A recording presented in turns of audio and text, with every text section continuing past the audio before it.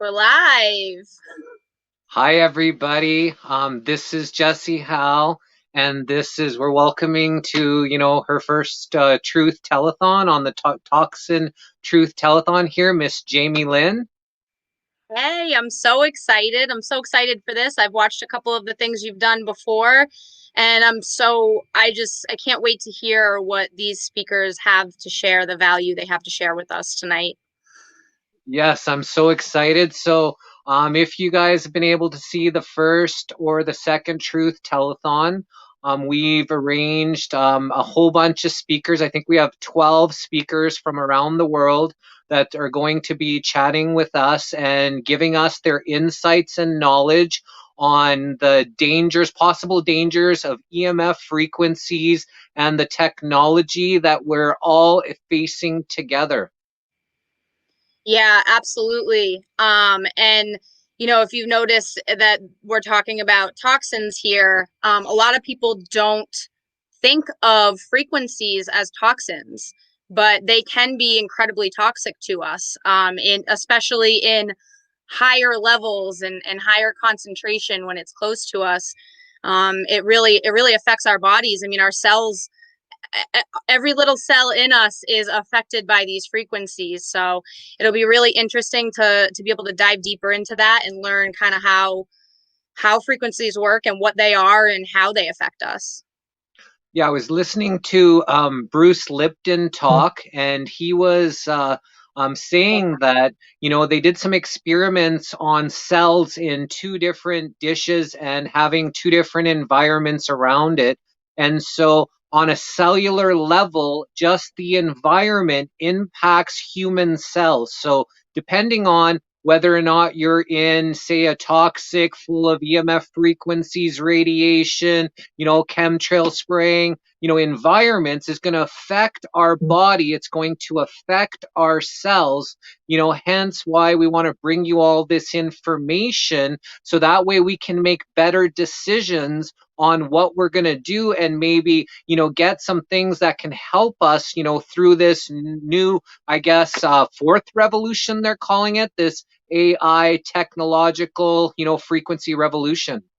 Yeah, and I love that you just brought that up because I'm learning about that in school, and Bruce Limpton is one of the lecturers, and I just watched the lecture of him talking about that and saw the slides and everything. And there's three different dishes, same cells in each thing, and the environment really determines what it becomes.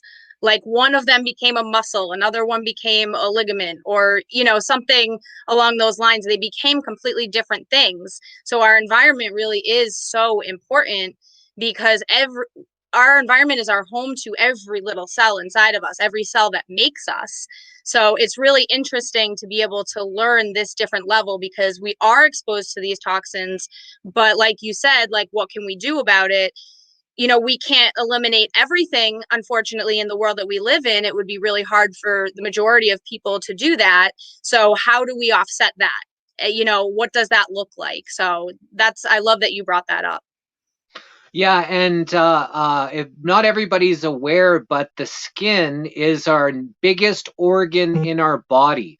So what's going on around us, really affects us. Hence, when, you're in the sun, they tell you to slather on all this toxic sunscreen, and then you go out into the sun, and then it actually burns into your skin and it gets absorbed these chemicals in throughout the body. So then all of a sudden people are wondering, well, why am I still getting skin cancer? Or why am I getting these other, ailments? It's because they're putting things onto their organs, hence the same thing as with these EMF frequencies. There's no long-term effects. There's no studies done on long-term effects. There's no studies done on the harmful. They set the standards at such a crazy high level that it's impossible for these companies to be able to be, they'll stay inside of that level, but really we don't know what that effects are. And I think that one of the things is it actually depletes oxygen from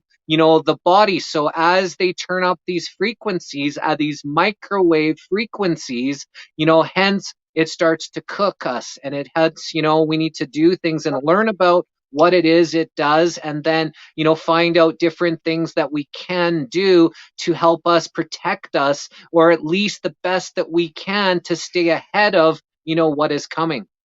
Absolutely. And I love the sunscreen example because it's just one example, right? But we're absorbing that stuff at all times. So like you said, it's like when the sun gets to the chemicals, the reaction, all of these toxins and chemicals and heavy metals are inside of us.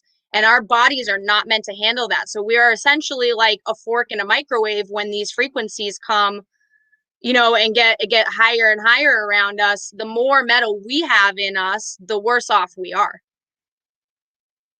Yeah, and I've been doing lots of different things over the years, to help prevent, now we've got this, amazing company called Cation, which has got some EMF protection. Do you have your little sticker there?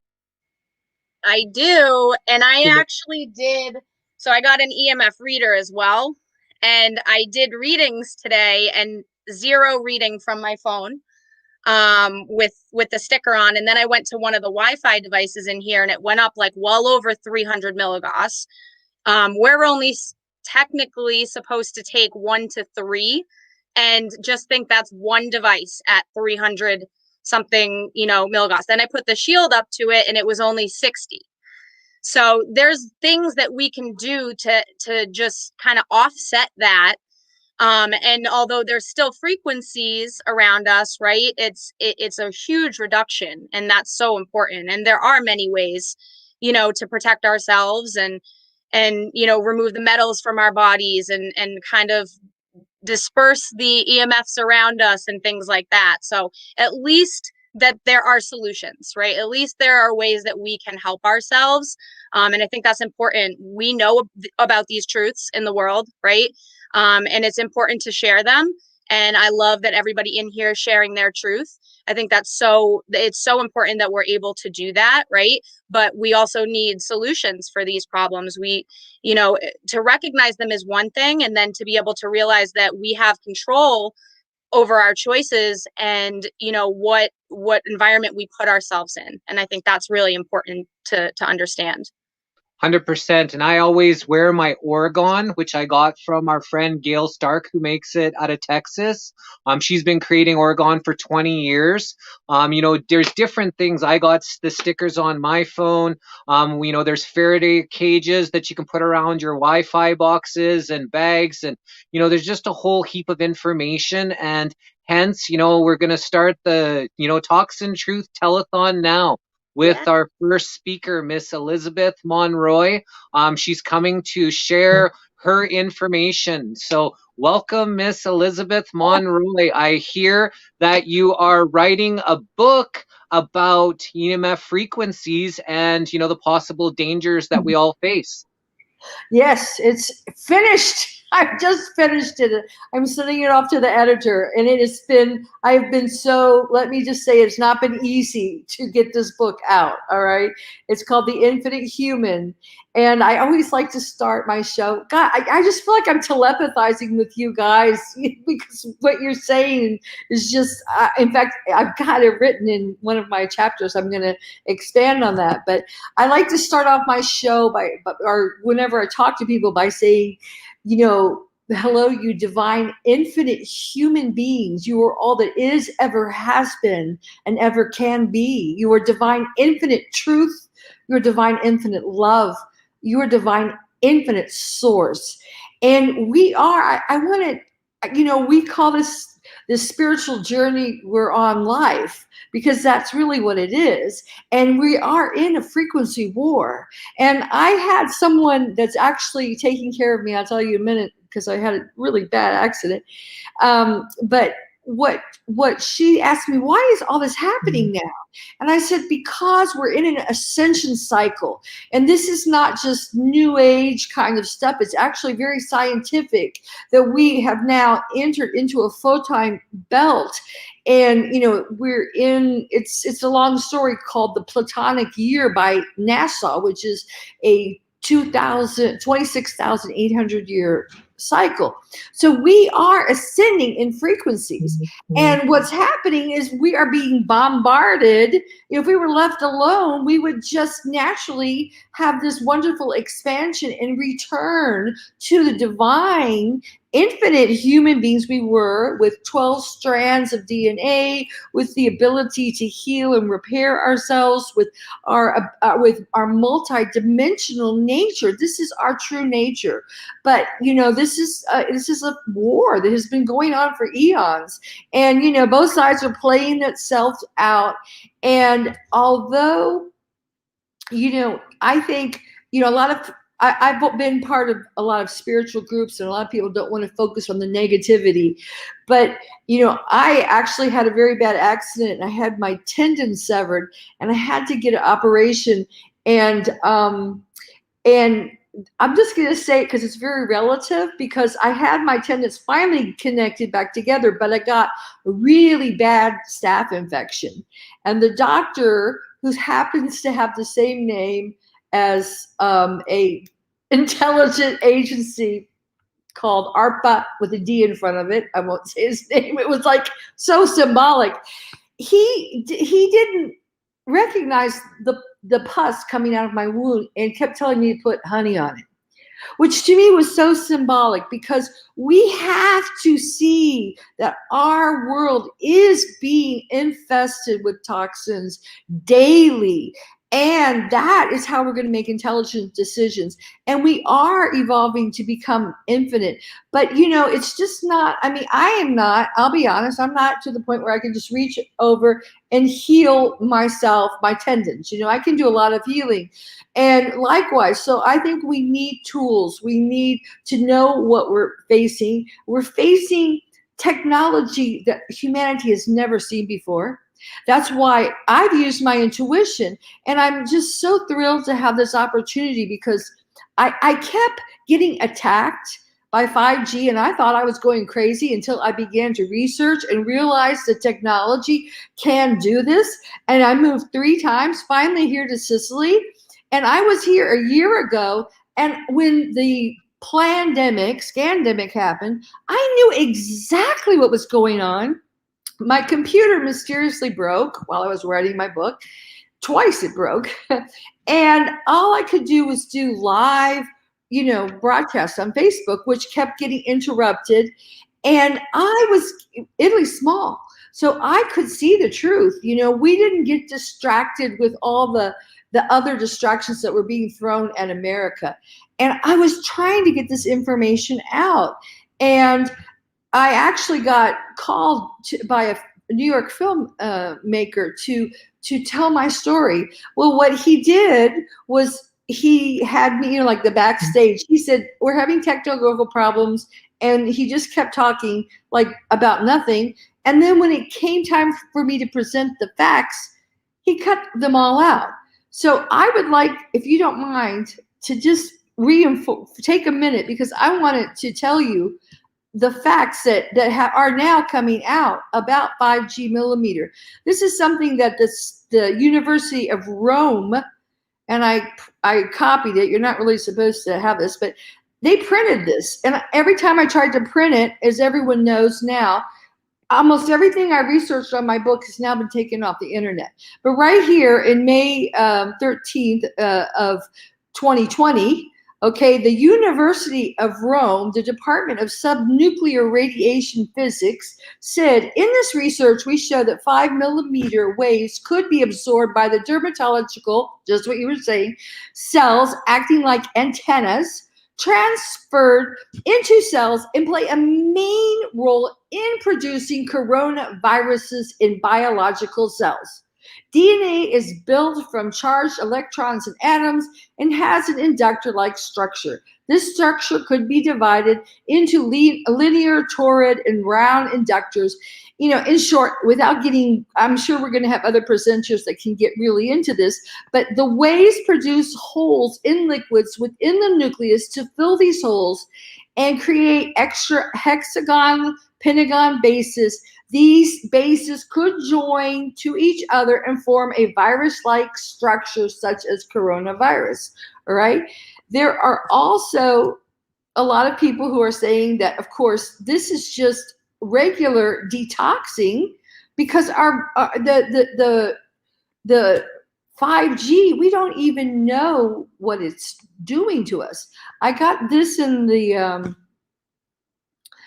this is actually was sent to me because I asked everyone to show me all the research of all the things that 5G can do besides, of course, creating cancer. I can't find it right now, but it actually changes the algorithms in your brain. It can, of course, create all kinds of cancer. It can project suicidal thoughts. And I don't know how many people I've heard that have committed suicide during this lockdown. Okay, it can do all kinds of things that can actually change our behavior. They used it for homeless people to disperse them, from city centers. They can, modify behavior, and they have done studies on monkeys to show that it creates, zombified people.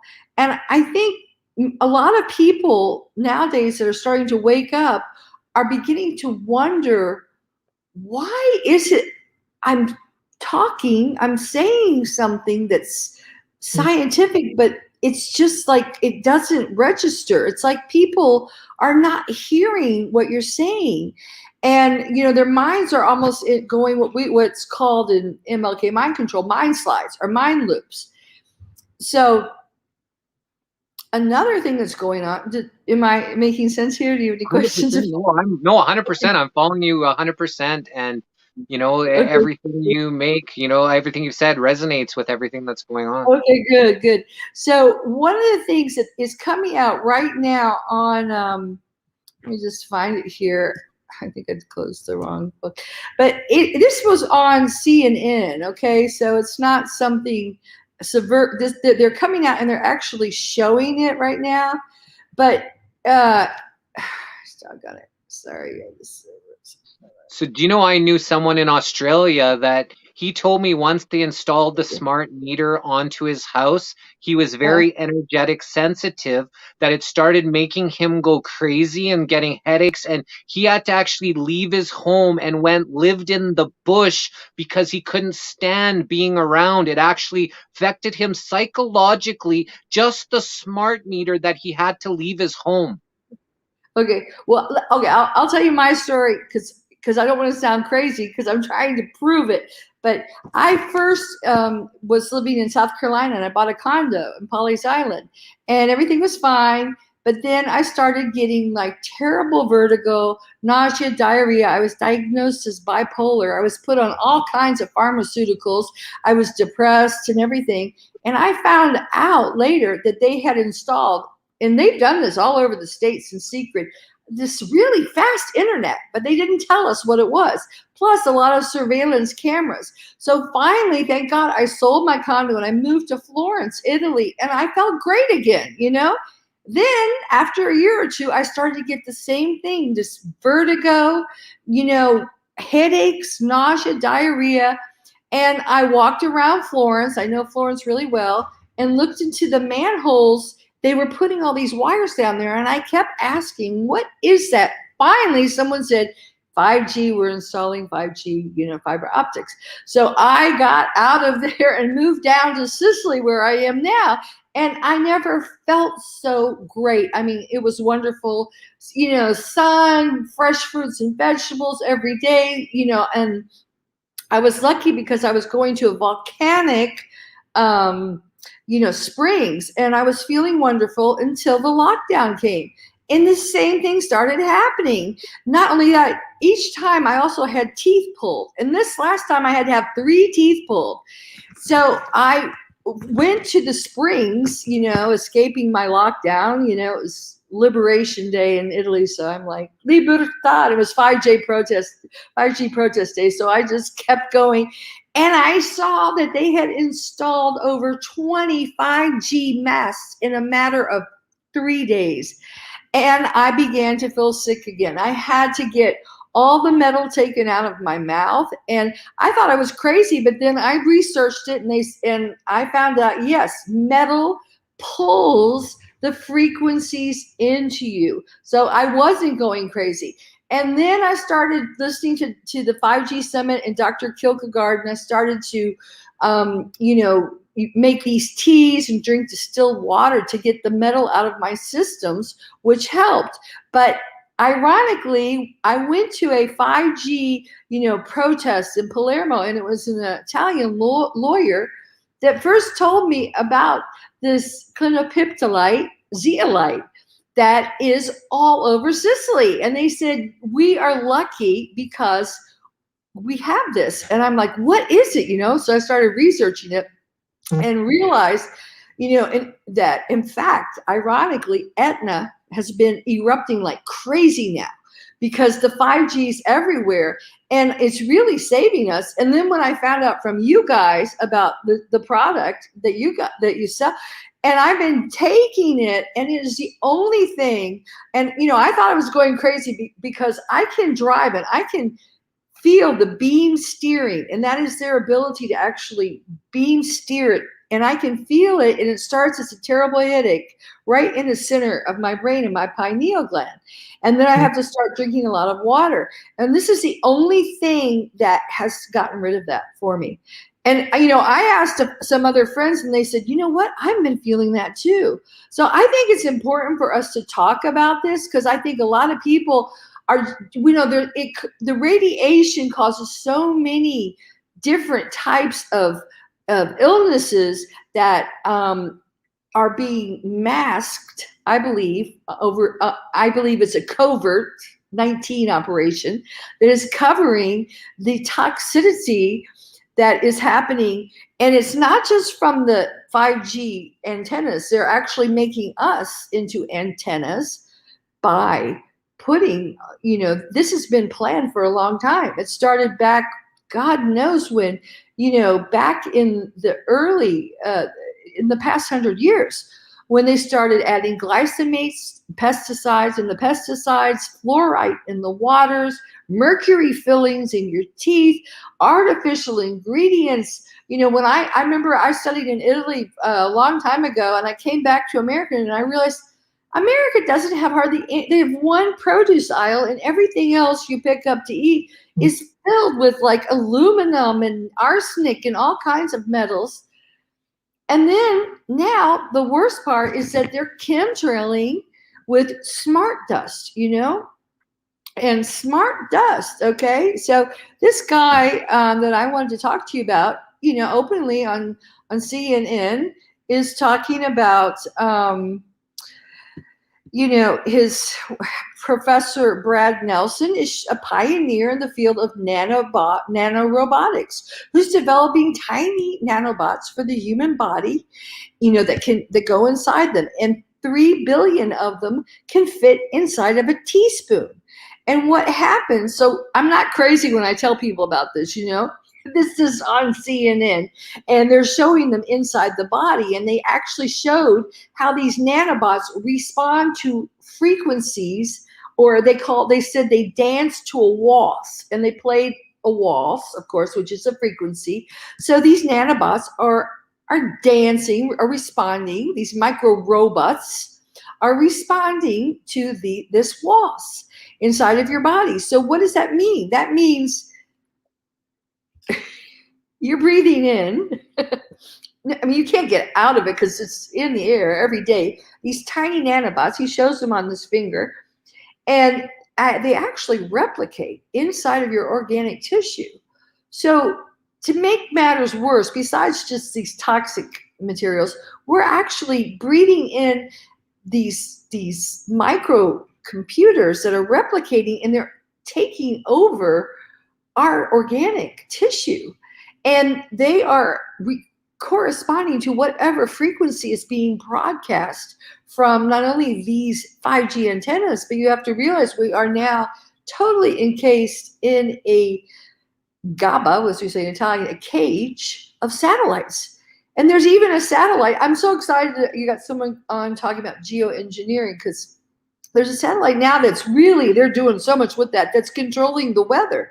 I mean, if you can make nanobots walls, just think what they can do to the algorithms of your brain, which explains why you can stand there and talk to someone. I'm sure people listening to me have had that experience where you're explaining something intellectually to someone and they just, that it's like their brain is looping in this very finite loop, and it can't use the other synapses.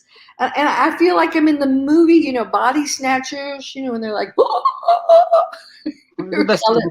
Yeah, part of the stuff that they're spraying is barium, which on the table of elements is Ba, and aluminum, which on the table of elements is Al. So they're spraying barium and aluminum. So if you put those two elements together, what does that spell? Baal. So yeah, ball. that is part of, the people that are doing this, to humanity, and it explains right in our faces, why. And now we're back to the frequency war, because what they're doing is, what has happened historically is I start my book by saying, in the beginning, is the word, and the word is God. The word was with God, the word is God, meaning that the vibration or the frequency of God was one. And we were all one, God is one. And we had, we could call it magic or whatever, but we have technology that is far superior to this artificial technology. I mean, the things that were God given the ability to do, because we connected directly with source, and because we were all one, we would never harm another person. We would never use our powers against. That would be like hitting ourselves, because we were so connected with Mother Earth, with nature, with each other. And that is the true existence in the higher dimensions, in the fifth dimension. So what they want to do is keep us in the lower frequencies of duality, and they have to do it artificially, because God's natural laws are always expanding. And that's why they're going crazy trying to block the sun out. They've got a satellite now that actually, is I mean, I know you got a geoengineering. I mean, I really want to listen to that one, because the stuff they're doing is crazy, and they have to do it all artificially. And I really think this has a good ending. I'm not, but it's an inside job. So everyone has to be responsible, which means, to me, responsible means you have to respond appropriately, which means you have to take the right action for you. If you're just passive, and if you just go along with the herd, oh, I'm supposed to get a vaccination. Oh, I'm supposed to, suffocate. Oh, I'm supposed to stay at home, out of the sunlight. Oh, I'm just going to eat whatever. And you're not getting these metals out of your body. You're not taking charge of your health. And that's the first thing you have to take care of, because you can't, your body controls your consciousness. If your mind is being controlled, so is your consciousness, so is your soul. So it's healing. On the book that my husband, who was a physician, and I wrote together, The Pathway Home, we explained healing is physical, mental, emotional, and spiritual. But you can't do spiritual until you take care of your body. So it's really important to detox. Right now, I can't say, because our world is so toxic, and they're trying to keep us lowered, and they're trying to make our body a prison. They've got the cryptocurrency thing now starting, so all money is trying to go digital. Then, of course, then in order for us to be part of that, they want the technology inside of us. So we're becoming like credit cards. They've already got you trained to have your, brain scanned when you walk in a store, right? Okay, how much was that? And then the big farm is, doing all the of course, I don't call them vaccinations because they're not, they're injections that actually, hook onto your RNA and change your DNA, which is the whole reason we're here, that our DNA has been lowered and tampered with. So, and then, of course, all these new nano, this is the new medicine, because they're saying it's going to heal your organs, it's going to give you immortality, blah, blah, blah, blah, blah. But as what? It's going to have Google, is going to be thinking for you. So, and then of course then the highest level, the satellites are the ones that are sending all the signal frequencies. And all these frequencies have patents. They have frequencies that can kill insects, frequencies that can disperse crowds, frequencies for mind control, and those are for sale. Also, inside the injections, that DARPA gel, that's where it got DARPA gel, that attaches to your RNA is patented. So as soon as you are, like branded or whatever you want, you actually become property of whoever owns the patent on that, which has now become the building blocks of your body. So it gets pretty interesting. And one last thing that I really wanted, I'm so glad nobody can edit this out, it's live stream. But I was asking when this first started last year all over Italy, do you know anyone who's died? Do you know anyone who's died from this, And no, one of my ex-students at my film school said her grandmother died. She was very old, okay. But there were a lot of deaths in Bergamo's North Italy, where they already had 5G. So I kept wondering, why were there all these deaths in this one area? So sooner or later, the Italian doctors came out and started speaking. And they said every single person that died in Bergamo had received a vaccination September of 2019 for the flu, every death.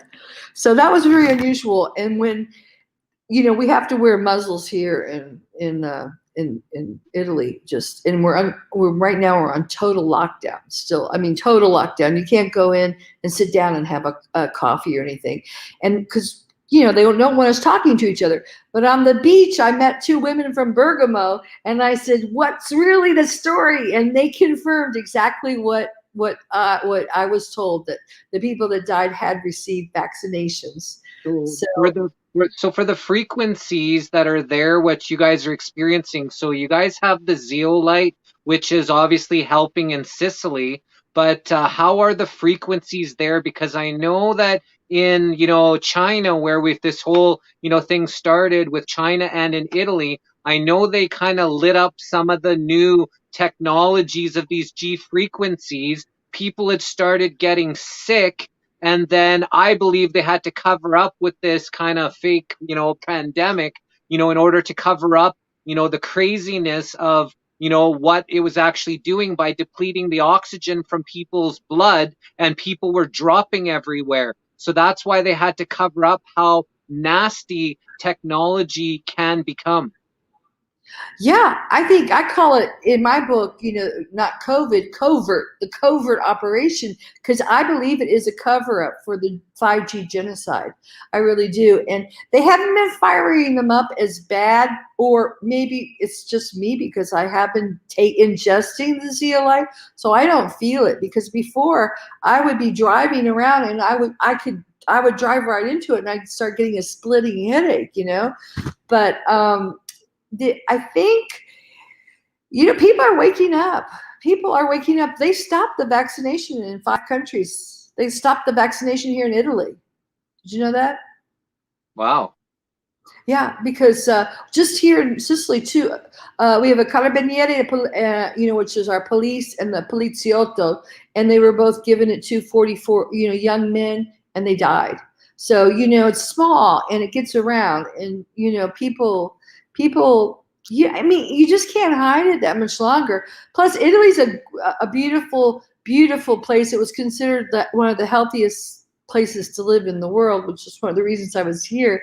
But they're destroying the economy, which is they're going to destroy the health too, because we still have century-old families that make wine or cheese or and they're all going out of business because they have to close. They have to close all the time.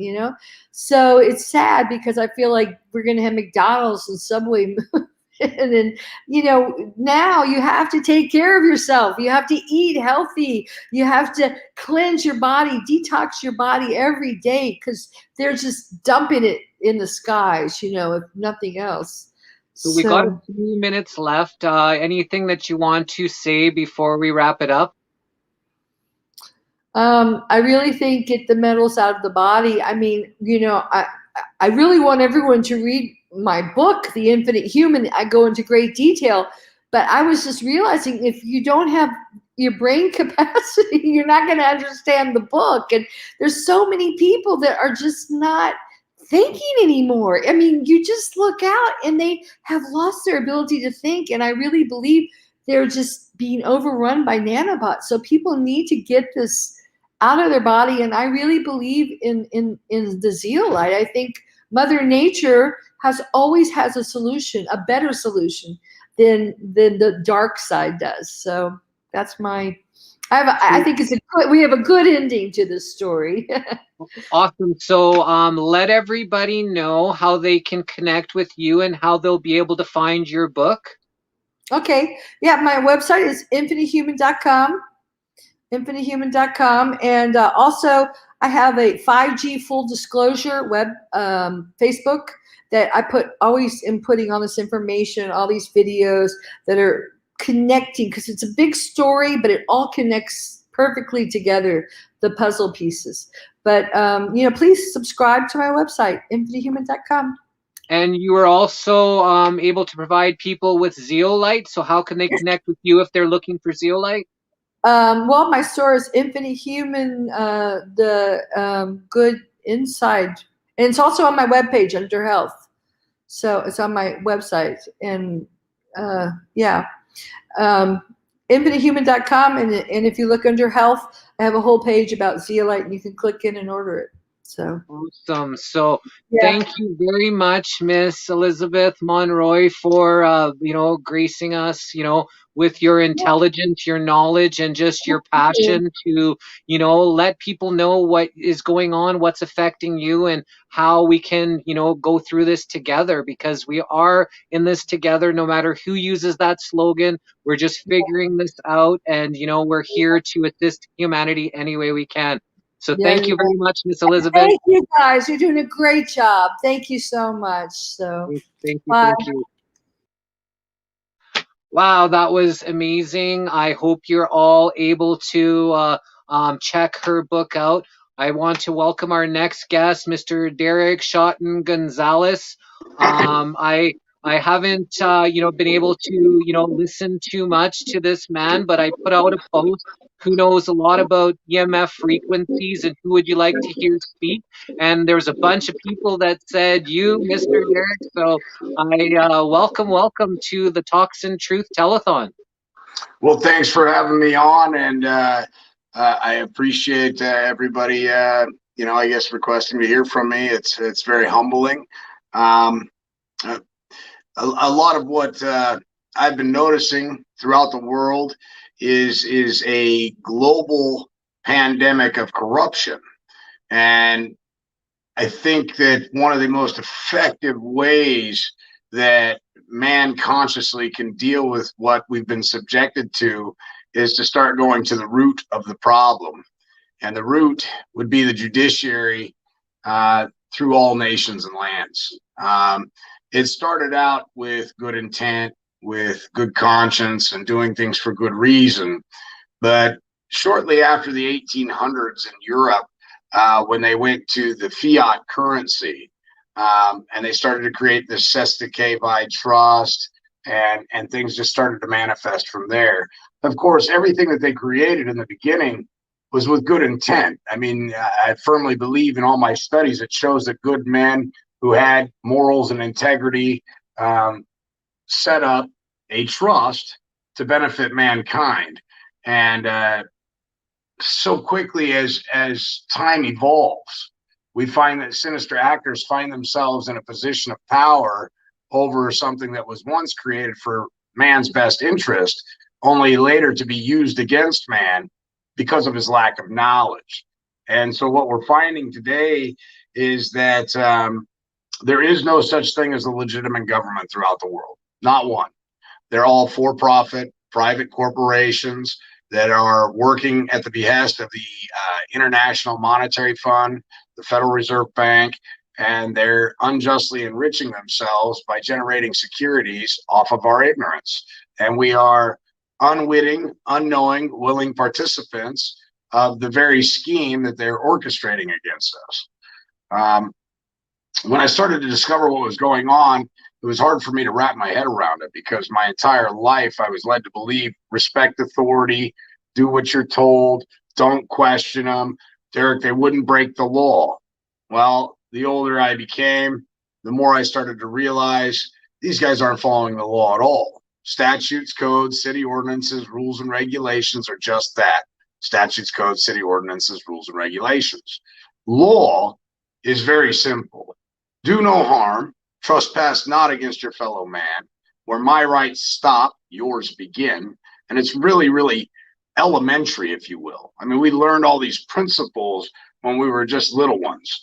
And basically, keep your hands and feet to yourself. Don't take what doesn't belong to you. Ask permission before, and always try and do the best you can to live a moral life with values.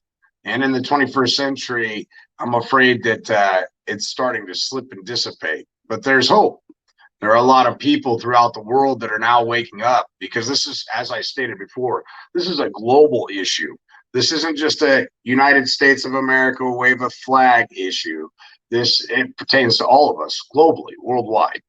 Yeah, I think that when they took a corporation and they made it a person, took all morality out of business, and it allows these corporations to do nefarious things, because if they get caught, they just dissolve the corporation, and then nobody's legally tied to it. Well, you're correct in a lot of aspects of that. What a corporation persona allows good men and women who are moral to do is abscond from their morality while wearing a mask and going to work. And they say, well, I was just doing my job. And you ask them, is it morally correct to take from somebody else, absent a victim, absent a crime? And they say, but Derek, I was just doing my job. So unfortunately, what the corporations have allowed man to do is put their morality to the wayside while they fleece, extort, and cause harm, damage, injury, and loss to their fellow brothers and sisters while bearing false witness against them, all for a racketeering scheme. Whether we're looking at child support, and I don't advocate that you don't take care of your offspring. You made them in private, take care of them in private. I firmly believe that. But there is no manual on parenting. Okay, I've never found one. My parents often told me, Derek, we did the best we could with what we had, with the acquired knowledge that we had gained throughout our lives, to do the best we could to instill great traits and quality into you. Okay, but in the 21st century, when everybody's got to work 3-4 jobs just to make ends meet because the taxation is through the roof, now we find that the institution is now raising our offspring. Well, what's the difference between in the early 60s and 70s versus today? Well, in the early 60s and 70s, you didn't have young adolescents taking guns to school with the intent of causing bodily harm and injury to their fellow classmates and pupils, right, and their peers.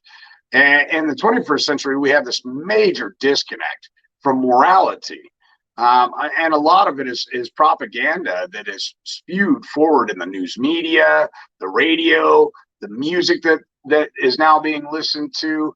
I mean, it's all by design. It's a social engineering design to ultimately lead to mass destruction. We start to look at the scamdemic here, the pandemic allegedly of COVID-19.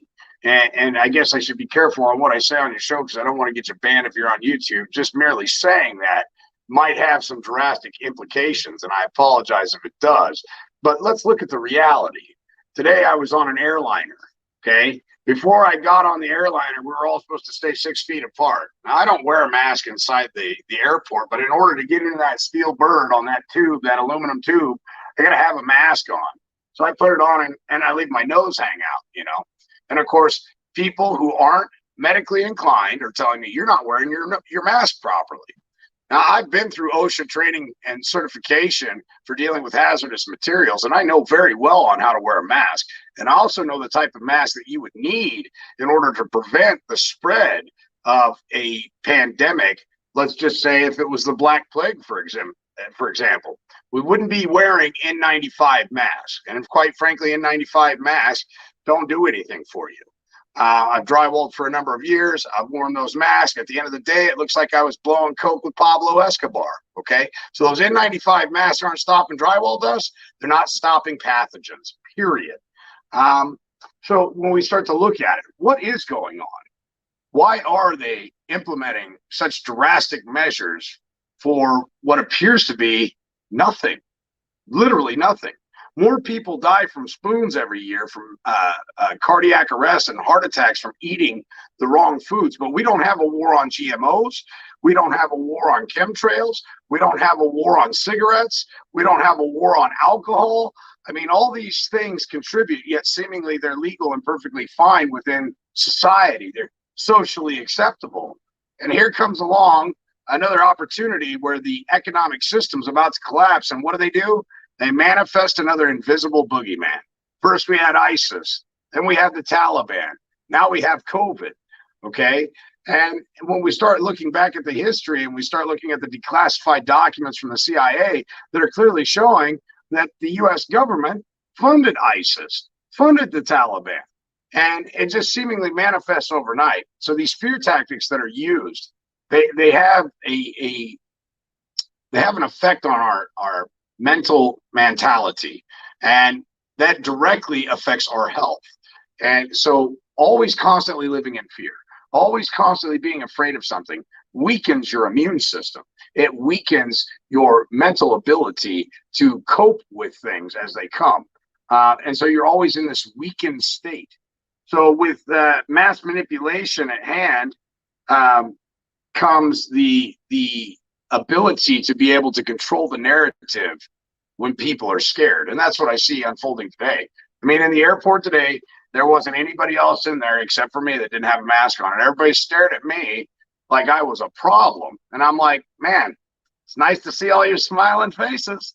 And I just didn't see it, you know? It's really desensitizing people as well. I see kids wearing these masks. The adverse effect, and I'm not a doctor, I didn't go to school to become a doctor. I've got minimal experience in the medical field through my family being involved in the medical field, knowing doctors personally, going to school for massage therapy. So I have a slight notion as to how the body functions and works. And by putting these masks on, it's like taking the exhaust from your car and putting a hose on it and routing it back into your intake. No mechanic would ever advise that. Yet here we are putting masks over our face and rebreathing it. Now, when I went through the OSHA training, they told us as soon as we were out of the immediate area that was perceived to be a threat, that we were to take the mask off because our oxygen levels were naturally being depleted by wearing them. Now, OSHA has turned around and changed their narrative and said, oh, no. It's completely fine. Well, what happened between now and then? It's really astonishing. I would really like to see. Go ahead. Yeah, how do you relate with everything that's going on to, any, possible EMF frequencies, any kind of, radiation that we're all facing? Well, you look at 5G, and 5G, it emits a small. It's on a small scale. It's not a large frequency. It's a very small, minute frequency. And that's why they're putting up so many antennas. I mean, they're everywhere. And the reason that they're doing it is because the waves do not transfer as far. So they need more receptors and more transmitters put out there in order to have that blanket effect. There is cause for concern. what are they doing with it? First of all, the internet is plenty fast enough for any Joe Blow from Kokomo. You know, in '69, they said we had the ability to make a telephone call from the moon, but yet out in the middle of Nebraska, I got zero service. And 5G doesn't seem to be helping that at all. So I find it hard to believe. And one of the best cell phones that ever existed was the bag phone, but nobody wants to carry around that big old, you know, contraption in order to make calls. But we were making calls in the sandhills back in the 90s using these bag phones in the middle of the hills chasing cows. So, I mean, it would be interesting to know what they're really doing with it, because they only give us the half truth. They never tell us the truth about anything. I've never found the government to be forthcoming about anything until 30 or 40 years later, where they're giving an apology. And even then, it's half felt, half heartfelt, and they're not telling you everything. For example, when they started to infect people in Guatemala with syphilis and gonorrhea to try and alter their reproductive system so they could essentially control the population down there. And then later on in the 2000s, they come out and they formally apologize. The United States apologizes for infecting people with syphilis and gonorrhea. They intentionally did it. They know they did it. They came clean about it. Yet where's the reparations for it? And why do we still trust them at this point? They've openly admitted to practicing mass genocide, to infecting people with copious diseases that were created in the CDC or labs throughout the United States or furthermore around the world, that they're all funding. And so when does it stop? When do the people start to come out of this cognitive dissonance and start going, whoa, we're done. It's over. We're done. You guys are going to have to go get a real job. Put calluses on your hand. Do something productive in society, because this whole creating the boogeyman out of thin air and always manufacturing instances that create fear for which you can institute your mass control over things, we're done with it. And the people that, when they do come out and apologize 20, 30 years later, and they come out with these things, the people that were responsible are no longer in any of those positions. So they don't even get in any trouble or get reprimanded or, any kind of accountability for these really horrible things that, have done. Because I think that was in Boston, the army was, gassing the people back in the 60s. Like there's been a whole bunch of different things where it's either the military industrial complex or governments, or somehow they've been harming citizens, testing on citizens, and then, doing it covertly under, this guise that we cannot share any of this information. And then when they come out and they apologize for it, nobody gets in trouble.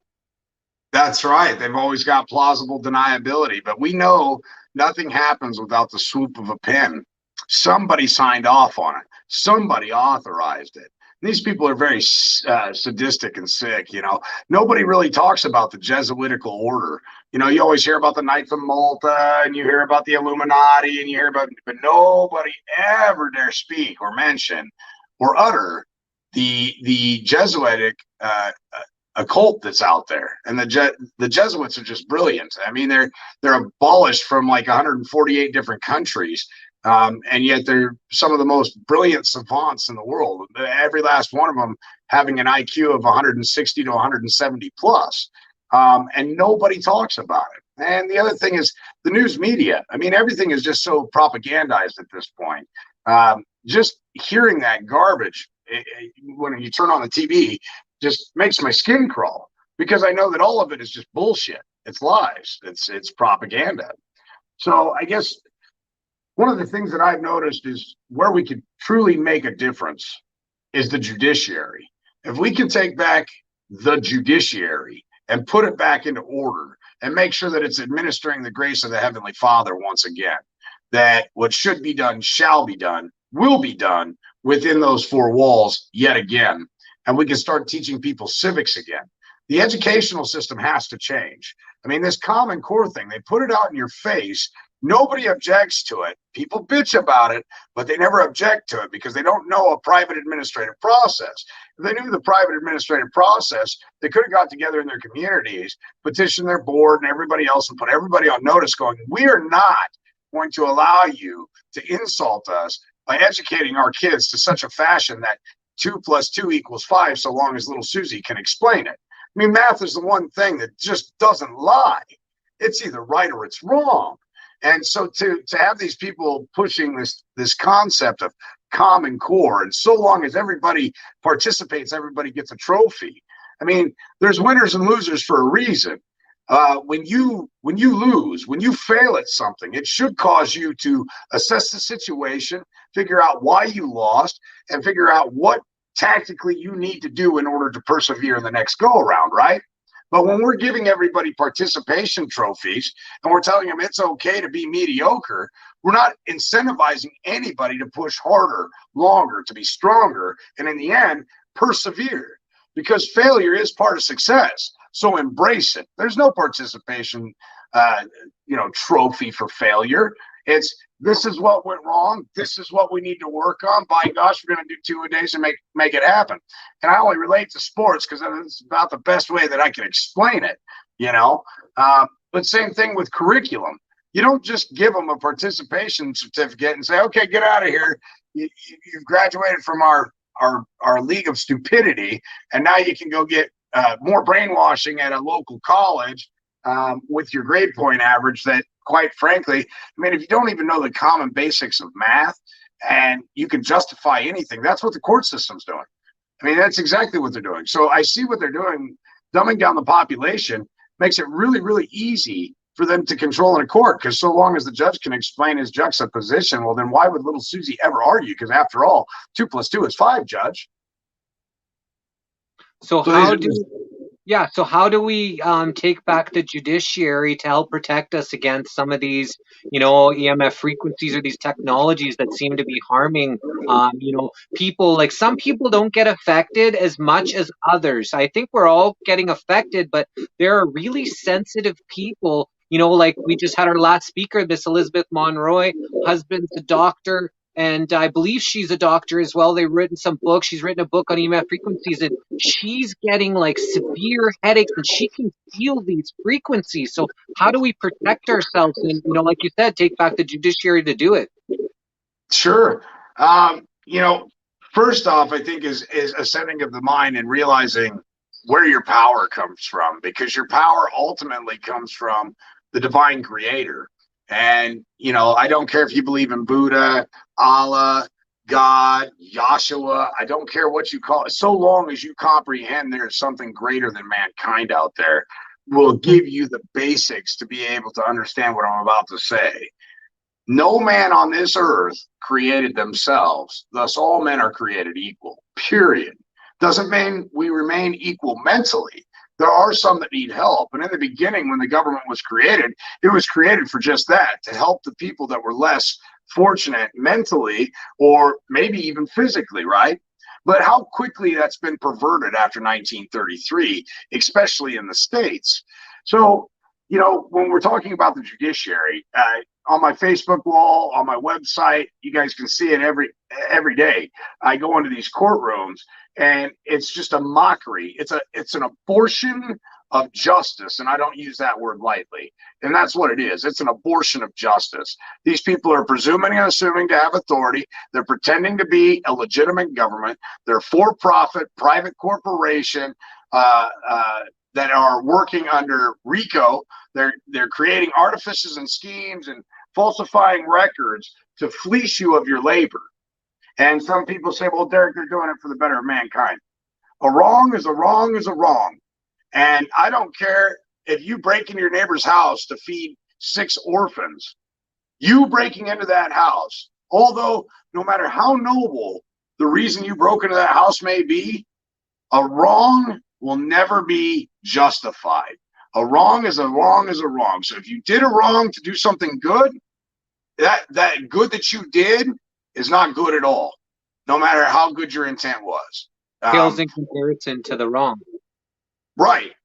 And so, it would be another thing altogether to knock on your neighbor's door and say, hey, there's 6 hungry kids out here. My fridge is empty. May I borrow something from you? I'll get it back to you later. Or maybe you would care to donate. That's a different way of going about it. That's an equitable transaction. Now, necessity does trump law.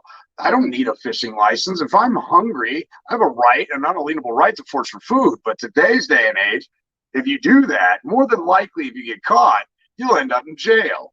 And here's something that bothers me. Today I can go 100 miles an hour down the road, get pulled over. Within 30 days, I'll have a court date, and I'll be in jail if I don't comply. Hillary Clinton openly on camera is sodomizing little kids, torturing them. They've got a litany of stuff on Anthony Weiner's laptop, on Jeffrey Epstein's laptop. They've got all these high-profile, high-rolling people in society, and yet none of them are in jail. And it just blows my mind. If I go out and get a speeding ticket today, within 30 days, if I tell them, hey, here's to you, I'll be in a cage. But somehow these sick, sadistic fucks end up, and I apologize, I realize you're streaming this, these sick, sadistic people somehow abscond from having justice served upon them. And it's just absolutely grotesque. I mean, if we're to believe in our military, if we're to believe in the judiciary, and we're to believe that these things work, they got to step it up. And I mean big time, because the gig is up. The game is over. The Bar Association has been abolished twice in U.S. history, and it's about to happen for a third and final time. We don't need people using trickery in their language and duping people, leading us to believe that they're more intelligent than us. All they're doing is manipulating the language and and convincing you that you don't know the difference between right and wrong. And that's what it really boils down to. And so, you know, with that said, I know we're probably pressed for time here, but I'd like to read this because it's so important that your listeners hear this. And it's really heartfelt, and I hope that it will help them maybe see a different side of things. Equity acts upon the person, forcing him or her to do what conscience requires. And if equity acts upon the person, forcing him or her to do what conscience requires, then equity will not suffer a wrong without a remedy. And if equity will not suffer a wrong without a remedy, then equity imputes an intention to fulfill an obligation. And if equity imputes an intention to fulfill an obligation, then equity acts specifically and not by way of compensation. And if equity acts specifically and not by way of compensation, then equity regards that as done, which ought to be done. And if equity regards that as done, which ought to be done, then equity requires him who seeks equity to do equity. And if equity requires him who seeks equity to do equity, then equity regards the beneficiary as the real owner. And if equity regards the beneficiary as the real owner, then equity delights to do complete justice and not by halves. And if equity delights to do complete justice and not by halves, then equity acts for those disabled to act for themselves. And if equity acts for those disabled to act for themselves, then equity looks to the intent rather than the form. And if equity looks to the intent rather than the form, then equity delights in equality. And if equity delights in equality, then equity requires diligence, clean hands, good faith, with good conscience, done for good reason. And I hope that really reaches your listeners today, because instead of worrying about 66 million statutes, codes, city ordinances, rules and regulations and provisions, if we just started to focus on the basics, okay, the very fundamental basics, that right there is enough to stand upon and to thwart off any of these schemes that they're orchestrating against you. You really have to stand with conviction. You really have to know who you are. We really need to start bringing people into the courtroom with us. You know, the courtroom in the 1700s was a place for heated debate. It was full of emotion. It was charged with intellectual people who were having very serious conversations about the future. And what I see about the future anymore is it's awfully damn bleak.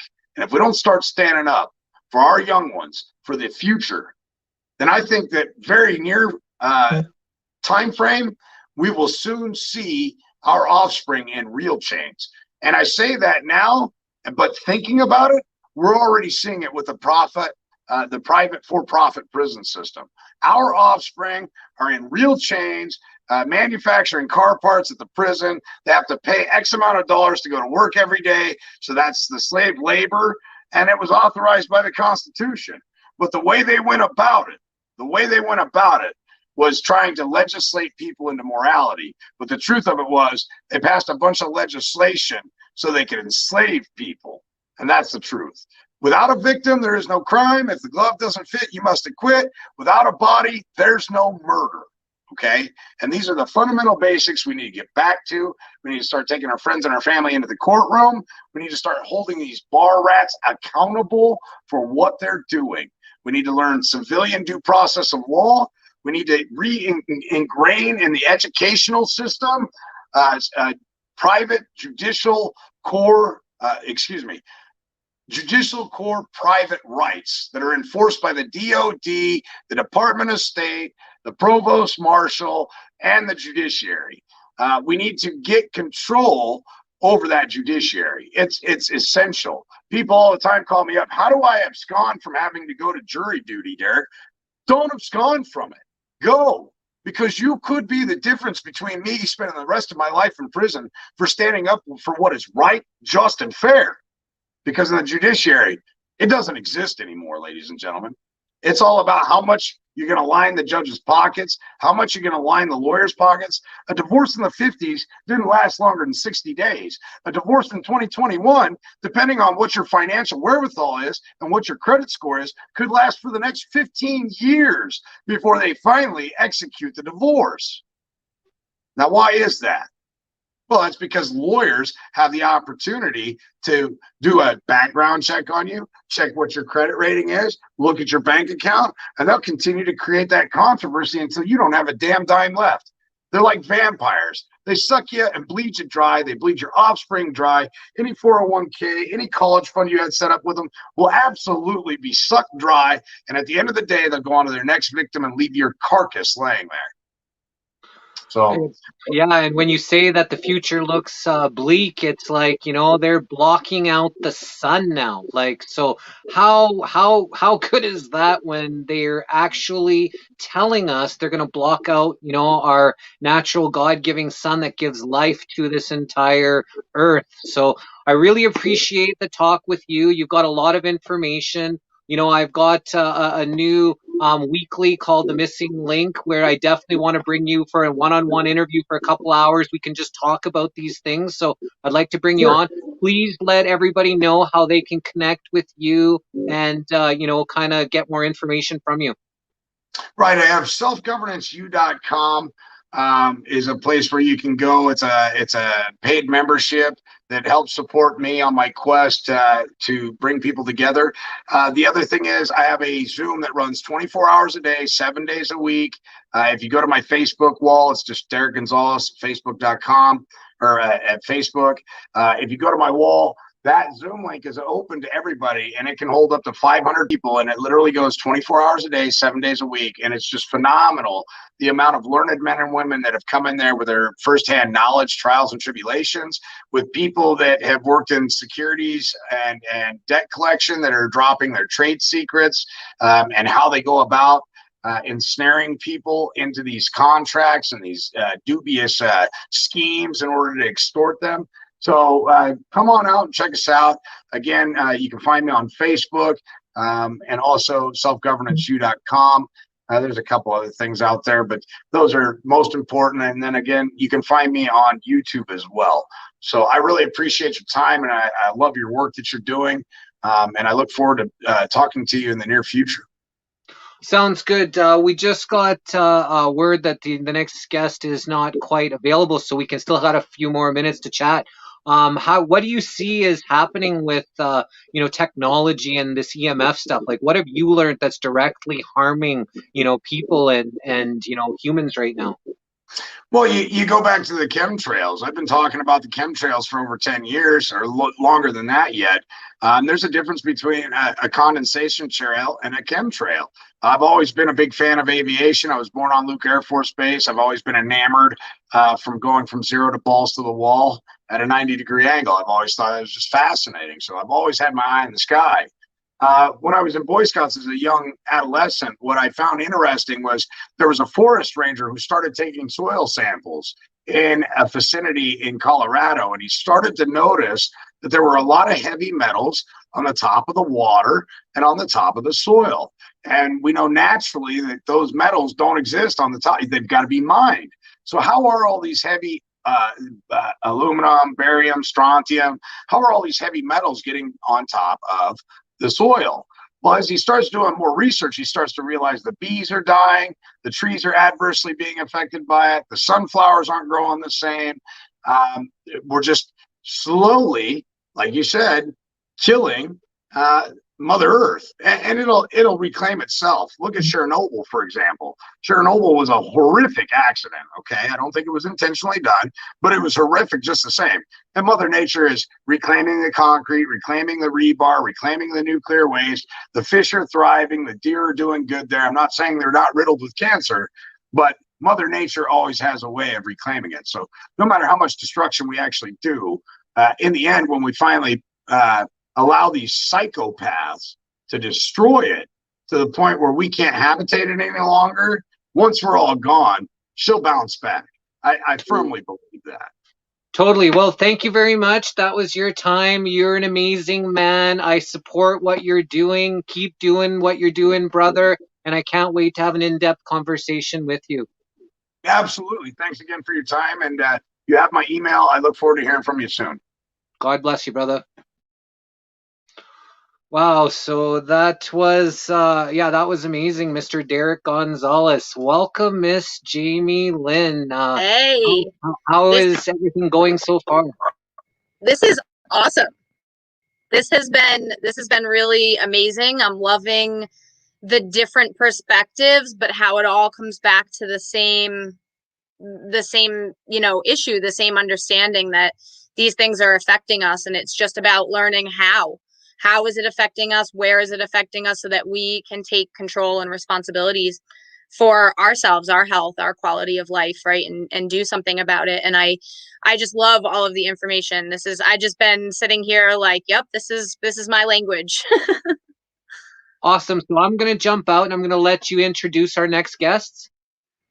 Yes, let's do it. I'm so excited. Yes, there you guys are. This is Jeff and Denise Bracken. They have experience and knowledge around these frequencies, and where we find them and how they're affecting us and what we can do about that. And we're here, talking about toxins and how these frequencies are toxic to us, right? And a lot of people don't think about that. And just bringing some awareness to this. So if you guys could just introduce yourselves and share a little bit about what your experience has been, how these frequencies have affected you, what you've done about it, just a little bit about your story. Well, fantastic. Thank you, Jamie. And we're honored to be here. Have enjoyed everything we've heard so far. I think you said it best when you're speaking our language, right? I mean, we have so many problems out there, and especially when it comes to EMFs, and especially now that 5G is out there and avid, and we're all being affected by it. It's amazing. When you do the research on 5G, you realize 5G was invented for crowd control. Now we're using it to get faster technology out there, and the damages that happen to us over and over again when our bodies are exposed. We're inside offices or buildings where these electronical things are happening all the time. We're just exposed to an overload of EMFs out there, and it affects the way we feel health. It affects the way our mood is. It affects everything down to our core ability of health. And so we've been on a mission to try and find some options. How do we, it's there, it's hard to avoid. I think one of the earlier guests said you can move in the middle of a wilderness, right? But it's hard for all of us to live that way. Not all of us are wired we can live that. And so what we've tried to say is, what can we do, or what's out there that can help us live a better, more productive life in a way where we can still use technology, where we can still have the benefits of the way we experience life out there and everything else. I know there's a video. I don't know, Jamie, if somebody's got that teed up here. I believe Alan has it. I don't know. There we go. There we go.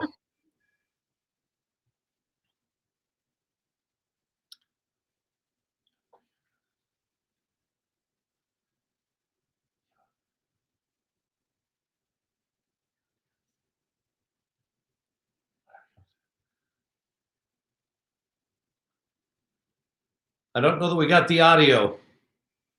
Yeah, I'm not hearing it either.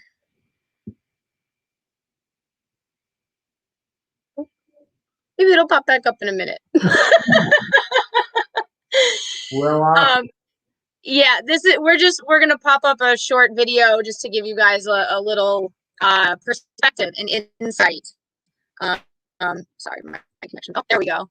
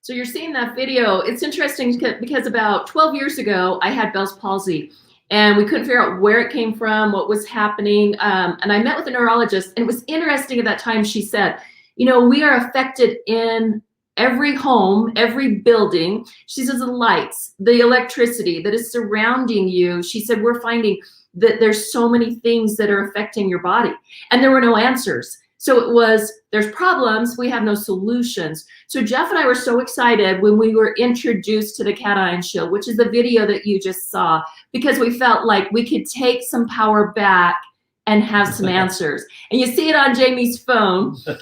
And we all need these, right? We're using these. We need them in our business. They are how we keep in contact with our families.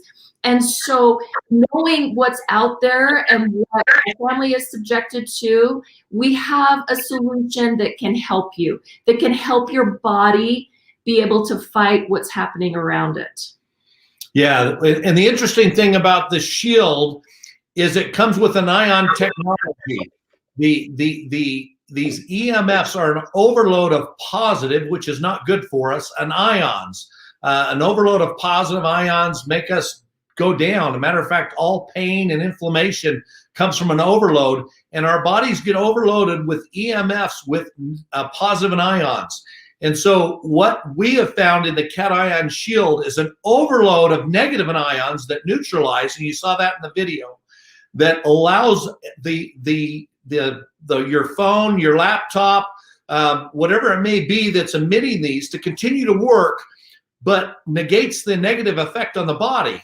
And we've seen this over and over and over again with people that have struggled with the EMFs and the problems with the health issues and the headaches and everything else. Start using the cation shield on all their electronic devices. I've got one on our laptop here. I've got one on my phone. If you walk around our house, you'll see one on the fridge, on the microwave, everywhere that emits these high EMFs out there that can negate the effect that it has on our body. So that all these wonderful devices that help us live in this country we are, be protected from the negative effects on our body, and especially our kids, right? We start talking about the kid, and there's this unbelievable studies, the development of how thin the brain skull is on an infant, all the way up to 10 years old. And when they put a cell phone to their head, how it reaches 90% of their brain. And, us adults are great because we only get about 25% affected. All those effects are absolutely awful for us.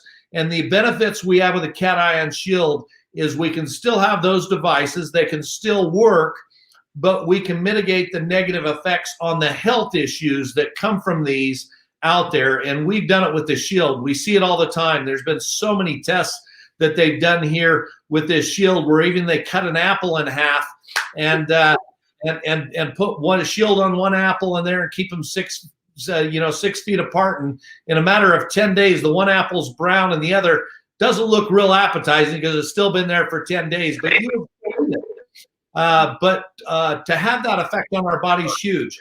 What we found is a lot of people out there that are saying they have solutions. If your device is still working and you're not emitting negative ions, I don't know that they're really effectively helping block the problems out there. So what we found is with the cation shield is something that actually works out there.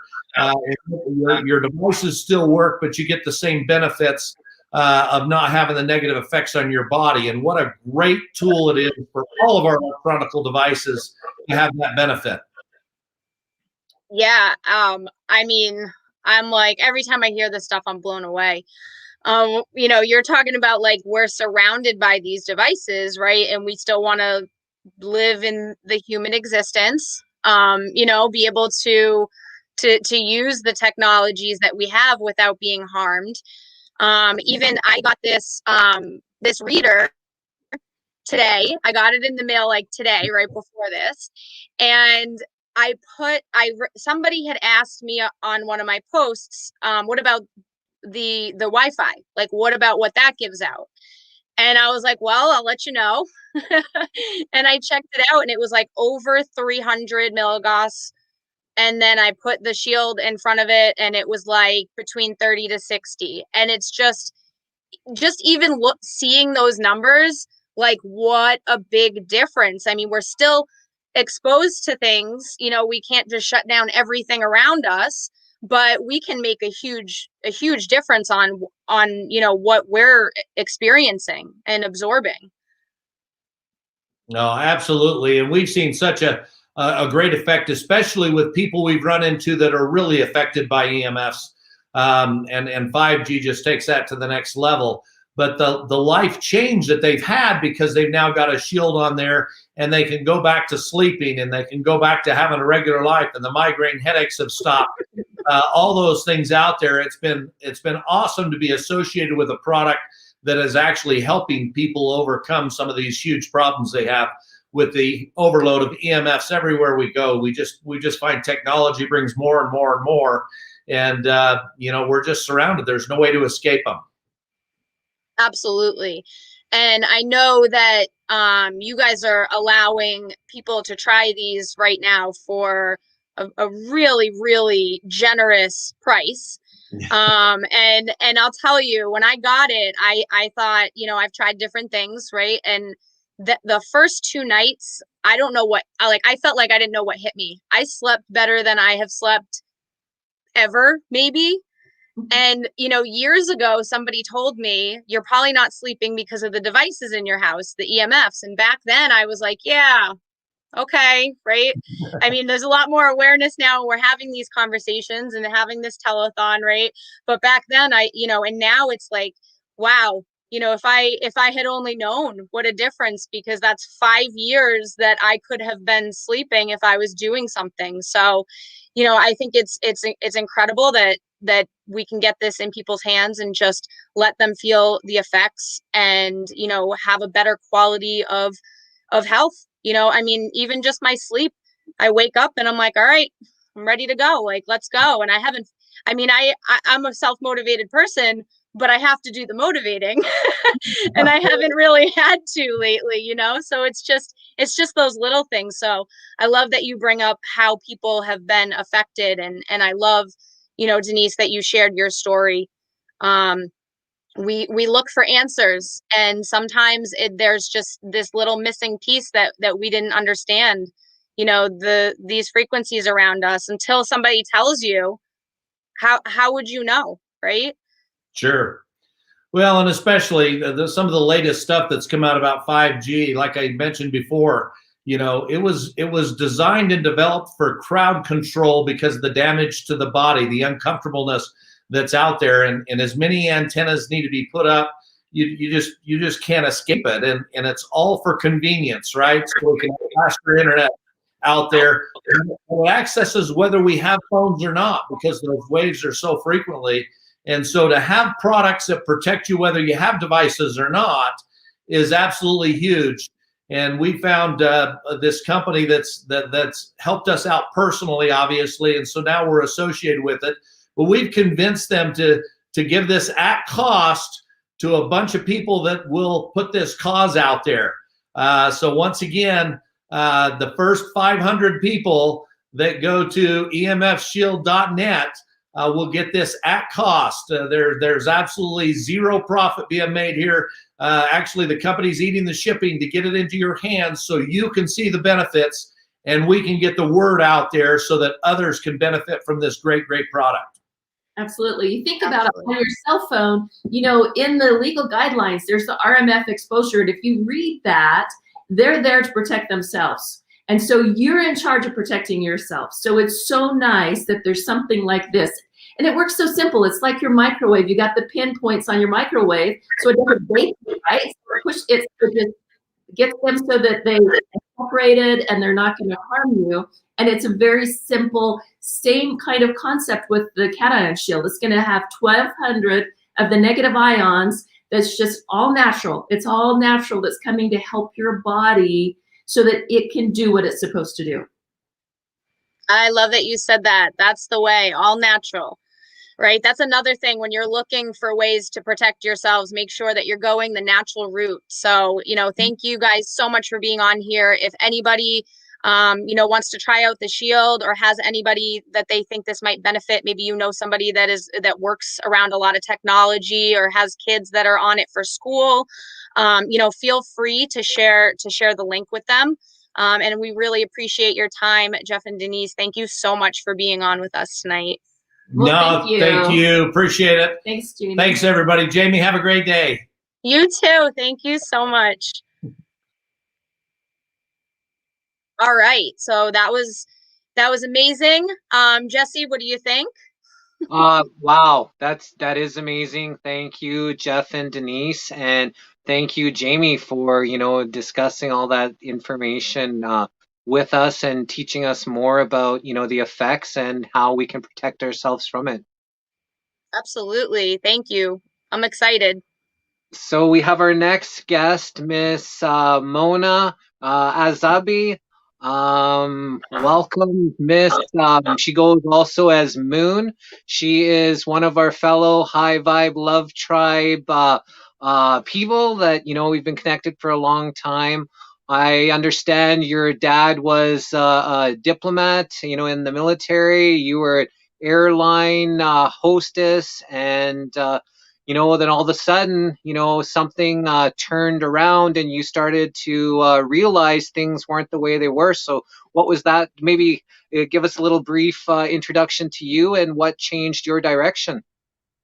It's my pleasure to be here, Jesse, and thank you so much for giving me the space so I can address the global issues going on right now. So I'm basically I have traveled a lot because my dad was a diplomat. So I lived in the States at a very young age, from the age of 9 to 11 in Washington, D.C. I come originally from Tunisia, as you know, Jesse, and I've grew up a big part of my life in Tunisia. But I also lived in the States. I studied as a teenager in south of France, in Cannes.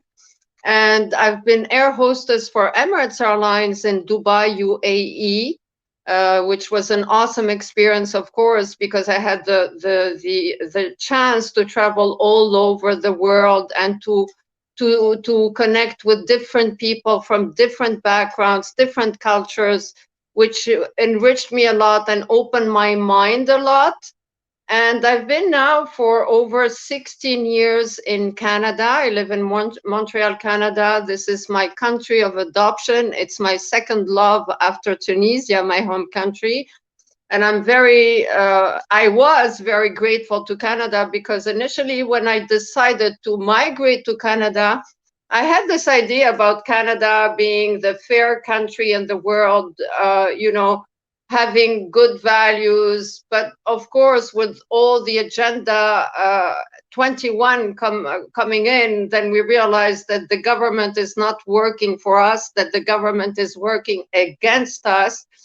And I would like everyone to share this video because the message is really, really urgent and important. We must spread it out all over the world to your friends, to your family, because we cannot, we have to be realistic what's going on right now. All the measures taken by the different governments worldwide, it's against humanity. It's a total war against humanity. They're attacking us on many different fronts.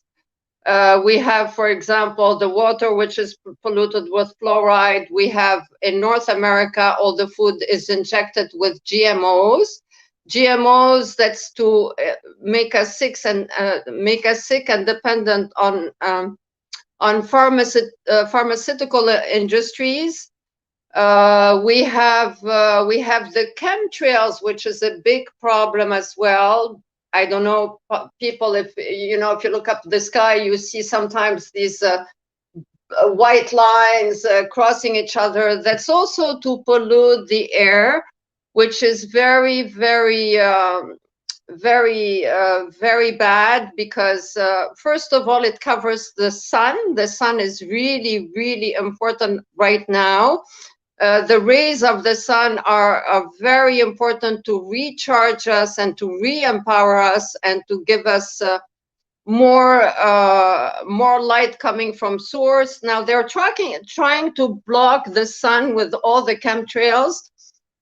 And of course, the chemtrails, when they come down on the population, what happens is that it distorts our vision. We start seeing things which are not real. So that's really, really bad for our health. And of course, we have the pharmaceutical industries, which are pushing the vax. Now, we all know this is not a real vax. This supposed to be vax is designed to transmit the virus, and on top of that, they want to put a microchip so they can control our mind. So this is really, really serious because, I mean, they've been attacking us for a long time already in so many visible ways.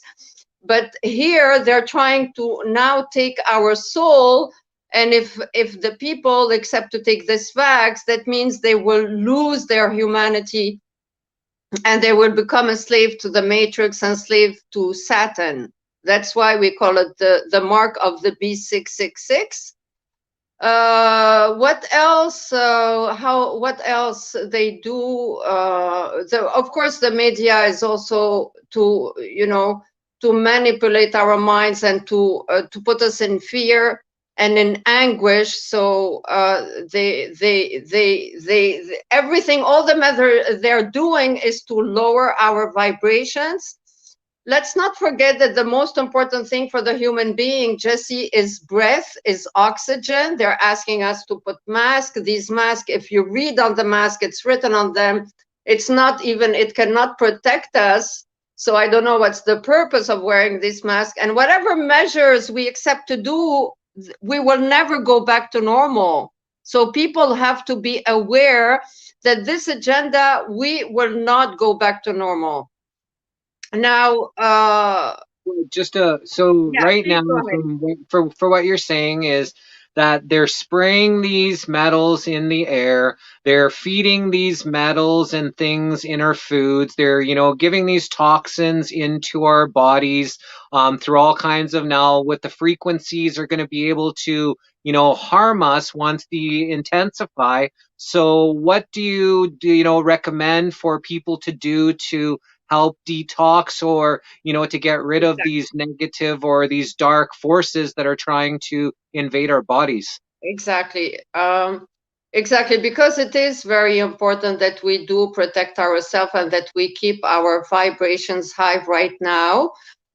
So there are, of course, there are many different ways of detoxing our body. The first thing is to have a healthy lifestyle, of course, to live more in harmony with Mother Gaia. That means to have a healthy diet, to drink lots of water. Water is really, really important, guys. and try to get pure water from source if you can, or from fountains. This is where you can get the purest water nowadays. What else can we do? Good sleep, of course, and positive thinking to keep our vision positive and high. I personally do lots of meditation prayers. I also joined a wonderful community recently, one Quantum Elite community, which we organize daily classes to elevate people's vibration and to release and get rid of all the things that no longer serve us. So the Quantum Elite classes are helping me a big deal to keep my vibrations high right now. But of course, what about the detox? Exactly. So of course, we have amazing products right now on the market, which are Zeolite Touchstone Essentials, which are amazing products to help us detox from heavy metals and from toxins. There are so many good products. To be honest, I've been using them for the last 2 months, and it's doing a magic effect on me. I'm trying to look which other bottle. I have 2 of them. This one, I put it as a spray in my mouth to hydrate my mouth. This, I put it in a drink, in my drinks. If I have to go out, like, I can put it in my handbag. And I have also capsules. It's in my kitchen somewhere, that I take 3-4 daily. And what it does, basically, all these amazing detox products from Touchstone Essential, they help me detox. They help me regulate my sleep. They give me more energy during the day. And the thing that shocks me, that really strikes me the most, is that it clears the fog in my mind, because we're so much attacked by the radiation of 5G technology and the chemtrails, and we're so much overwhelmed with information coming from also everywhere. So the products help me really clear the fog in my mind, and I really recommend for people to try them out. I will share, we will share the link, me and Jesse, after the live. And I try to surround myself with positive people, of course, that match my vibe. What do you do on your side, Jesse, to protect yourself against everything going on? Well, we just need to wrap up. Our time is, kind of coming short. So I just want you to be able to explain to everybody how they can connect with you and how they'd be able to get in touch if they want to get some of these products from you. Yes, my pleasure. So you can get in touch with me on Facebook. I have 2 profiles, Moon like the moon, as AZZ. I have another profile, which is Moon Azabi, AZZABI. So I'm basically a spiritual coach and a healer. And I am a representative for Quantum Elite community. We offer free classes to raise everyone's vibes. And we offer, of course, these amazing detox products with Touchstone Essentials. And we also offer a full plan of abundance in these two communities. Because don't forget that now, as star seeds, we're looking to find a way to find an income outside of the matrix, because the matrix is going to crumble down anyway. Yeah, thank you very much, Miss Moon, for your time. It was wonderful chatting with you, and we will see you again. Sending you love. Thank you so much, Jesse. Love you all. Love and light. Stay positive and stay grounded, everyone. Wow, okay, that was the great Miss Mona Azabi. Known her for a long time, beautiful soul. So just want to introduce someone who has really helped my journey. He's a legend. He is someone who came out with the movie Frankenskies. And is really teaching people about, what's going on in the air, what's going on with frequencies. So everyone, welcome the awesome Mr. Matt Landman. Thank you so much for having me on. It's a pleasure. How are you today? How's it going? I'm really good. This is a lot of information, a lot of good people. And, this is the first time I get to chat with, yourself live. And I just want you to explain a little bit about your journey with us. Yes, happily. For all the viewers well, a lot of people don't know who I am. I made a movie, firstly, Frankenskies, like Frankenstein or Frankenfood, but the skies talks about the history of weather modification. And now we're leading into a world of geoengineering, which is the public spraying of the sky. It's been covert, but now it's becoming a public thing while they're normalizing it and launching it to dim the sky to save us from global warming. So it's a whole thing. It's an evolution of the aerosolization of chemicals through the chemtrail agenda. People call it chemtrails, basically, long story short. So I made the movie Frankenskies, which was released in 2017. And it's a historical timeline, chronological timeline of weather modification history. It starts off in 1912, and it goes through, or rather 1920. Sorry, 1912 was the first official weather experiment, which is Hatfield in San Diego. So the film starts in 1920s with old government footage. I'm not really in the movie, which is great, and I'm not narrating it, which is great. A lot of documentaries are not like mine. So check it out, frankenskies.com. Also, I'm working on a sequel, Frankenskies 2, Climate Chains, not climate change, but chains, because of the Hegelian dialectic problem, reaction, solution, kind of cornering of humanity where we're being put into the shackles where we don't realize that this public launch of geoengineering to dim our skies is a savior. It's really the problem being posed as the solution while we're reacting in fear to some media propagandized scenario of ice caps melting and New York being underwater or whatever they're trying to tell us and what have you. Well, none of it happens. But really what's going on is the storms are being manipulated and exacerbated, and drought is being created. And whereas we could make it rain, even on forest fires, even on drought, and we can quell hurricanes, and instead of quelling drought and quelling hurricanes, we do the opposite. So the world needs to realize this and wake up, and here I am. And so I became an activist just through chemtrails, waking up to that on a farm in Northern California.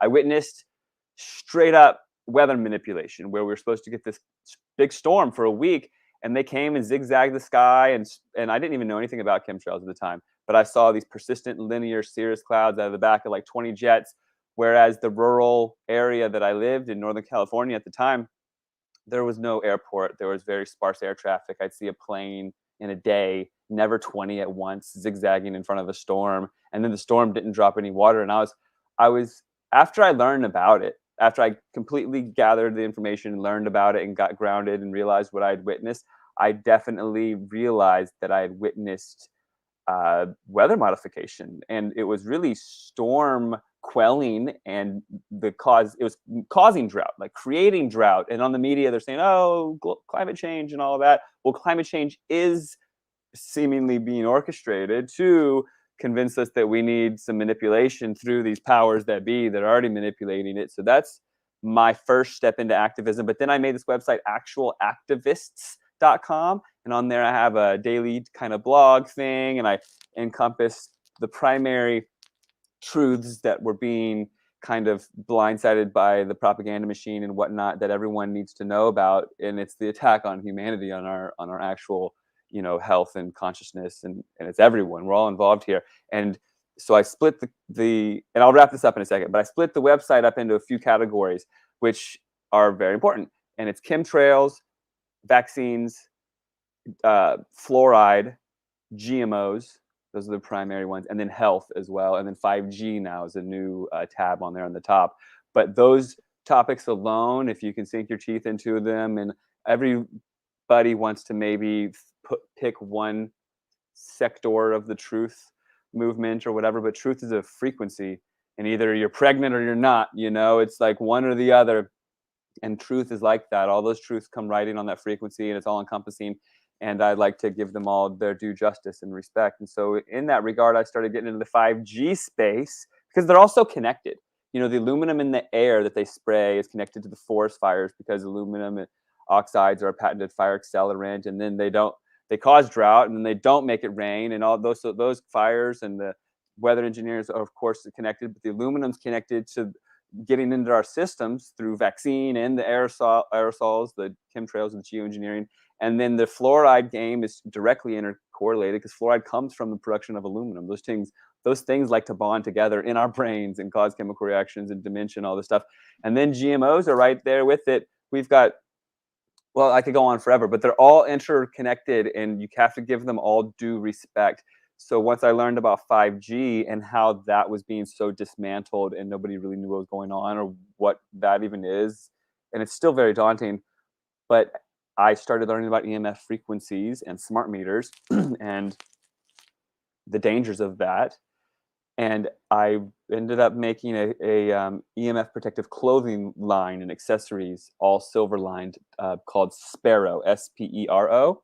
So that's over at Sparrow Gear, S-P-E-R-O gear.com, and Sparrow Gear on Instagram. And Sparrow is a Latin word for hope. And we can talk about that as well as we enter into this. You know, knowledge is really power in this world of illusion and falsehoods and lies and everything. And as we gain this knowledge of truths, we can really start to protect ourselves in this pervasive environment. But if we don't have the knowledge, we can't empower ourselves by like maybe not getting an experimental vaccine or whatever there is going on in our faces in this dystopia. So thanks for having me on. How's the weather up there, eh? The weather is actually pretty warm. Yesterday was a little bit chilly. They're still continually spraying.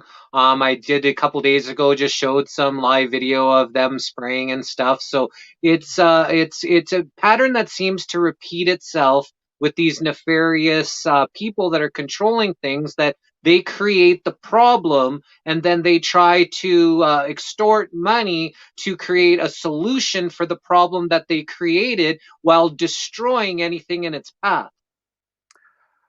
Well, yeah, that's the game they play, it seems. And how else could they pitch to us that we need certain things like the dimming of our skies and what have you? So the geoengineering, which is going to be explained more in my sequel, Frankenskies 2.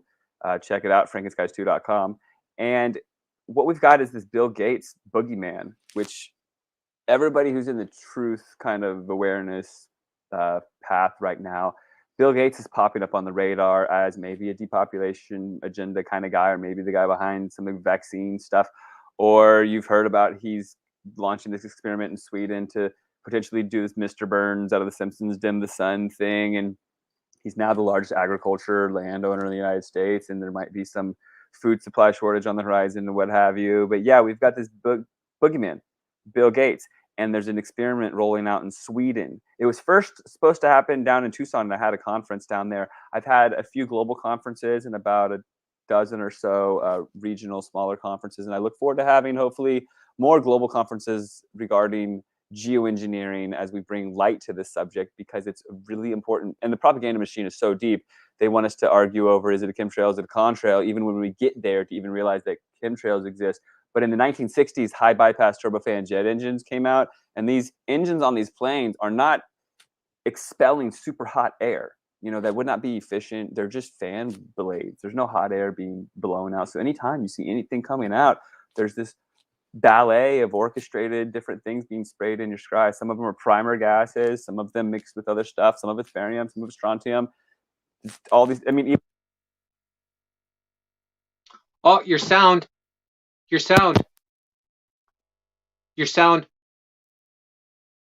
went out. Yeah, no sound. No sound.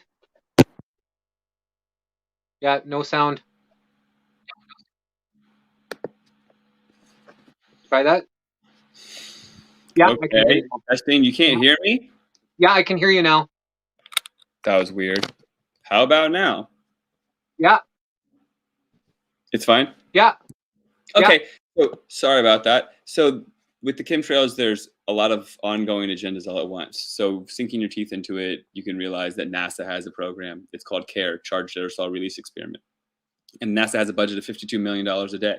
And NASA tends to be full of it, you know, with $52 million a day, and they can just produce CGI and not really give us any sort of truth. But they do have a fleet of planes and drones that do experimental spraying campaigns that make, quote, noctilucent clouds.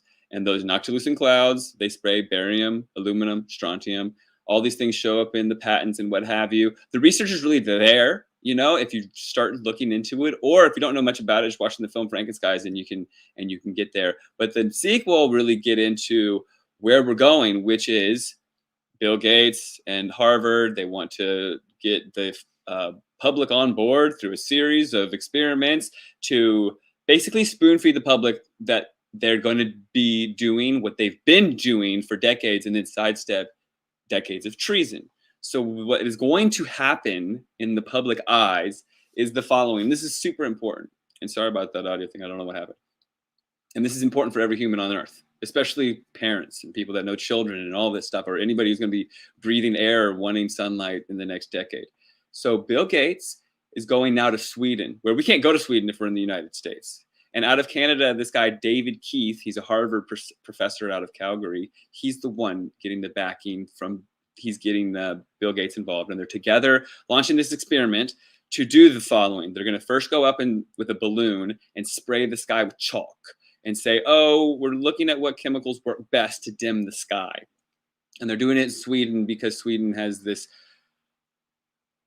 controlled opposition, to be short, but they have these opposing forces over there that are basically just saying, oh, we need to govern this, and they're not really saying no, and we're not allowed to go over there to protest it. And they have Greta, so Greta is going to be there saying, oh yeah, at least something's being done about climate change. But what people need to realize is once you hand over the keys to these psychopaths who are running experiments on your sky, and they say they have to start and they can't stop, and they say all these crazy things, like they say once they start they can't stop, and they say once they start they have to do it everywhere at once for it to work. So they're going to launch drones everywhere at once, or maybe some really high-tech balloons, but either way they want to spray the sky everywhere at once on Earth to create a global dimming to decrease the supposed rapid increase of temperature, which isn't even really happening. So first they're going to spray chalk in the atmosphere in Sweden, and the headlines are going to say, oh, they sprayed chalk in the atmosphere and it kind of worked. Then they're going to experiment with other chemicals. They want to try with sulfur. They say they want to try with diamond dust, but they say it's going to be too expensive.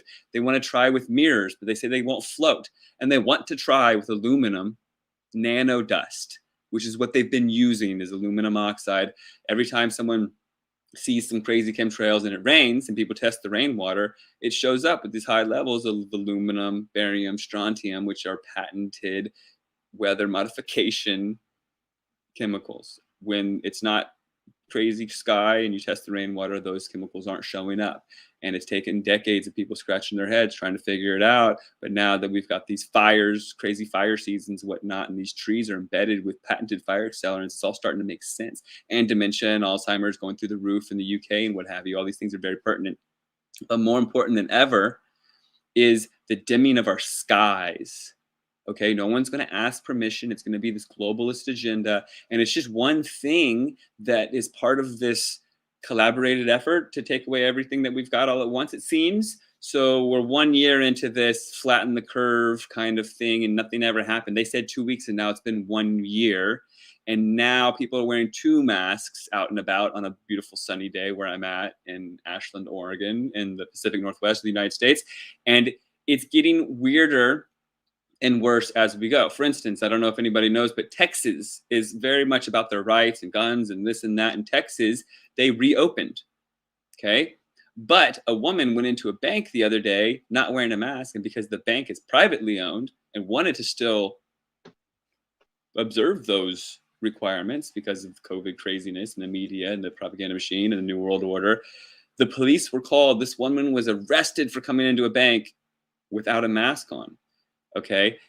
And this is during a time when the whole thing was lifted and they said, we're back to normal. Well, obviously we're not back to normal. So we're creepy crawling into what's going to happen. And I mean, I don't know how much time. I've only got, 15 more minutes. I want to talk about these surgical masks. The truth is all encompassing. I could talk about so many different topics at once.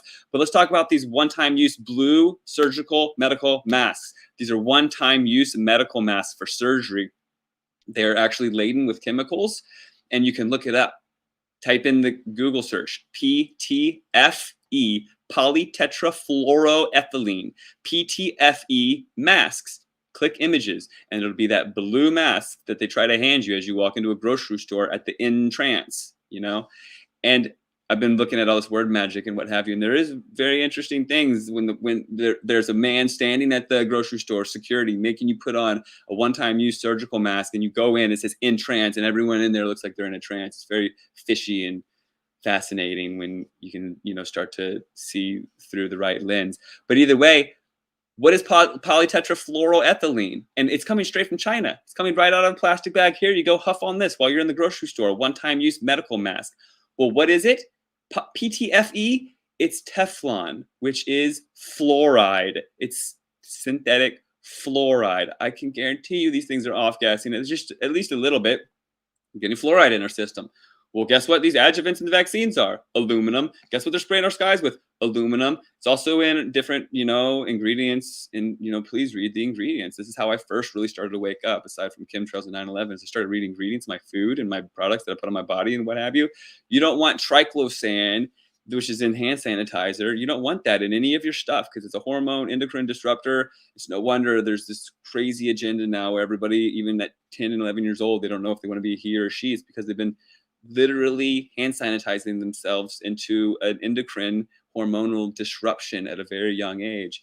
And the propaganda machine is pushing it because they want to eventually lead us into some transhuman agenda kind of scenario. But, maybe that rabbit hole is too deep for people. But if you look into the polytetrafluoroethylene, you will no longer want to wear these one-time use medical masks, and you're breathing through a membrane that was made in China that is made out of a toxic chemical. And it's a one-time use surgery mask. You shouldn't be wearing it over and over. 2 hours maximum is what's, mandated for these masks, that you should not ever wear it more than 2 hours, but staff are being forced to wear these 8 hours a day, all day long. So not only are they getting poisoned, through these chemicals, this Teflon, it's also, you shouldn't be wearing it more than 2 hours because of all of the bacteria that forms when you're breathing this stuff in. So it actually becomes double toxic. Well, yeah. And now, guess what? They're asking people to wear 2 masks. So people are wearing that medical mask and then another mask on top of it. So you're creating this antibacterial, because it's like a medical mask, and antibacterial petri dish. And people I guarantee you, come winter, they're going to say new COVID variants. I'm holding a protest tomorrow. Actually, it's a global protest. If anybody is aware of this, Saturday the 20th. Yeah, Saturday, the spring equinox. I keep getting my days mixed up. I'm so ahead of myself. I was passing out flyers for this all day today. I'm really excited about the response. A lot of people are really excited, and a lot of people are really brainwashed. So it's really time for us to shine as truthers and to be brave, but not be confrontational. It's a very fascinating time to be alive, especially when just showing your face is this like rebellious act. But we're having these, we've been doing every Saturday in town, holding these signs, bringing awareness to the small businesses are shutting down, and the 99.9 or whatever % survival rate, and the fact that the flu is just gone. And guess how many people more in the world have died compared to last year? There's no increase. And the thing is, if you look at the numbers and you start to think for yourself, it all starts to become self-evident that something very fishy is going on. And really, we're just losing our rights and our freedoms. And the small businesses are failing. And people are just waiting for handouts from, their prime minister, their president, their Congress, or their MP, or whatever it be. But at the end of the day, we have to be able to realize that it's our opportunity as truthers and people who recognize the writing on the wall and see where we're going.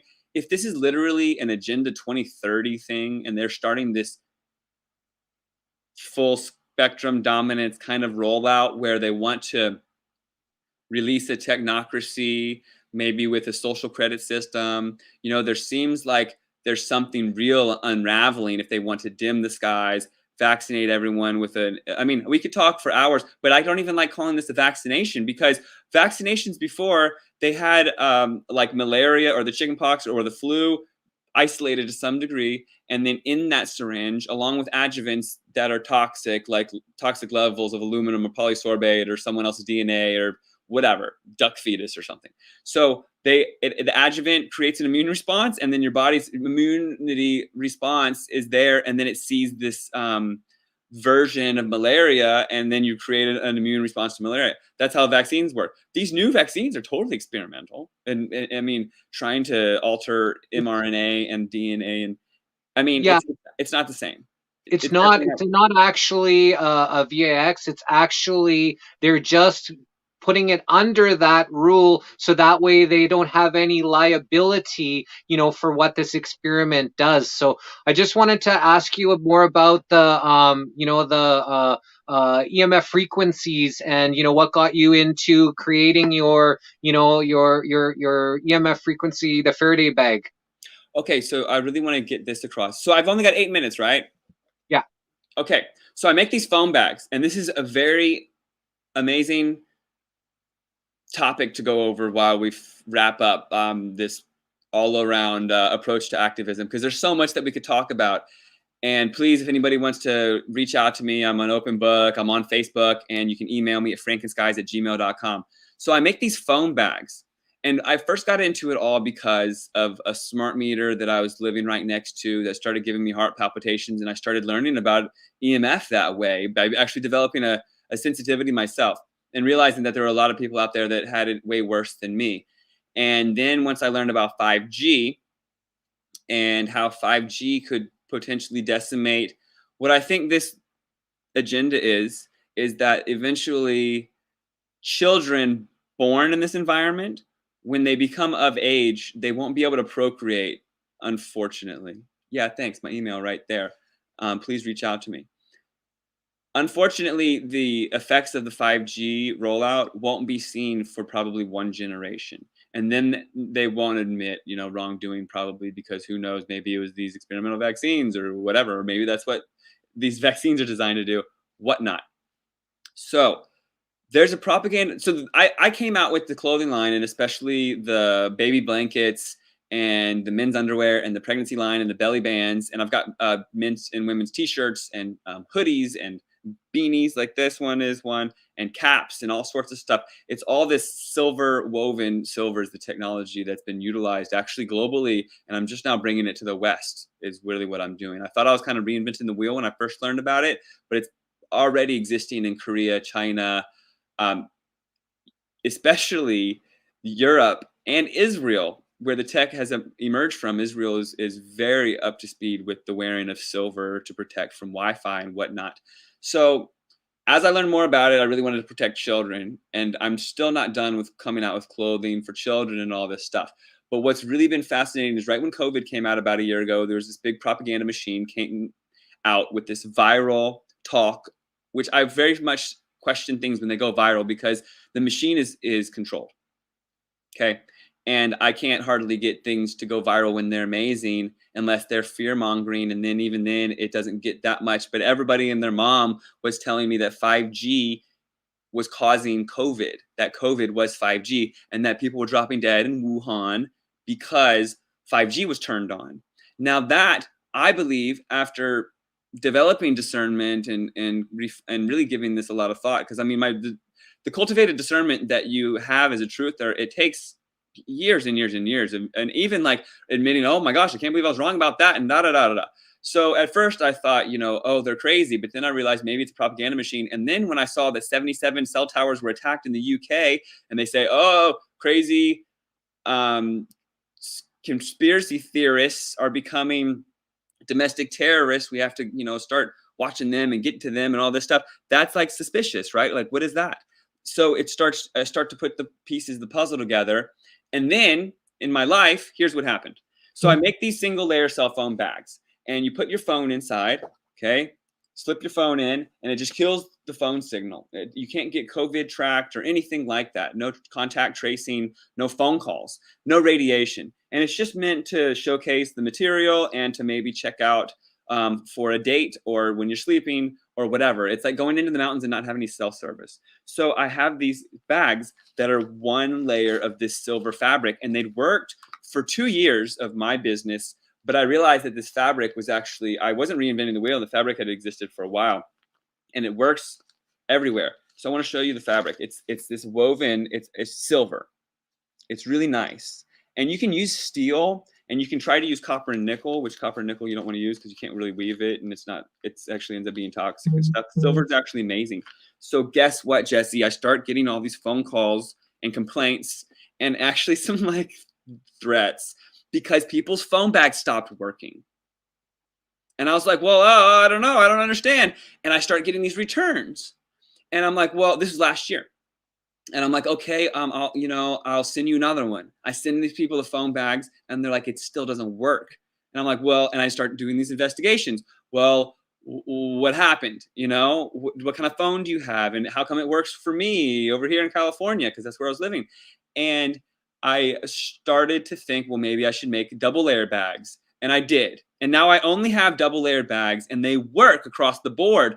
Well, some of my customers were saying, well, I had this single layer bag and I got the new iPhone and all of a sudden it just stopped working. And so I started researching more about 5G, and they're really cranking up the spectrum amount of radiation coming off these new phones to be able to have enough bandwidth and signal strength for this 5G. They literally are turning up the radiation coming out of the phones enough that they were penetrating my phone bags, dude. Unreal. And then 2 layers ended up being able to kill the phone. So I had a friend from college. I grew up outside of Washington, D.C. Of course, I've got a lot of friends there that ended up working for the government and whatnot. And none of them really think chemtrails or any of this is real. A lot of people are probably buying this whole agenda with the masks. And, I think breath is life, and if you can really think that through then and resonate with that, it's really important. But I'll wrap this up really quick. But a friend, he contacted me, said, guess what, Matt, I had COVID. Told me his symptoms, said he had brain fog. He didn't have a fever. He didn't have any symptoms of the flu or of COVID aside from loss of taste. I asked him specific questions and he told me he had just gotten the new iPhone. Okay, all right. He introduced the new iPhone to his life. He got brain fog, lack of taste, and he couldn't taste for a week. If you do research and learn about symptoms of radiation, or even read the book, The Invisible Rainbow by Arthur Furstenberg, come to find out, it seems like this whole COVID nonsense was a smoke screen to crank up the radiation and, yes, radiate people with 5G, but off of their phones, not turning on the towers and then dropping dead in Wuhan. But they wanted to control that opposition, control that dialogue, and warp it so that people thought it was a conspiracy. Very, very fascinating. And literally losing your taste is a symptom of radiation poisoning. And what would happen if your phone was emitting way more radiation than before? You would show symptoms, but then your body would adjust and then you would get over it. Kind of like what's going on with all this COVID stuff. So just food for thought while we're like getting new tech and wondering what's 5G, it's a little faster and stuff. Personally, I've gone backwards in technology. This thing emits hardly any radiation. Get yourself a good EMF meter. You'll see how much radiation your phones emit. Maybe try airplane mode, learn about blue light, put your phone in a phone bag. Check me out on my websites. I really appreciate I'm thankful for what you're doing, man. And the more that you do this and bring the community together, the more I applaud you. Please check me out, frankenskies.com, sparrowgear.com, sparrowgear on Instagram, frankenskies2.com. You can even upload footage or pictures on there of chemtrails for the sequel. Really excited about getting that together. I hope that we can rally together and stop these scumbags from blocking our sun. And I hope that's how the film can, commence. So bless you and thank you for all you're doing, man. You're welcome. And our next speaker is not in, so we can keep talking because you've got your wealth of knowledge. So let's keep going if you're up for it. Oh yeah, no, always. So it's important to understand health. Everyone asks me, oh, what can we do? It's so scary. I can't stop the chemtrails, whatever. And I'm like, well, first you can empower yourself with knowledge, and then you can learn about health. And every single person is a human being and can live a happy and healthy life if they can understand health and learn about like not getting a root canal and stuff like that. I've learned so much about the gut biome that actually goes to the mouth and the brain, and all these things need to be interconnected. And the more that you sterilize the environment with a mouthwash or hand sanitizer or whatever, you don't realize how much your micro everything exists unless you've gone through a health crisis or something like that. And some people have, and they've learned it the hard way. So one thing that for people to understand is minerals. The soil that we grow our food in, it doesn't have all the minerals that the soil used to have, because really it only takes like 3 things to grow food: nitrogen, phosphorus, and potassium, NPK. And you're not adding like boron or like colloidal silver or monoatomic gold or anything, you know, really that you don't have to the soil. You're just growing squash nowadays, but the soil used to have all sorts of good stuff in it, all these elements, all these minerals. For instance, monoatomic palladium, gold, silver, like these minerals that you would like, chrysanthemum, like all these crazy minerals you wouldn't even think of when you get these mineral supplements that are plant-based. You can learn that you can even ingest plant-based aluminum. Like, it's on the spectrum. It's all these different things, and aluminum's on the list. It seems like it would be bad. It's actually in plants, and it's plant ready and not toxic, and it's not heavy metal version.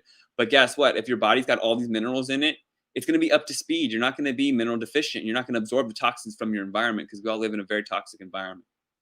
So learning about things like what depletes you of minerals and how to like chelate the toxins, and then how to get the minerals back in your body by just really avoiding toxins is the best thing.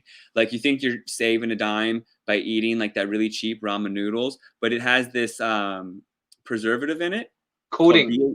BHT, and then that will prevent you from uptaking minerals for like a week, just by consuming some like 50-cent ramen noodles. You think you're like saving yourself some money. So one thing to understand is magnesium, and then it'll start to make sense. Or where I'm going starts to make a little bit more sense.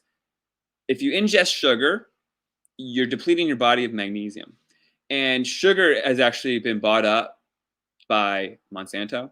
So if you're ingesting it says on the label, sugar, not honey or rice, rice sugar, rice syrup, or cane sugar, totally different, but actually sugar, right? That sugar, like at a diner, and you're getting it and putting in your coffee or whatever, that sugar comes from a GMO sugar beet, which are these big white sugar beets that Monsanto now controls. Monsanto got very strategic with this market and bought up the sugar beet seed companies, and it's very hard to even get heirloom seeds. Now you can, but if you go to the store and you're getting yourself some sugar, it's not heirloom sugar beets, it's GMO sugar beets. And if you want to understand GMO, it's kind of complicated. A lot of people don't really know what that is, and they've convoluted and muddied the waters. It's all distraction techniques, and when they overwhelm with information, it's an information overload, and then basically at that point you don't know what to think. So I meet the youths nowadays, and I even try to talk to them about truth, talk to them about 9/11, and what they say time and time again, even if they're like cool kids, is I've seen both sides of the story. I don't know what to think. And it's like, well, no, 9/11, there's the truth and there's not the truth, but it's information overload. They've seen so many different sides, and it's literally, if they try to do the research, it's an information overload. So that's what has been done with the truth, but really it's actually very simple. So what GMO means is they've taken a plant and they've spliced the DNA just a teeny bit so that it can withstand being sprayed with poison, essentially. That's essentially what all the GMO stuff is. I mean, yes, they do other things to prevent the locusts and all this whatever, but primarily there's really toxic stuff like glyphosate, otherwise known as Roundup, that has been proven in the court of law to cause cancer. Hundreds of $millions given out in lawsuits, yet it can still be sprayed on our food, which is really crazy. Makes and no the sense. food would otherwise, what's that? Makes no sense. No, it makes no sense. The food would otherwise wither up and die, but it doesn't, because it's been genetically modified to be able to withstand that specific herbicide or what have you. In the instance of the Roundup, which is Monsanto backed as well, it's this big umbrella. And now Monsanto is owned by Bayer. Bayer's like a pharmaceutical Tylenol company, so the company that gets you sick is going to treat you, and it's like complete conflict of interest. And like, when I was a kid, I'm 40 years old. When I was a kid, there was monopolies, and the Department of Justice and what have you would say, no, that's a monopoly, you can't do that. No, you can't do that. Now it's just a free-for-all, and companies, if they have enough money, can gobble up the next companies, and you can just slide someone some dough. So the sugar is toxic for one. Okay. And it's important to understand that. And then when you ingest sugar in general, it depletes the magnesium in your body at a ratio of 54-1. Very fascinating, easy to look up. And once you can absorb this information, you can really, sink your teeth into. Everyone's out there is pretty mineral deficient. And that's how we end up with cavities and whatnot. The whole game of like, you got to brush your teeth and mouthwash and all that. The dental, rinse your mouth with coconut oil in the morning and eat good. And you don't really hardly need to do anything else. I mean, yeah, you should brush your teeth here and there, but like the whole story is a big lie of like poisoning the microbiome. There's a balance in there where you shouldn't be getting cavities, but you'd be getting those because of mineral deficiencies. That was the first and primary thing. So for every molecule of for every molecule of magnesium that you ingest, for every molecule of sugar that you ingest, your body takes 54 molecules of magnesium. I'm saying it wrong. It's atoms. Okay, because the central atom in the chlorophyll molecule is magnesium. So if you want to get your magnesium, you can go to chlorophyll at least and get your leafy greens and try to get you up to speed on your magnesium, because that's bioavailable magnesium. But it's for every atom or every molecule, it's all ratioed out. So for every gram of sugar that you ingest, your body has to go through and process 54 grams of magnesium, 54-1 ratio. So 54 grams of magnesium out the window for 1 gram of sugar. And you have to get all of that back or you're mineral deficient. Why is it bad to be mineral deficient? If your body is wanting these minerals, it'll absorb them again from the toxic environment, from your air, from your water or whatever. So like imagine your bones really need calcium or they really need magnesium and they need these building blocks, but it doesn't have it. Then it could absorb from the chemtrails, from like this slightly toxic air that we have, radioactive cadmium. And now you've got radioactive cadmium in your bones because it's similar to calcium, because it's a mineral that's kind of designed the same way and your body doesn't know. It's just trying to get up to speed. So just understanding that and learning about getting these toxins out of your body through detox methods like just proper diet or cilantro or spirulina or chlorella, or learning about zeolite. I think just diet and learning about fasting and even intermittent fasting, some of these things could blow people's mind. And also learning about acidity and an alkaline diet. Dr. Sebi, S-E-B-I. Dr. Sebi, to be very frank, he was killed for his knowledge. And the reason why he was killed is because it's very simple information. And he was treating people with very simple information, and everyone was being cured. And his mom said, it's a famous quote, and it's not that eloquent or anything, but his mom said, you've cured 12 people of AIDS. They're gonna get you. They're gonna kill you. And he said, I know, mama. But he didn't stop. He just kept doing his thing. And it was all just through alkaline diet. So we as humans, we need to understand that we're beings of frequency. We have a total circadian rhythm, which is our biological clock, and it's basically set to the Schumann's resonance, which is the frequency of the earth. We also have an alkaline, acidic environment in our body that basically comes into like a harmonized status at like a 7.3 or something like that, 7.4, which is just slightly alkaline. And if we run an acidic diet, things like bacteria overgrowth or candida or cancer and stuff like that can thrive. So we just have to snuff out those problems by putting ourselves into an alkaline diet and learning about what's alkaline, what's acidic, and what have you. Edward Bernays, was hired by basically the boogeyman to convince us all these things were bad. And he understood the psychology of the human mind because his uncle, he was the nephew of Sigmund Freud. So Freud was his uncle, and he was taken under the wing of Sigmund Freud, and he learned how to really take that information forward and address the mass psyche of the market, of the people, and convince them to smoke cigarettes, convince them to eat the American breakfast, which is bacon, get bacon on the plate of the American consumer in the morning, which waking up eating bacon is like the last thing you want to do. Which is funny because you sent me a picture of your breakfast the other day, but then you told me it wasn't real sausage. So I was like, thank God, at least he knows that. Um, I'm glad he knows that. I mean, but yeah, it's fascinating.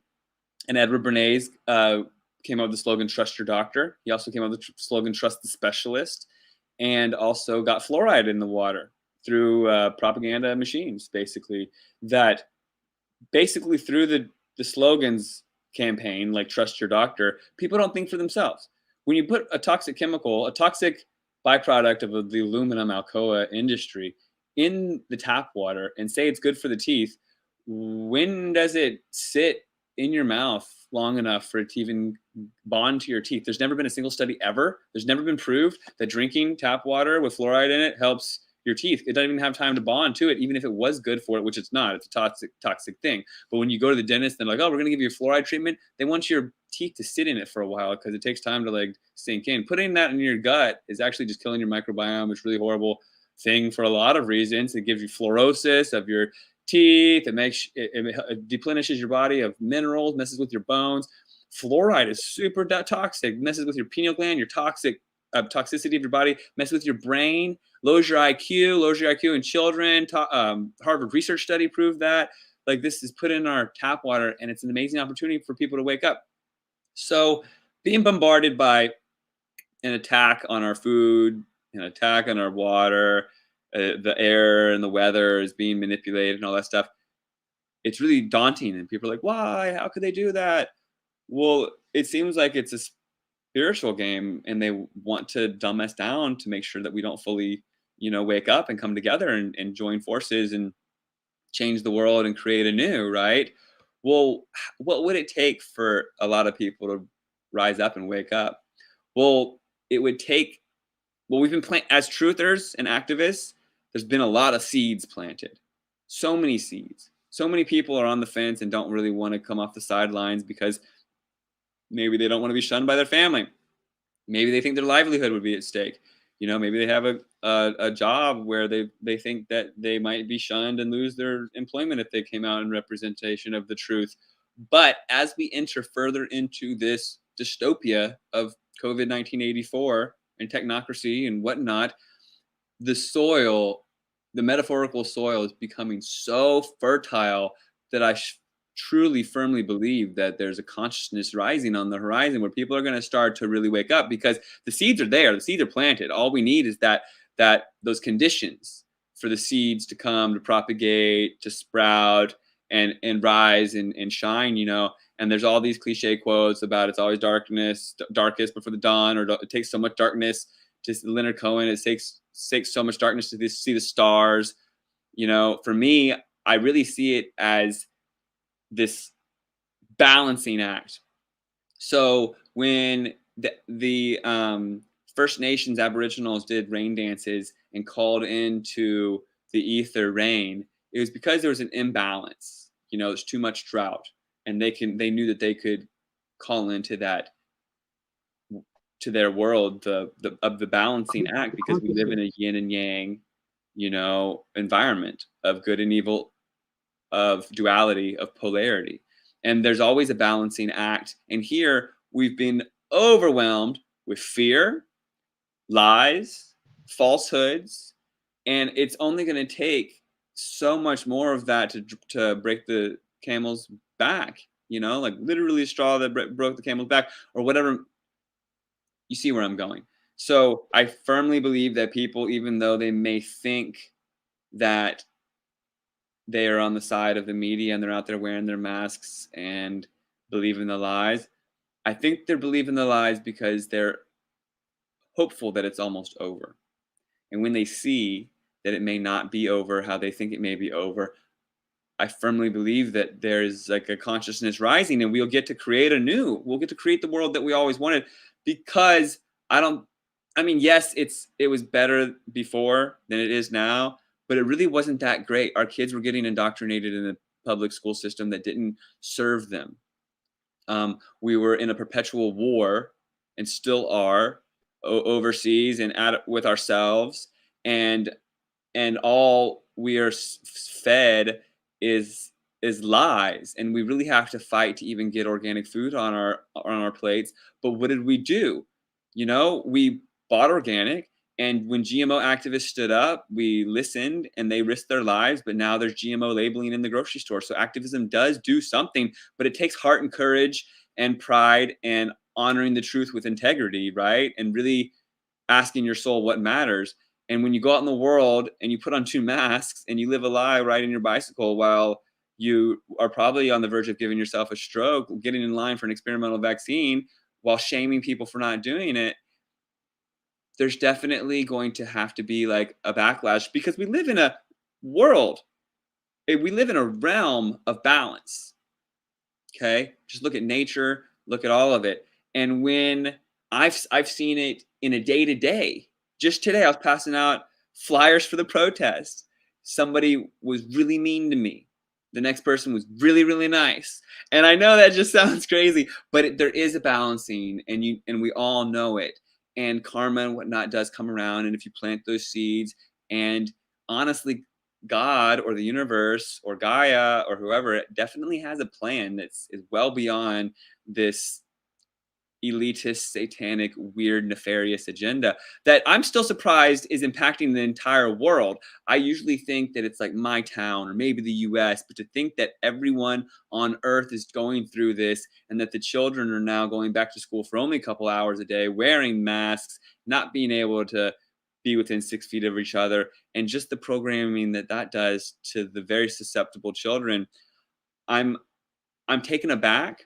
The way that the children have been taken sports from their lives, it's taken the fight out of a whole generation. I'm shocked and appalled, but definitely I see these starseed type awake parents, especially these fiery like single moms and whatnot that are basically here to fight this, you know, and you can see it in their eyes.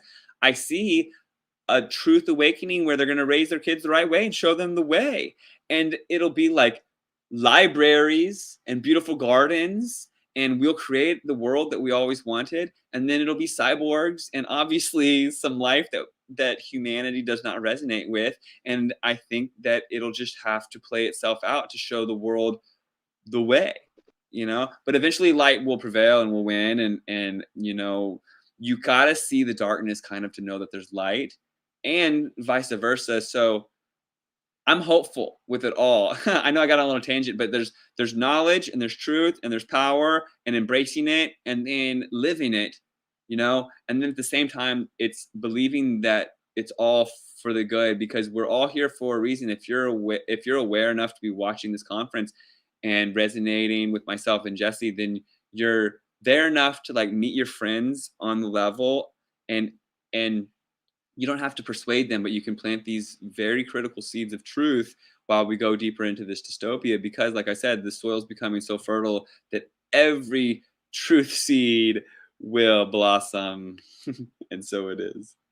So right now, with all the seeds they're planting and everything, people are waking up. When this whole thing happened in January, I felt kind of vindicated because I've been doing this for 30 years. And when it come all in January, I'm like, wow, now I can just focus on raising vibrations, because there's so many people out there exposing all of these nefarious, things that are going on, right? So I felt really good. But right now, what's happening in the truther, awoke, spiritual community is that, people are attacking each other and people are going after each other. So the message, of the people, of the awoken ones, are either being watered down, it's being pushed out away, because now the people are choosing sides. So I'm seeing that as of lately, it's been really, really, and it's been affecting me personally as well with this stuff that's going on.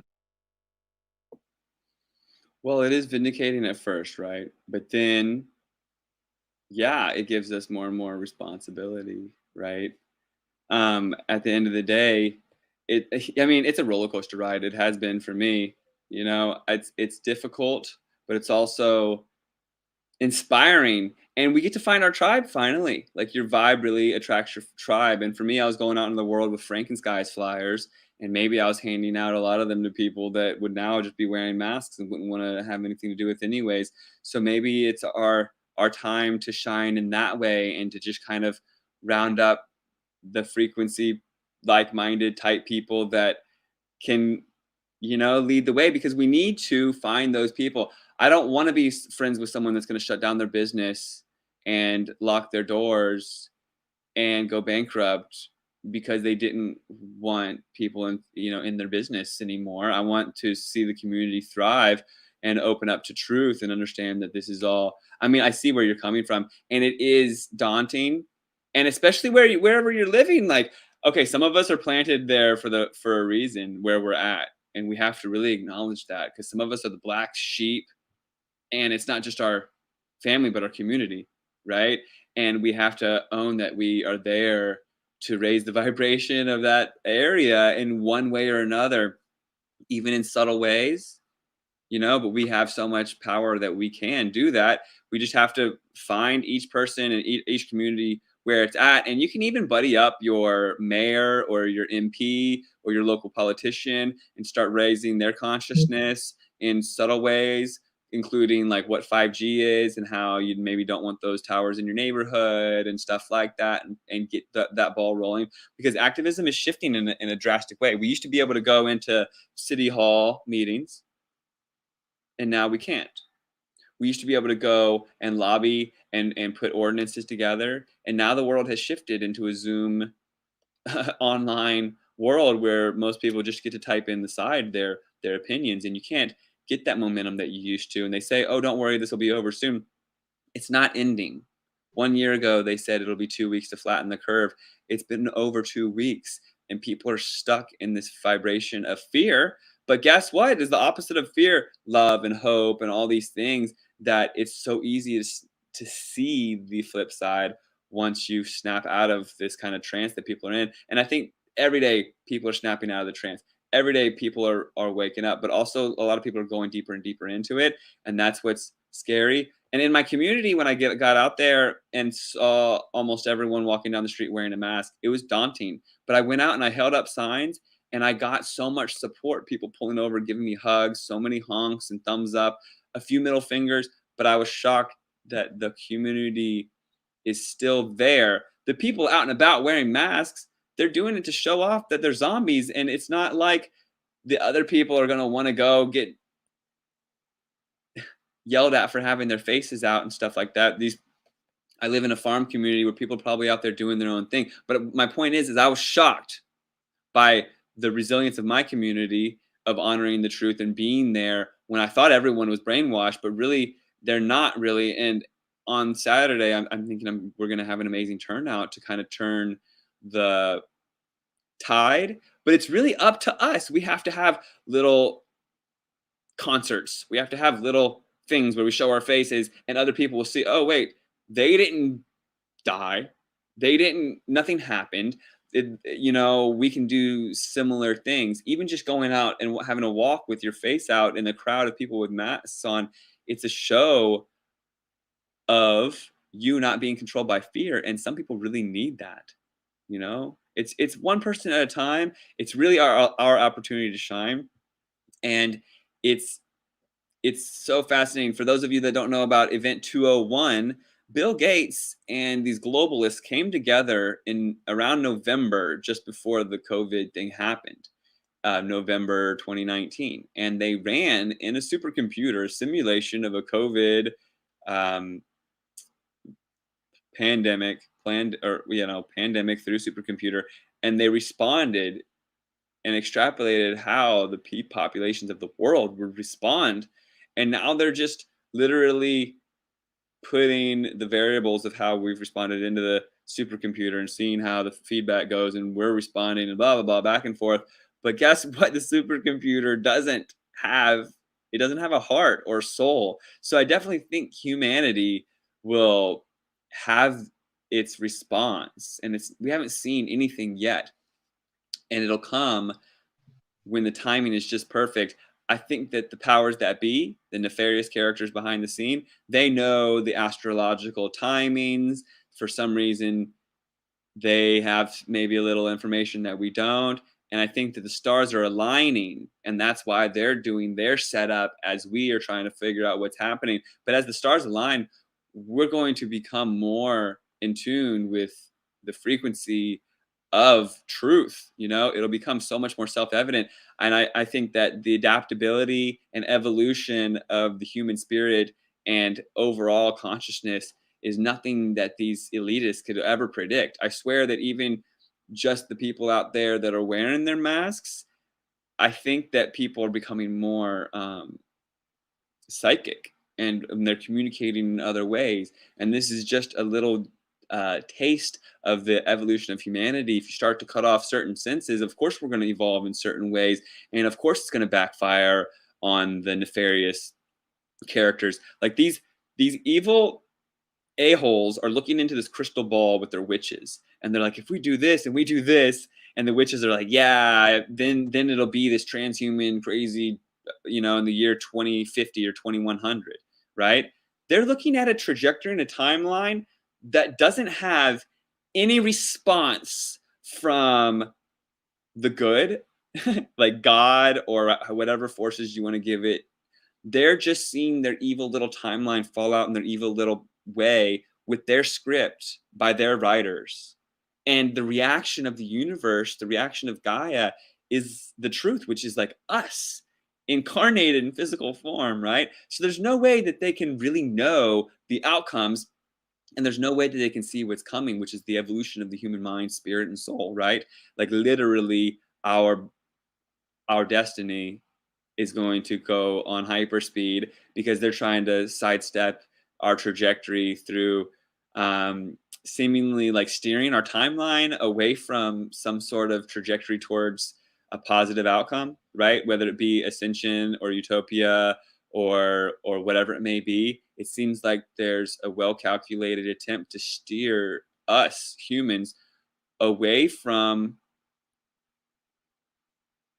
our true destiny, and towards, what a dystopia that could involve cyborgs, that could involve like a really weird, what do they call it? Singularity, where everyone's on the same page, hive mind kind of thing, which takes away everything human about our experience. Am I only 2 minutes? Is someone else coming on? Yeah. Cool. So embracing our humanity and realizing that like the evolution that we've all come here to experience, we're not even quite there yet. That's why there's this hijacking taking place right now at this specific time and place. And that's why we're here at this specific time and place. There's no wonder that our parents or the older generation was handed this magical television, and then we were this temporary suspension of disbelief. It never really dissolved, and we gave our minds over to a man on the moon, and then a color TV, and now an iPad, and then it'll be Elon Musk with his Neuralink that gets in your brain with your self-driving car and your 5G and all this stuff. And if you take a big step back and see it through the right lens, it's a very predatory attack on the human spirit. And if you learn about Rudolf Steiner and this Ahrimanic force and realize that there's good and evil, and guess what? You're not evil. None of us, especially Jesse and I, but not even anybody that you're surrounding yourself with. Most of humanity is very, very good. And once we realize that, they want us to be divided based on the way that we look, whether it be you name it. But guess what? We all have the same heart and soul and spirit, and we can all come together under that, and we will. And as the stars align, we'll truly see how we can do that in the right way. And maybe it'll get weird and dark for the darkness to really show the light, but we're all in this together. I hate to take that cliche word. It's so funny because they hijack all those things that all the good things. But I have to wrap it up because we do have our next speaker. I want to bring you in on a weekly that I do called The Missing Link. We can go 2-3 hours just into whatever we want. Thank you so much. You're such a beautiful human being with a lot of knowledge, and your passion really, really shows. So I look forward to chatting with you more, and I really appreciate you coming here and chatting with us. Thank you. And everyone, please watch the movie Frankenskies online for free. And if you want a DVD, I'm happy to send you one. But if you haven't seen it, even the first 20 minutes will change your outlook on the world. And much love and light to everyone. And thank you for having this and having me on. Bless you, brother. Bless you. Peace. Wow, that was very informative from Mr. Matt Landman. You know, I've definitely been a supporter. I love his work. Now we're coming on with one of my new friends, another beautiful human being. We just, got introduced to him maybe like 4 or 5 months ago, and now this journey has taken us to a bunch of different places, and he's here speaking on the Truth Telethon again. So I know you're going to be doing a little monologue here to give me a little bit of break. So take it away, Mr. Gary Merck. Wow, what a place to come online with, speaking about truths. And where are we going to go with these truths? Maybe it's time that we all see them and open our eyes, right? And, Jesse, knowing you, and thank you very much for introducing me to the world in so many ways, because it's been quite the roller coaster ride going forward and bringing through my truth, my understanding from Gaia, from the earth, from many different multitudes of levels. In fact, if I don't have enough time to go into all the levels, but to go into this toxic environment that we're within, and what we're seeing, and what is really affecting us health wise, what is affecting us mind wise, and and it's not just about humans, it's also about everything that has to do with all life. We think about just us humans, but it's affecting the aves, it's affecting the mammals, it's affecting the animals, and it's affecting Gaia in many ways. I mean, technology is a beautiful thing. It has a lot of beautiful capacities, but there's also the other side of it that disconnects us in one way, but also has, well, let's look at some of these towers and some of these electromagnetic frequencies that are around us. And if I go into, let's look at networking. You plug in your device, you have a network, you have an internet feed, you're getting data, you're getting, information left and right. But at what cost are you getting this information? When we look at a lot of what's going on underlying of it, and coming as a network technician, because that's part of my background. I started out in the electronics industry in a break and fix movement, meaning that, printers and computers and mainframes and networking. But before I could go into this, I had to understand EMF. What is electromagnetic frequencies? Because it was affecting networks. We passed the network cable too close to an electrical line, it would affect the network speed.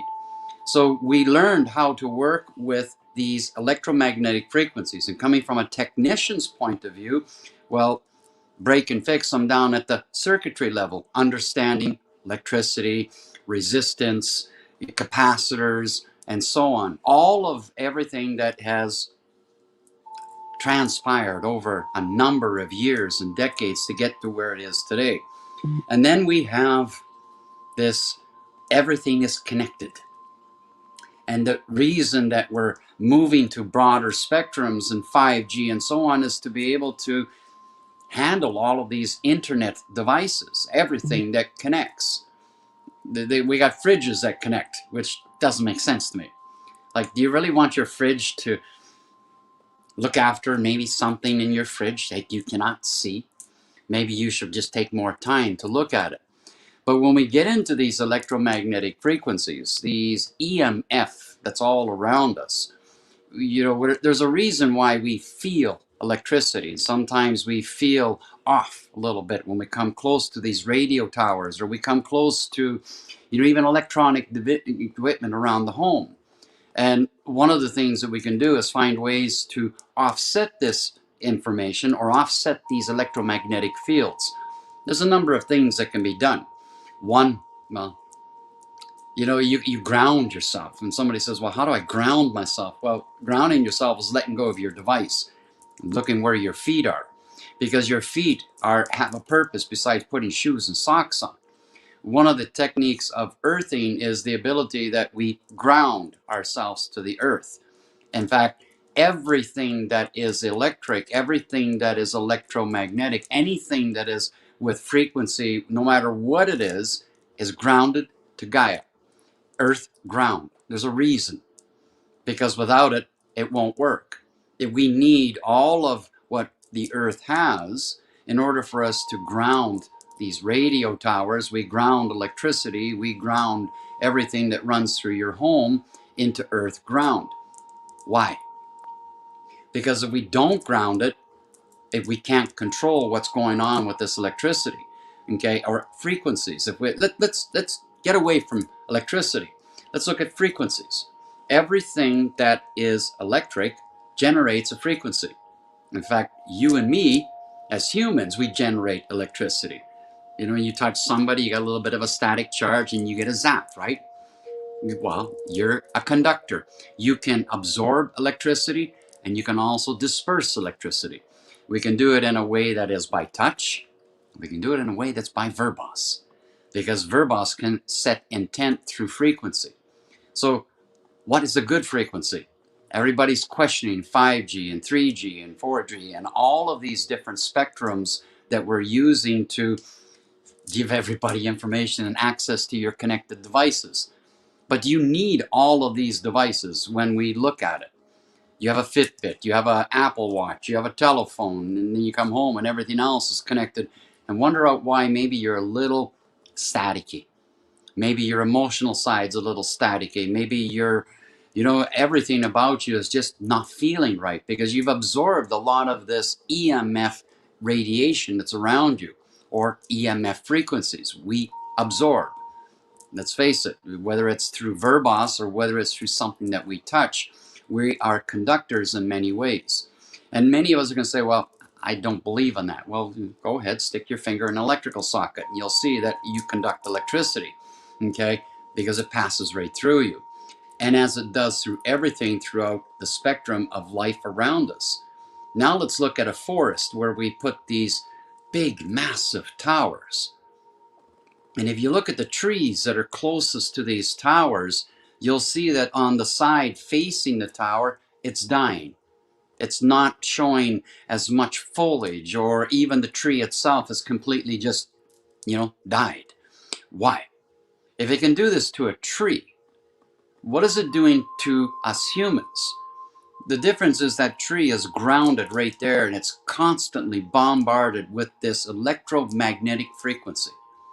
Now, some will say there's a good frequency and there's a bad frequency. There's good frequencies when we use it rightly, but we're not using it rightly. In fact, as the evolution of all of this interconnect has happened from the day one when computers started to where it is right now, we've been focusing on just one aspect of it. Get the information out there, get the capacity to connect everything. But we're not looking at the offset of it, what it's doing to us as humans, what it's doing to life around us. The more that we increase the need of these spectrums or these data circuits and the capacities, the more we're offsetting it and creating another frequency. And this frequency is magnified and amplified. And we can see the results of what's happening. We see it with the migratory patterns of birds. We see it with, animals living around these towers, that this frequency has offset the natural flow of life. And this is part of it. Part of this understanding is for us to come into, let's understand what life is, that we are part of everything that is connected. In fact, we're connected to everything, not just humans. We're connected to the animals and the aves and the mammals, and yes, Gaia and the trees and this Mother Earth. And some will say, well, it's just a rock. Really? You should come play with me for a little bit and I'll show you it's more than just a rock. As a phytoaromacologist, which I work with the elements of nature, I work with the extracts of plants and herbs and essences, they also contain a frequency. They have a vibration. In fact, the black spruce tree generates a frequency. But these are natural frequencies. These are natural vibrations, just like you and I, we have natural vibrations. But now our natural vibration is trying to compete with unnatural vibrations or frequencies. And a frequency produces a vibration and a vibration produces a frequency. So we don't get, there's not two different things. They're very, very, very similar. So when we're connecting with these devices, you're not connecting with the energy of life. You're connecting with an unnatural energy. And many people can contest to this or attest to it, is that how are your hands feeling after being on that telephone or that device or that keyboard for a period of time? How are you feeling with your chest, for an example, or your own vibration from sitting at a computer terminal all day long with the radiation coming from the screens, and now with everything else that's connected around you? In fact, the whole vortex, the natural vortex that is this energy around you, is no longer natural. It's all staticky and pulled in different directions. And it can be, we feel at the end of the day, we're lethargic, we're tired, we're drawn out. Well, we've been focusing with electricity in a way, or an EMF. So your screen produces an EMF. Anything connected is producing an electromagnetic frequency. There's good frequencies. I work with good ones as an example, in a pulsated electromagnetic field, where by the use of technology, we're using earth elements such as crystals and metals and a pyramidal structure where we're generating a field. But this is a good field of energy. It's a controlled pulsated electromagnetic field, unlike towers. They're not a controlled. It's actually, the spectrum is quite wide and it peaks. It's not just 5G. It can hit 20, 30 gigahertz in bursts and 50 gigahertz in bursts and even more.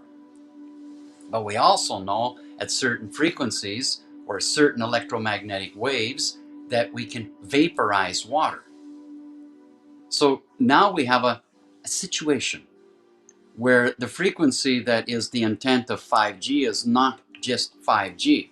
It's the bursts that are coming forward that are offsetting or disrupting this natural energy or this natural energetic flow around us. Those that live close to these towers, you feel it. You're feeling staticky, or you're feeling this vibration about you. And some are not aware of it. But the more that we're connected to our own source of energy, and the more that we are grounded to this earth, and that in the sense that we know the purpose of this earth, we also can see that these energies are not natural. And everybody will go and say, well, I need my data, and I need my telephone, and I need my news, and I need my media. Well, we used to live in forests. We didn't have telephones. We didn't have televisions. We didn't have any of these devices that are feeding us good information and bad information.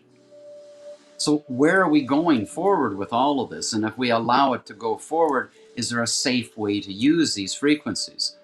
There is a safer way to use them, but that takes a little bit more technology. And it also takes a little bit more investment from corporations that are not willing to do this. It's just easier to set up a tower, here's a repeater, point and let it go. And as we're bombarding the earth and everything with these disruptive energies, it's affecting the natural flow of the earth, of humanity, and of basically of all life. And if we can't see it, well, you just have to open your eyes. Because what is happening before you is right there. You can see the decimations in the forest where there's been electrical lines placed through it, or we've clear-cutted forests in order to put up towers. Or the question is, why are we putting up towers and making them look like trees? There's many places we see in the forest that these towers are being put up and they're masking it to look like a tree. The question is why? Why do we have to hide it? Why are we allowing or seeing the work of this being done while all of the world's been shut down from the virus?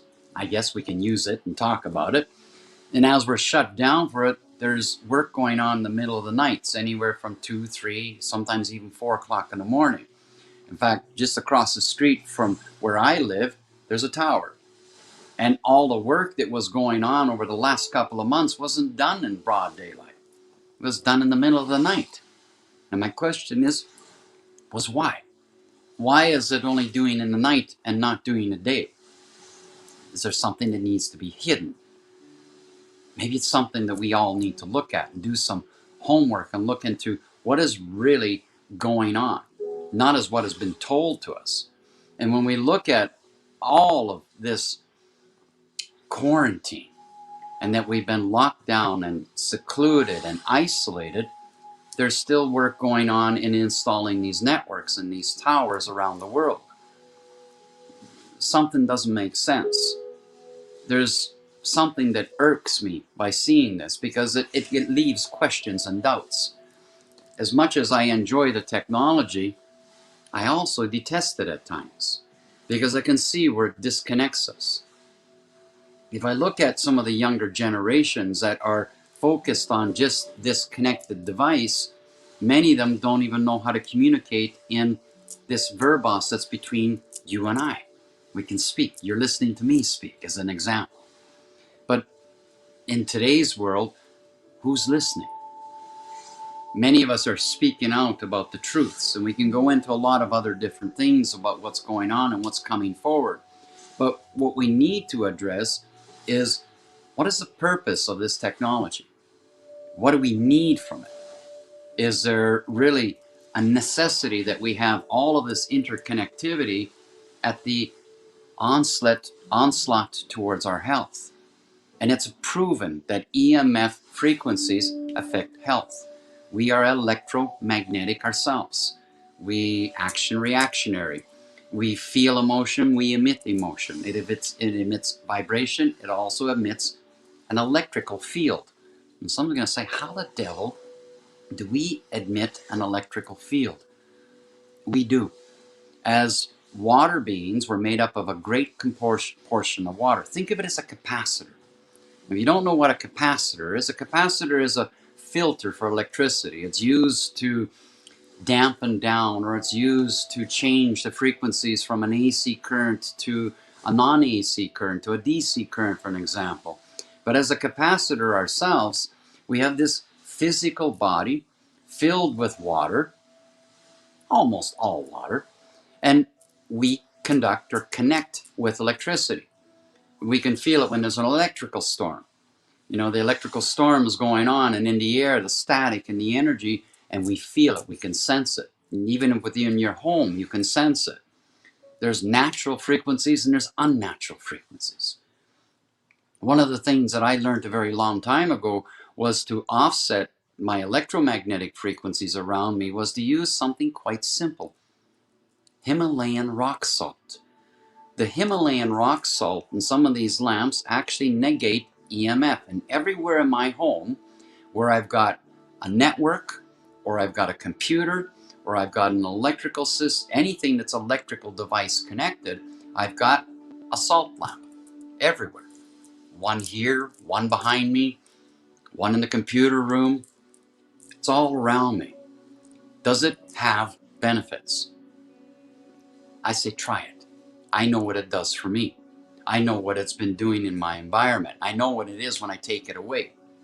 So through my own experience over the years, I've seen that there are natural things around us that can help negate EMF that is not good for us, or at least keep it at bay.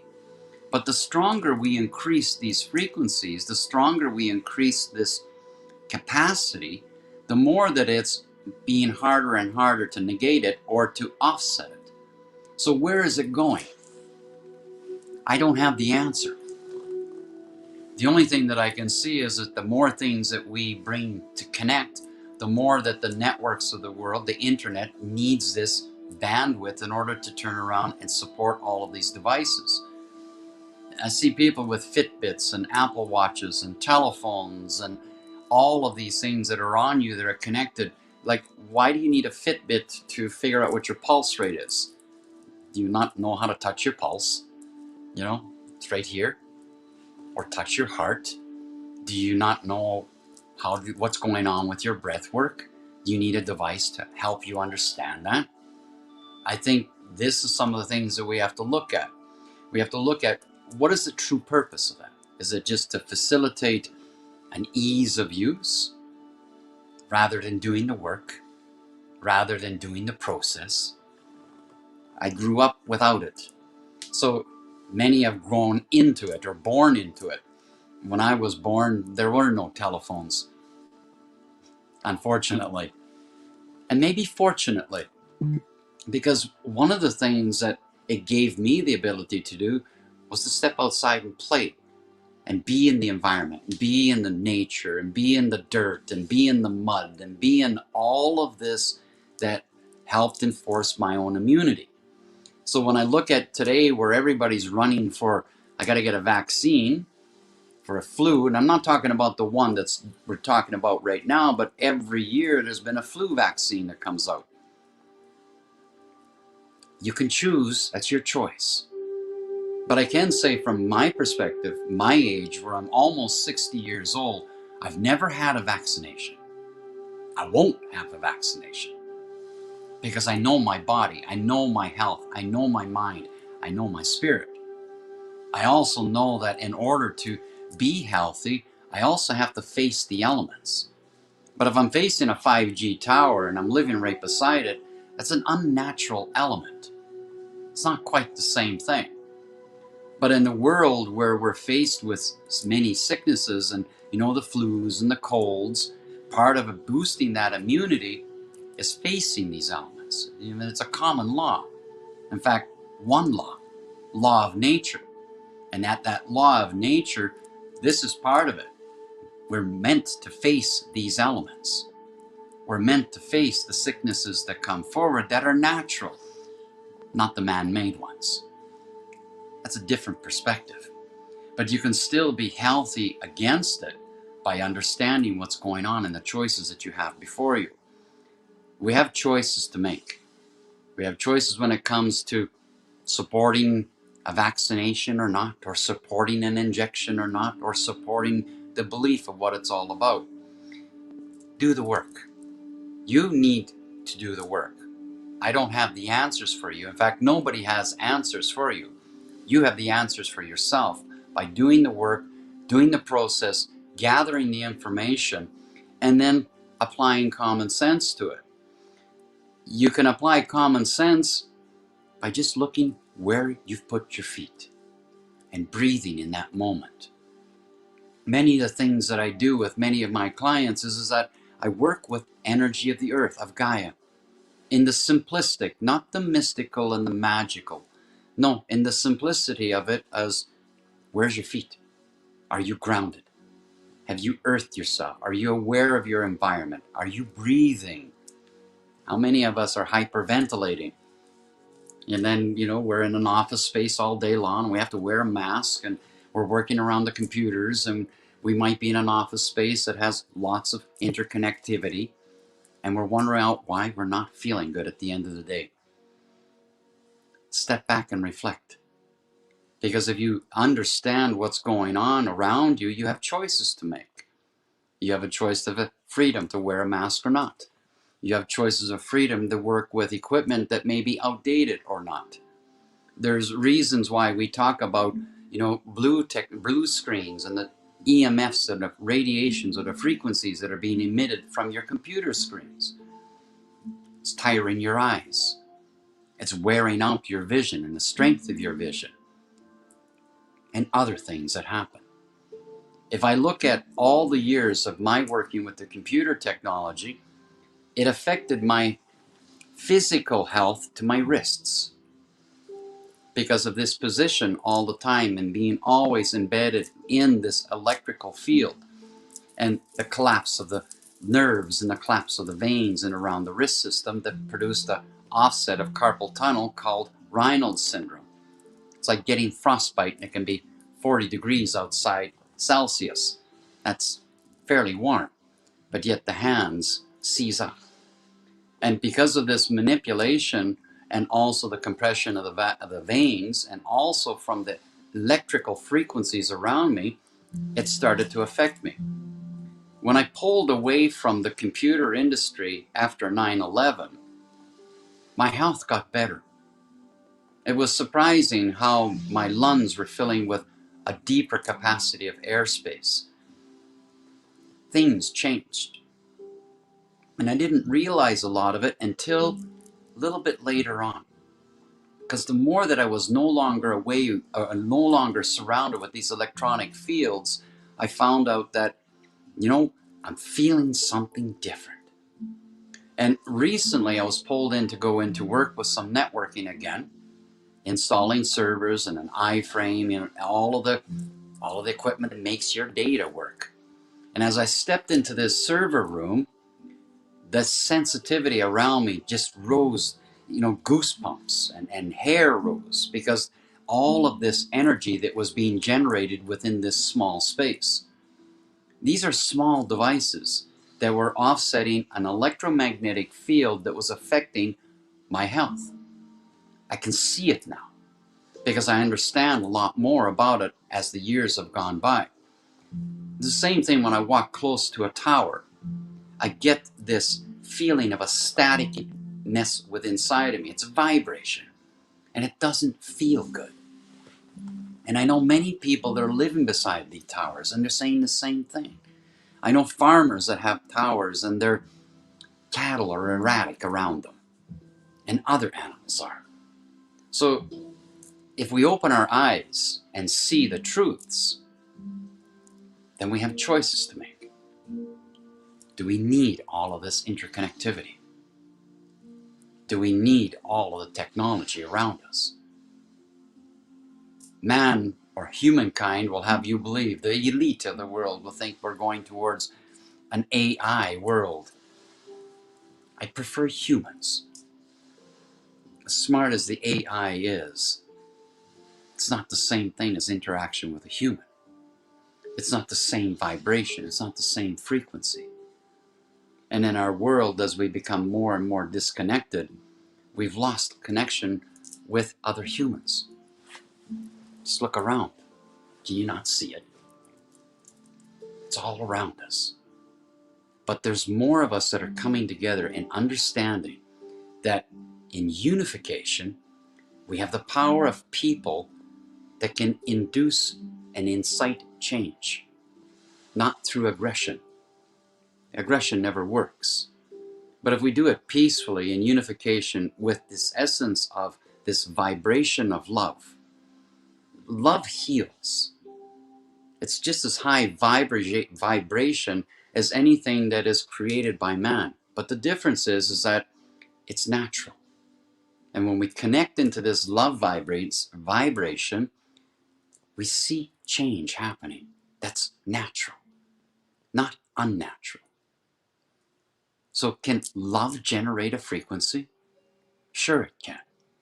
If we look at some of the ancient frequencies, what we call miracle tones, these are frequencies that exist in nature, and we use them to help heal through music.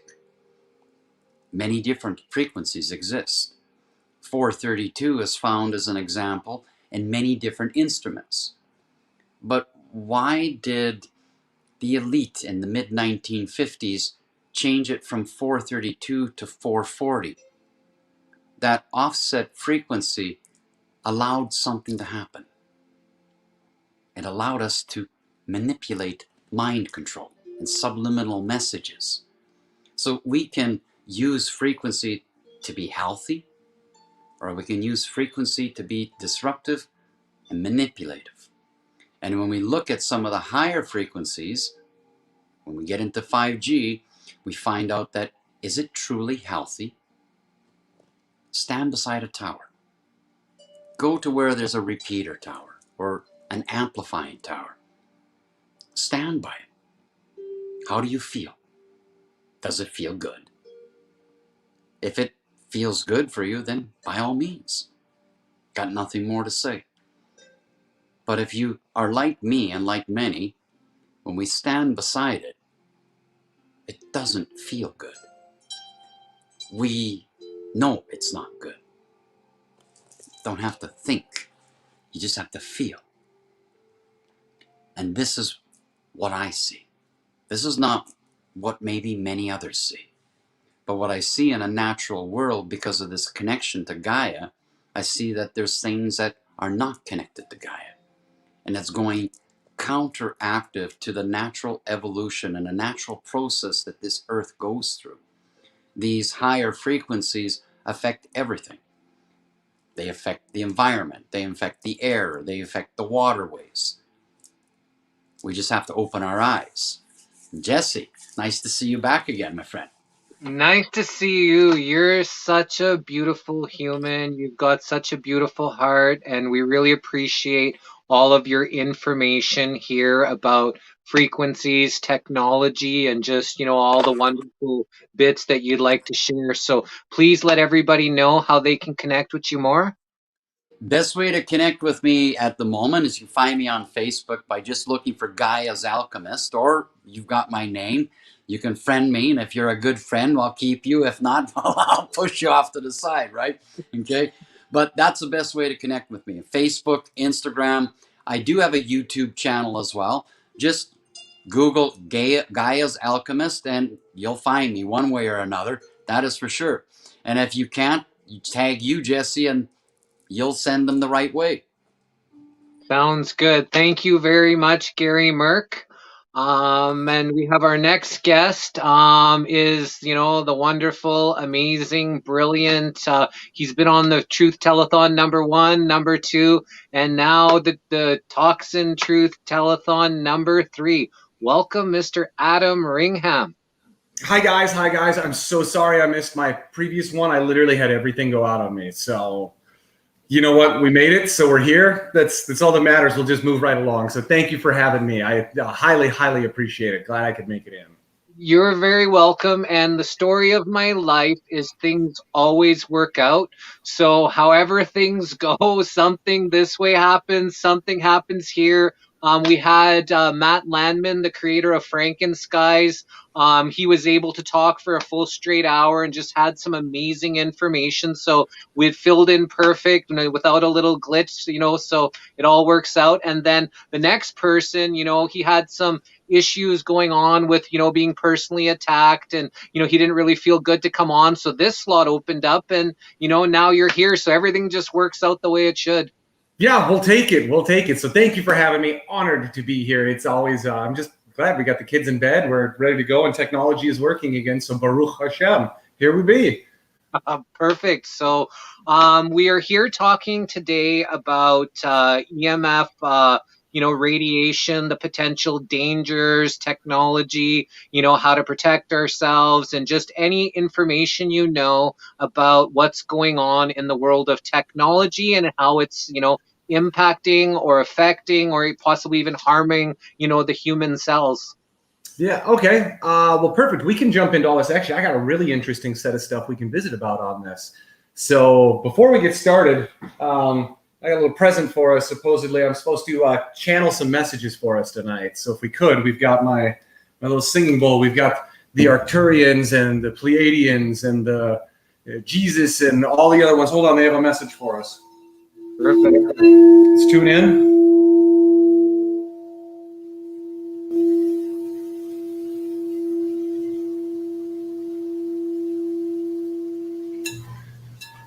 All right, here's their message for us. No one's coming to save you. All of this nonsense of all the people that say there's this galactic war and the blah, blah, the Palladians are swooping in with their, it's no one's coming to save you. Knock it off. That's great. Listen, are there extraterrestrial friends? Absolutely. Could they be beaming you wonderful energies and understandings? Absolutely. But none of them are coming to save you. Jesus, if you're going to sit here and wait for Jesus to come back and fix it all, you're wasting your time. Get off the rapture culture. Get off all this doomsday nonsense. Get off it. No one's coming to save you. It is your job.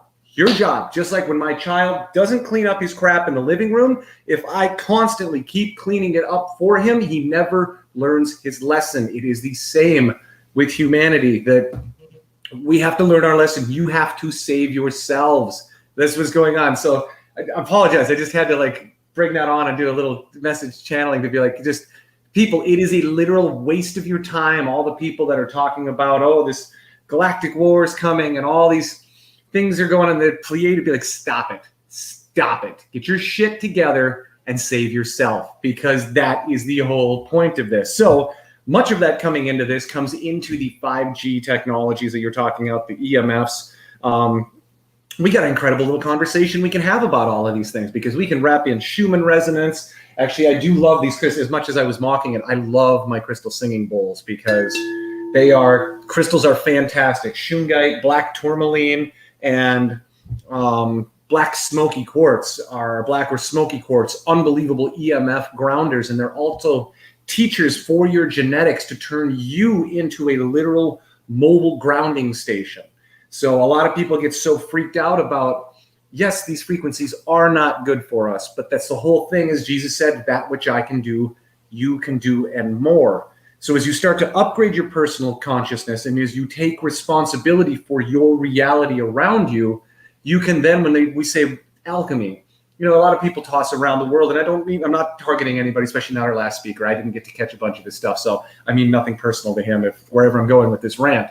But the alchemical part of it is you can literally become an alchemical, like a transformation beacon for this. As you learn how to, these EMFs coming in, your thoughts alone, the entire universe is mental. Nothing is real. As you upgrade yourself, as you raise your consciousness, raise your frequency vibration, if you're trying to heal, bathing in electrosmog is not going to help you. But as you continue to move up these ranks, the electrosmog, you can literally just ground it off with your own thoughts, your genetics. As you practice it, as you install the programs into your subconscious, black tourmaline, smoky quartz, and shungites are all very good if you're carrying them, if you're wearing them, as they're teaching you. These are all teachers, just like these crystals would be like, we're not coming to save you, but we will happily teach you how to do this yourself, and basically how you can become a black tourmaline or smoky quartz or a shungite just by tuning into that thought frequency alone. So there is the 5G, there is a whole thing, it's called transfection. And transfection, what does it mean? This goes with the ancient god Artemis, which Artemis was the hunter, and there's actually Artemis. There's a company called Artemis that's inside the 5G technology that's part of their targeting system, is something called Artemis, and Artemis was the hunter with the bow. And through transfection, what they do is your cells, they communicate to each other. They communicate via electro signals, radio signals, ultrasonic frequencies, standard frequencies, like one of these. Every organ in your body plays a musical note, a radio frequency, an ultrasonic frequency, an ultraviolet frequency, megahertz, gigahertz, terahertz. Like your frequency is way above all these other things. So what can be used and this isn't to like terrify anybody, to be like, oh my God, here's what's coming. But a reality is called psychotronic weaponry. And so we have huge quantities of the planet are bathed in, everybody's familiar with what HARP is. HARP is not only for weather manipulation, it's global behavioral modification at the same time, because it interrupts the Schumann resonance. As you start bouncing this frequency back and you make the ionosphere start wobbling, you can disrupt entire crowds, the entire planet. You can disrupt the behavior and the coherence of an entire planet by just injecting all this electrosmog and changing the Schumann resonance. You can even use it as a tectonic weaponry, that if you basically triangulate the bounce around the bubble, this is how Fukushima happened. The entire story of how Fukushima was a nuclear reactor that melted down. Absolutely not. It's impossible. There's all these safety measures in it that if the reactor starts getting too hot, it melts basically to where the safety rods drop in and they shut the whole thing down. What it actually was, which a bunch of nuclear waste was moved there, and the uranium was sold and moved out. And so they covered up the sale of a bunch of basically weapons grade uranium, and they moved in a bunch of nuclear waste that they put in there instead. And they used tectonic weaponry that was basically based off HARP weaponry that caused an earthquake under the ground that then sent a tsunami. So this is based on Tesla tech. But moving back, these are just things to be aware of. I'm not here to terrify anybody with it, but you need to understand these are all happening. And that's the whole point of no one's coming to save you. It's going to take all of humanity collectively, because our consciousness, people don't understand the level of power that they have. Hence the whole reason Jesus said, that which I can do, you can do, and more. It's about raising all of these people's frequency in coherence together, saying, listen, Jesse, I have no idea what's going on in your life. I have no idea really who you are, the troubles you're going through, the struggles, the trials. I don't care. I do.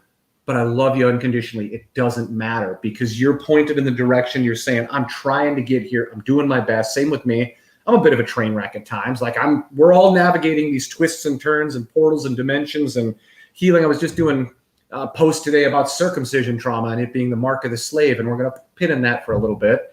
But this, the whole point of us is all of us start to tune into this. That's why they have to create all of this psychotronic weaponry, all of this electromagnetic weaponry, because humanity, yes, there are frequencies that are being bombarded in. We could say it's our extraterrestrial neighbors. We could say it's the planetary cycle of every like 25,000 years we're moving through, that we're moving into the new golden age and the ascension level. It could be extraterrestrial, interdimensional things, much like the, you're familiar with that Agni Mane I sent you. That doesn't even come from this dimension. It comes from another one that was sent a very long time ago to basically be an anchor for that frequency, to ground it up, to turn you basically into that crystal and upgrade your genetics and your subconscious and your conscious. So psychotronic weaponry, like you could target entire crowds of people. Like you took a look at the Trump rally that happened back in whenever this was, not terribly long ago. And they said all these people kind of started acting a fool. Yes, there were the obviously insurrectionists that were planted in there that did their thing. But, Washington, D.C. is blanketed in 5G. So when Hitler did the same exact thing, back when Hitler would go, he'd have his opponents on stage. And when his person he was running against was on stage, they'd play these ultra low frequencies that were very dissonant and made people very uncomfortable. Kind of like, here's a good way to put it. This is in terms of astrology. They use this one as well. Hold on. I'm going to use the piano as an example. So when Hitler's opponents would be on stage, they'd play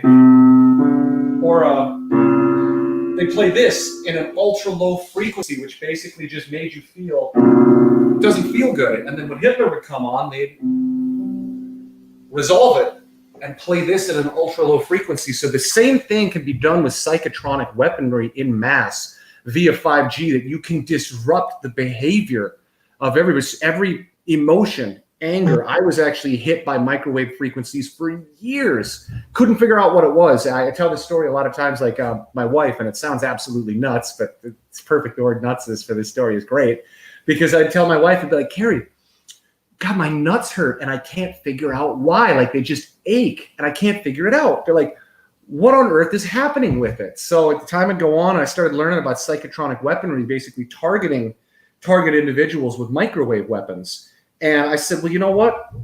Listen, this sounds batshit crazy, but I'm going to turn on, they called it a ghost EMF detector on my phone. It was just an app. All it did was your cell phone, if you look at it, you pull it up, you can say you got X amount of signal up over in the corner there. It has an EMF meter, a microwave reader built into it to tell you how much microwave signal is coming into the phone, so how much service you have. Well, you can piggyback on that and create an app that just says, okay, how many microwave frequencies are around me, from Wi-Fi, EMFs, the whole kit and caboodle. So every time my nuts had hurt, I'd turn the thing on and it would be needled out in the red, and you could actually point it to, you could triangulate where the signals were coming from. And so it'd be needled out in the red, and I'd be staring at it and all of a sudden go, and it shut off. And after about the 100th time of me being able to do it, I finally went, holy shit, I'm being hit with microwave frequencies and this is intense. Like, I don't know how to tell people about this. Like, I sound like I'm fucking crazy. Pardon my language, but I don't have any other way to put it. And I'm trying to say, how do I bring this up to my wife? Because after 100 times of me being like, okay, my nuts hurt right now, what's going on? And I look at the thing needled out in the red, and then all of a sudden, and they stop hurting like a minute or two later. It's like, well, I can't come to any other logical conclusion. So this would happen, and I'd show her, and it'd happen, and I'd show her, and like a rational person, she'd say, like, listen, Adam, there's got to be some other explanation. I'd be like, listen, I'm with you. I've gone through this. I feel like a nut job saying it, but I have no other explanation for you of what on earth could be happening. There is no other way to explain this that I can literally point it, and I'll show you there's a cell phone tower about a mile over this way, and I can pinpoint with the little things going on, be like, it's pointing right at the cell phone tower. It could point anywhere else in the world. So finally, after about the 100th time, she's like, I don't have any other explanation. There is no other whatever to have you. So I did a Facebook Live basically showing it. And then after that day, it didn't happen again for, well, at least for a very long time. I mean, maybe they hit me now, maybe not. But there hit a point where it was just like, well, I could feel it happening. And I'd just be like, well, I can't go burn a cell phone tower down. That's not going to look good. You know, I can't go act a fool or anything. That's not really the right behavior. Am I pissed off? Sure. Or we talked about like the things at the DC rally of people kind of going crazy.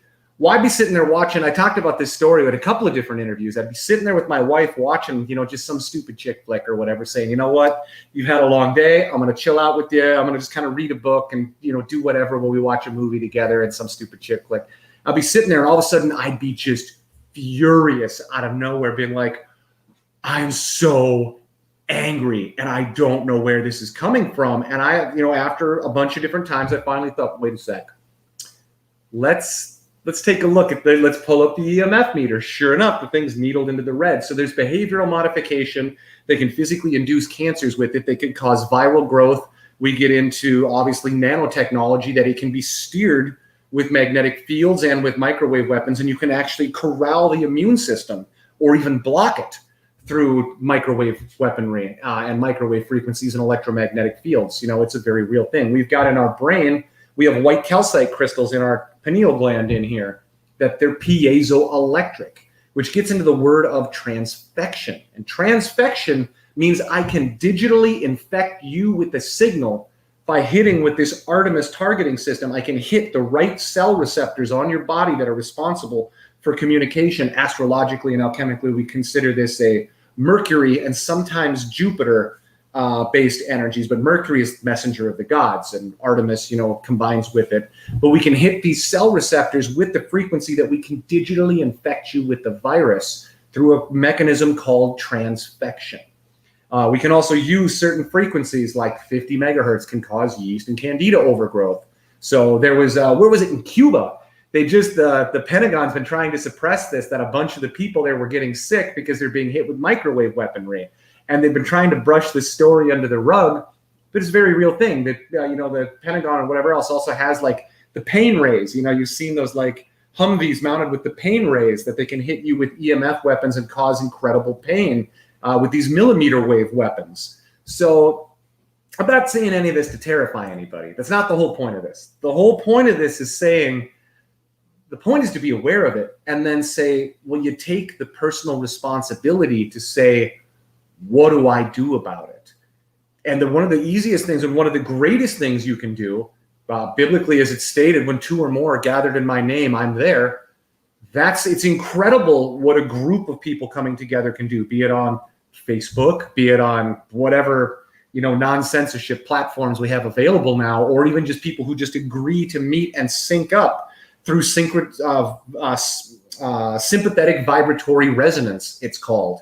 If I take tuning forks, and this goes into frequencies and 5Gs and all these things, if I take a room full of tuning forks, and they're all different sizes and octaves up and down the whole piano, every different note, sharp, flat, standard things. Well, sharp and flat's really the same thing. It just depends on your perspective. But anyway, you've got a room full of tuning forks, and I come in and play a middle C.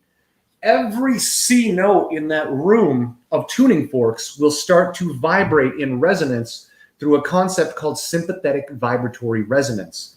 And so this electronic warfare that we have, the 5G weaponry really is nothing compared to the divide and distract agenda, where we divide people against each other and turn your broadcast, the most powerful broadcasting system on the planet here, well, it's really here, but here, turn the most powerful broadcasting system and turn billions of them against other people, of being like Democrat, Republican, Christian, you know, Jewish, blah, blah, blah. You don't have to, Trump, Biden, doesn't make any difference. It's so, if we can basically, if they can do that, it's called psychic, it's called a psychic attack, where it's basically what it is. It's a psychic attack through behavioral manipulation, that if we can turn all of these gigantic radio conductors against another person, that's what the field of psychics, the study of psychics,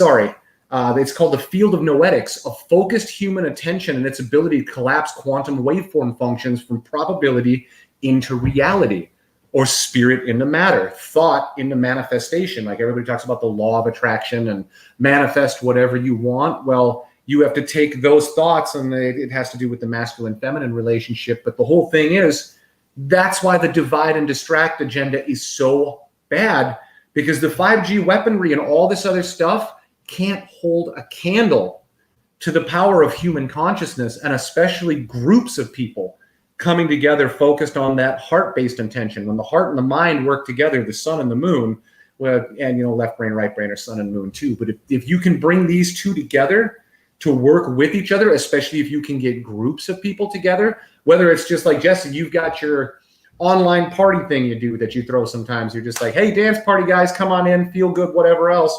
It might sound hippy dippy woo woo boujou, but having a bunch of people tune in and just be like, you know what, doesn't matter. Whoever you are, I love you. Whoever you are, I love you. We're going to set everything aside for a little bit and just raise the frequency vibration. That's actually very, very powerful in what that can do. Now, granted, there are ways to organize it better and everything, but listen, humanity right now can barely keep its shit together as it is for the most part. I mean, 99.9999998% of people are just trying to make it through the day, which is the entire point of if we can stress everybody out so that they're financially stressed, everything, everywhere they go stresses them out. You stress them out with this crap. You stress them out with the vaccine whole agenda and the COVID passport and the dividing. You can stress everybody out. That's adrenochrome harvesting is what it is. So it's not to be afraid of this stuff. And it goes back to my channeling at the very beginning. No one's coming to save you. You have to get all of these behaviors in check yourself. If you are addicted to stress, put your phone down. If you are sick, stay the hell off that thing, because the longer you hold this thing, I literally have one arm versus the other. The hand that I hold my phone in, I've been doing intravenous vitamin C for a couple of treatments, being like, I got to take serious control of my health and like really get my frequency up high. So God said, go do some IV vitamin C. When I did it, the IV in this hand like holds my phone versus this one, it was a night and day difference of how much crap is stuck in my system from holding that phone for that many years. And I don't even have a 5G phone. There'll be people that hold their 5G phone and they'll be like, God, I got these bumps on my hand and this weird sickness and this candida. I just can't. Yeah, doesn't matter how many green smoothies and juices and all this stuff you eat. If you're constantly holding this electronic, basically, weapon in your hand, if you're constantly holding it, it's going to destroy your frequency. And then if you're staring at it with the psychic, there's a nefarious AI program inside of Facebook that it's literally targeting every single person. And that's the whole point of Facebook, is it's there to psychologically profile you to anything it can do to hit you, to target you with some kind of psychic attack, electronic frequency, trigger your mood, show something up in your Facebook got sued because a whole bunch of people committed suicide because they deliberately hacked and changed the news feed of people to be constantly depressing, and it depressed people and they killed themselves. So they found out there was a program to manipulate their behavior and their mood, and they sued it. And obviously they settled for a very quiet amount, because Facebook's really a CIA program, LifeLock or something, not LifeLock, but Life Spy. I forget. Do you remember? No. Okay, yeah, the same day that the CIA closed its program called like Lifebook or whatever else, the exact same day Facebook opened itself, like on the public, like the exact same day. So the thing, like Zuckerberg didn't invent the thing. I feel bad for the poor dude. Like he's a puppet in the whole thing, and I honestly owe him a huge debt of gratitude because everybody clicked the agree button. Once again, it circles back. No one is coming to save you, and you have to be aware of all of these different psychic attacks and psychotronic weaponry. It's not just the 5G frequencies. It's what are they putting in front of your face. So like when a guy looks at a cell phone, they'll watch where his eyes go and what they look at, how long he looks at, pupil dilation, when he looks like at a different girl on there or whatever else, to make the perfect ideal girl appear basically for him so that they can cause problems for him, to cause him to do stupid crap because they've psychologically profiled him through facial expression, eye movement, retinal dilation, to put it all in this gigantic file to say, well, okay, listen, this guy's not working with all this other stuff. Can we hit him with some kind of temptation and something else to make him fuck his whole life up? Same goes with women. Can they do the same thing? And the microphone's listening to your conversations with your marriage and your spouse, and they'll come in, and it's very opportunistic that if you're deemed a threat, they turn on the AI warfare of saying this person's a threat, make them kill themselves. All we got to do is change their news feed and the circumstances, the situation, and what's going in their eyes. We can cause that person's life to self-destruct or just get them to their addiction. Oh, I need some more likes on Facebook. I need some more likes on Facebook. They're constantly holding the phone. These are way, way, way, way, way more powerful, and them turning your thoughts against your fellow brethren. Because if you're breathing, you're all my brethren. I don't have enemies. Like, if you believe you're my enemy, that's on you. I don't care. I don't have enemies. I love everybody. It's fine. I get that we're all in certain places. I was hit with microwave weaponry, and I know all about like the people and the programs and the stuff that did it. Listen, I forgive you. I get it. It's order following. Look at all the people, like what Hitler got people to do. I get it. It's fine. I've been an asshole. I've been a real jerk, and I'm still a jerk sometimes. I'm sorry. Like, I, kind of lose my cool, and my little saffordite crystal brings out the worst in me more often than I'd like it to, but that's part of highlighting the aspects of within myself that need to be healed. So biggest thing is, what's that? LifeLock. LifeLock. Thank you. LifeLock. So I was close. Anyway, I can't remember everything all the time. So the biggest point to recognize is fear isn't going to get you anywhere. It's just exactly like Jesus said, that which I can do, you can do and more. And when two or more are gathered in my name, I'm there. The ability for people, if they come together, there's the, what's that? The Heart Math Institute. They've got like that online thing that comes on. Fantastic investment. You want to better your life? Get one of those little heart math devices. I think I have one hidden back here somewhere. Yeah, I do, right here. One of these little heart math things that it clips on your earlobe and basically just measures your coherence frequency. Just clips on. It's super low power Bluetooth. It's not enough EMFs you need to care, but you can tune in and you can actually train yourself to come into coherence using one of these. It's like $80. And they've got an app that they have scheduled. People can come online, join the heart math coherence thing, join the collective group meditation. I mean, they did studies in Washington, D.C. of a bunch of people meditated and prayed together over the course of like 30 days. And in that 30-day time period, crime dropped by like 27%. And the chief of police was like, it would take a freaking act of God for a 27% drop in crime across a month. They're like, no. It's just when people come together in coherence, in that non-judgment, unconditional love and forgiveness, which was Jesus' whole message. His whole message wasn't about religion. It was love your neighbors as yourself. But if you don't love yourself, you can't love your neighbors. And if you don't love your neighbors and yourself, you can't love God. So that's the whole thing of do that personal work. That was the whole point of his existence. His message was, this is the point of it all. You're already forgiven. You're already loved. Knock it off. But guess what? No one's coming to save you. You need to learn to do this yourself, because at death, if you haven't cleaned this stuff up, it will just follow you into the next life until you finally clean it up. So if 5G, sure, it can actually do stuff. 4G, sure. Psychotronic weaponry from cell phone towers and satellites. And we haven't even gotten into the Montauk project and what they can do with that type of like military super psychic program. Boop, pinning that one for a little bit.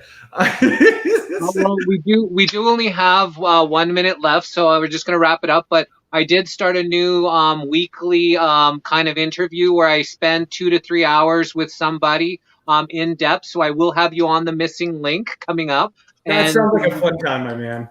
Yeah, that will be awesome. So please, you're just a wealth of knowledge. I really enjoy listening to you because you've got so much information in there to share. So please let everybody know how they can connect with you more. Just hit me up on either Facebook or Instagram. I'm on a 1-week ban right now on Facebook because I shared peer-reviewed clinical trials about ivermectin. That's a funny story. Listen, I clicked the I agree button. I can't even be mad. I'm like, whatever, a vacation from Facebook for a week. Screw it. So thank you, everybody, for putting up with my schizophrenic ranting. I tried to wrap it all together in this short 30-minute time frame, but it's so much to cover that I just wanted to, go research it. Go research it. Don't take my word for it. Go look it up. You'll figure it out, and we'll be back another time, Mr. Jesse. Thank you so much, Mr. Adam Ringham. Pleasure having you again, and we look forward to chatting with you more. Have a great, bless you, brother. My pleasure. Awesome. That was Mr. Adam Ringham. So next we have, the Mr. Stephen Garvey. from the National Citizens Alliance Party, which is a federal political party in Canada that talks about things that, the media doesn't talk about, talks about things that other political parties don't talk about. And it's a real, party for the people, looking to make a difference in people's lives through the political. So I've been out with the NCA party. I'm with the NCA party, and we've gone and exposed a lot of harmful radiation that comes from 5G towers. So why don't you take it away, Mr. Steven? Yeah, thank you very much, Jesse. And I'm grateful for your efforts and your other colleague. Tremendous example of commitment to the cause. And everything NCA does, like, sure, we have policies and that, but we're all hands on. We believe being on the ground and getting the facts. And we're 100% grassroots, non-establishment. And we believe there's a real disconnect between the environment and humanity now. We encourage people through our example to be connected to your environment, to understand what's going into your environment so you can protect yourself, your family, pets, the bird life around you, the trees. If you don't understand what's going on around you, then you're basically very vulnerable to the toxins, because we're talking about that are out there. We've been focusing a lot on 5G, Jesse, because during the lockdown, we believe that there was a real push to get these 5G antennas and other infrastructure out, and it's still ongoing. So we've been out measuring these towers, and we did something on Sunday. Just recently, we did. It was a tower on an apartment complex, and it was color coded to the brick on there, so you couldn't see it. It was very low level, and our meter was completely maxed out. Just to add on to what that other gentleman was saying, you can't get out of 5G once they get to it. It's called an AI technocracy. That's the technological basis for it. It will be the infrastructure. It'll be in your house through all the smart meters, smart devices. There'll be cameras on you when you leave, like in China. There's going to be facial recognition. There's going to be small cell antennas. The cell towers. There will be cellular satellites. Those are mainly for the rural areas to probe in there. There's going to be self-autonomous driving cars. This is the AI technocracy that's coming. It's not about you or your family. We're going to lose up to 40, 50% of our jobs.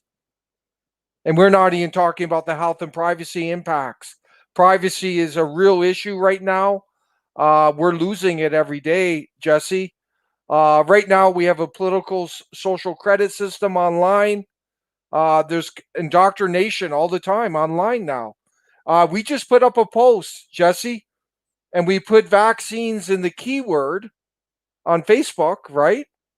Because we talked about the looming vaccine passports. And Facebook, through its algorithms, now they have a message below our post justifying, saying how great the vaccines are. You see how the system works, right? But our message to you is that without your health, you have nothing. So, we can go to Jesse's beautiful events and really open up spiritually. But that isn't any good if you're dying of cancer, is it, Jesse? Or if you're bedridden, you have maybe diabetes, heart disease. That's why we need to take this stuff seriously. This is one of the meters that we use.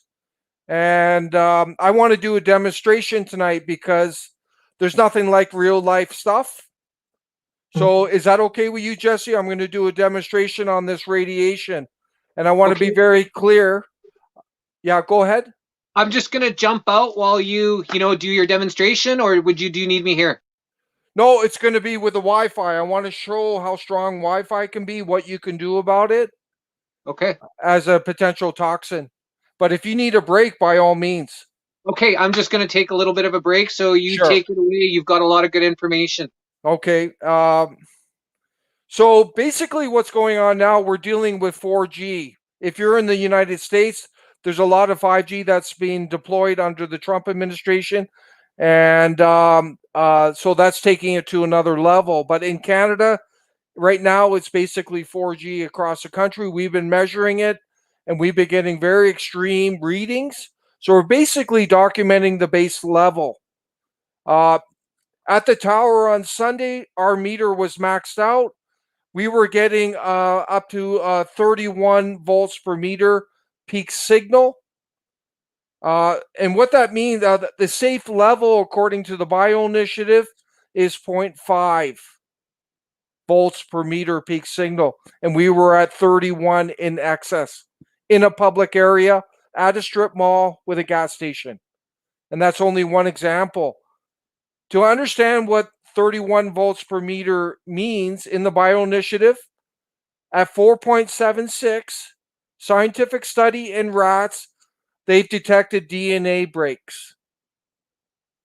At over 28 volts per meter, they've detected free radical release in rats as well. So this is very serious stuff.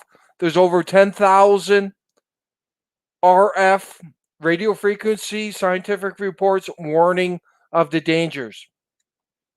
So Wi-Fi is another source of EMF that's quite dangerous.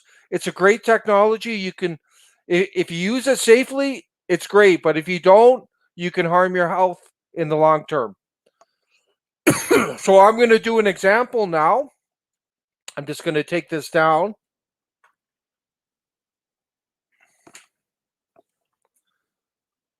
So over here, we got the Wi-Fi, we got the meter. We'll do some readings and we'll show you what's going on with this. So I'm taking it off.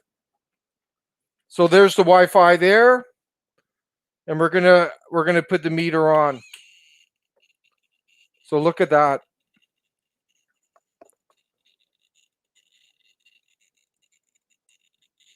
Look at that.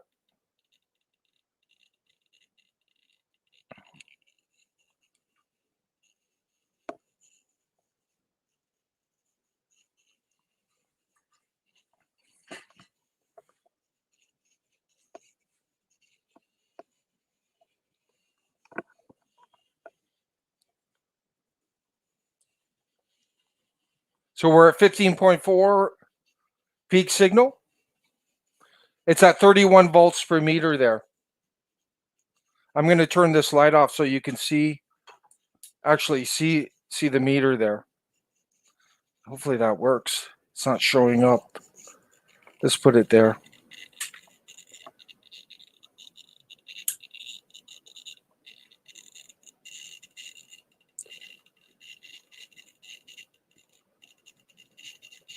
There we go.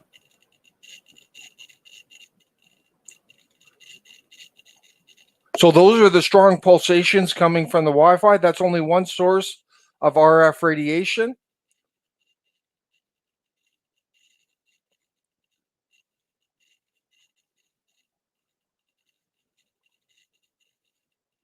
And that's well over 20 volts per meter.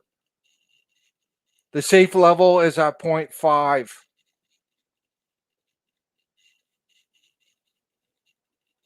When we were at the tower yesterday, this thing was completely maxed out in the public location. These towers are everywhere.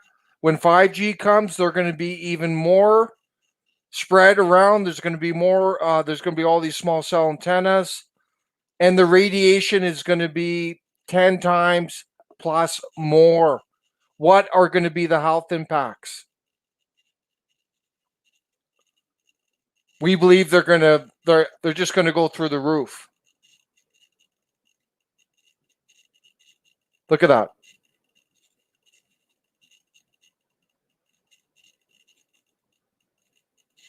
So to deal with this, we discovered one inexpensive means. If you can get a mesh Mesh garbage can. This one costs $24. It's made out of stainless steel and allows air circulation. We put that over top.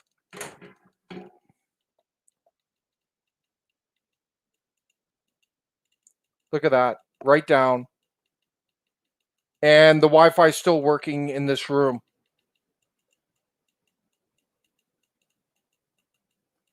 That's at a safe level now.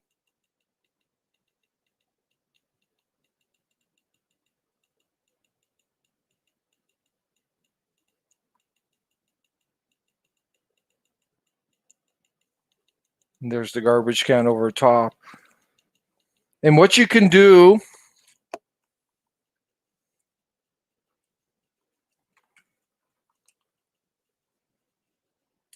we encourage people to take this very seriously.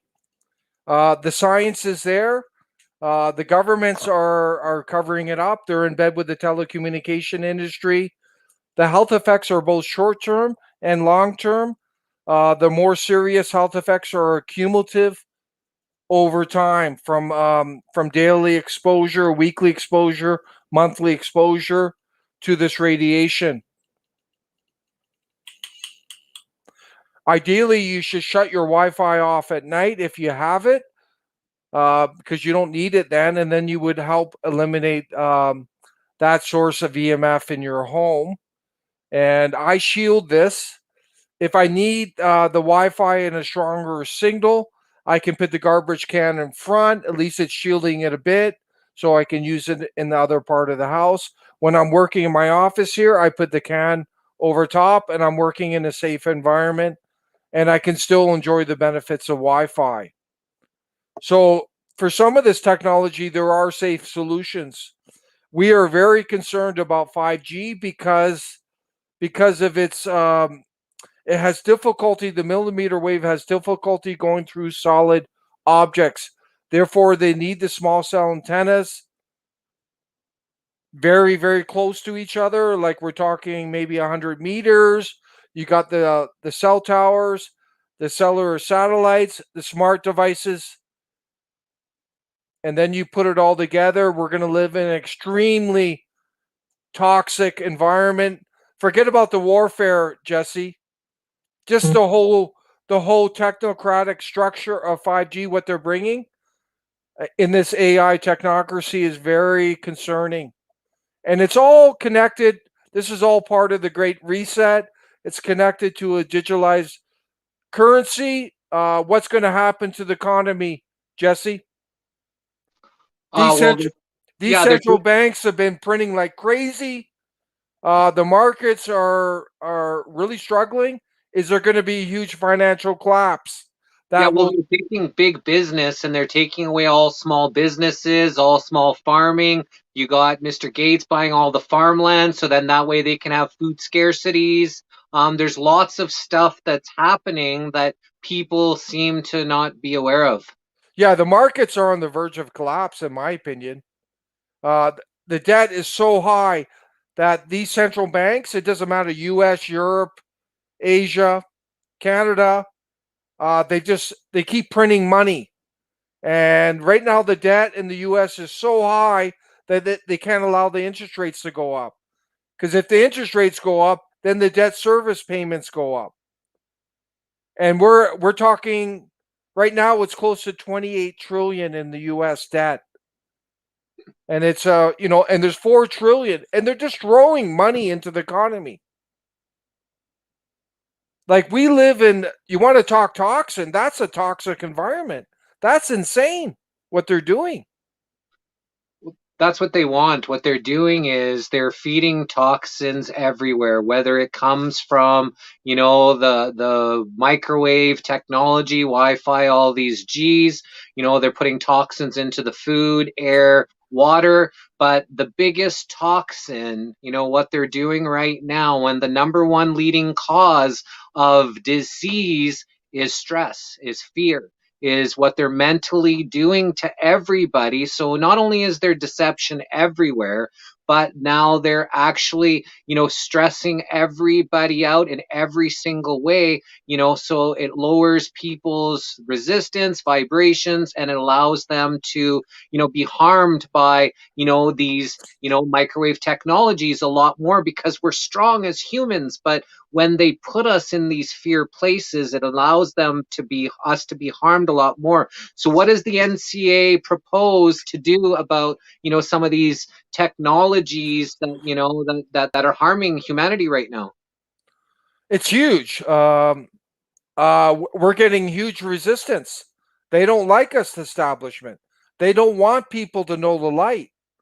So we're battling that, as you know, Jesse. But, in terms of 5G, we're not against technology, but we would put an immediate moratorium on it. We don't believe it should be in the public realm without adequate testing. 100%.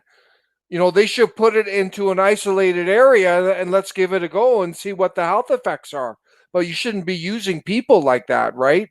So 5G was created, to help. It's like as a weapon to help against crowd control. That's kind yeah, of where 5G came from, is, to be able to disperse crowds, to be able to send these, signals out in order to cause disruptions in, brain waves and different things in order to make people, not want to, go against the system.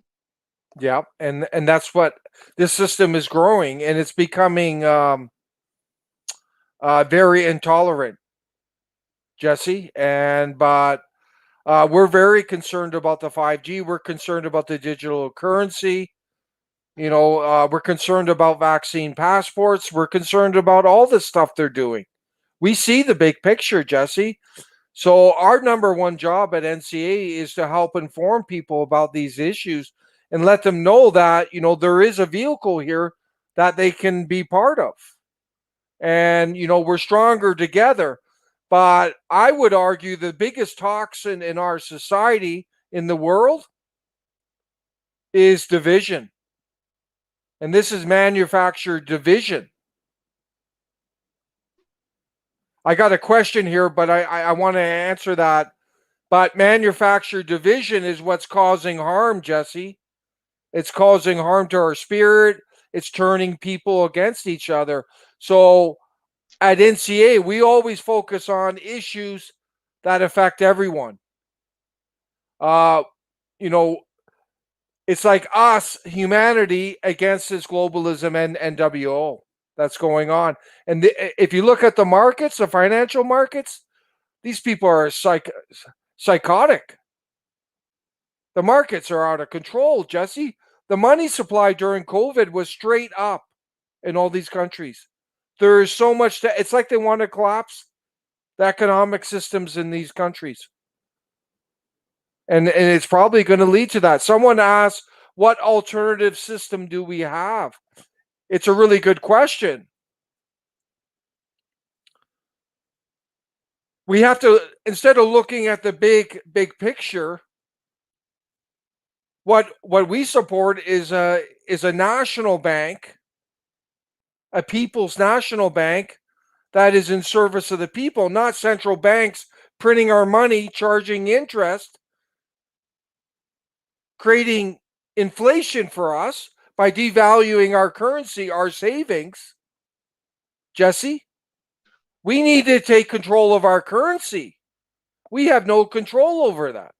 It was Pierre Elliott Trudeau that I'm not sure about the year, but I don't know if it was 1976 when he actually, 76 or 86, when he sold out Canada and actually sold it out to the bankers. We used to be in control of our own money, but he signed all of the banking over to the World Bank, and hence that's this crazy debt that we now all face, where most of the money that is generated from the resources in Canada goes to paying off interest and not anywhere else.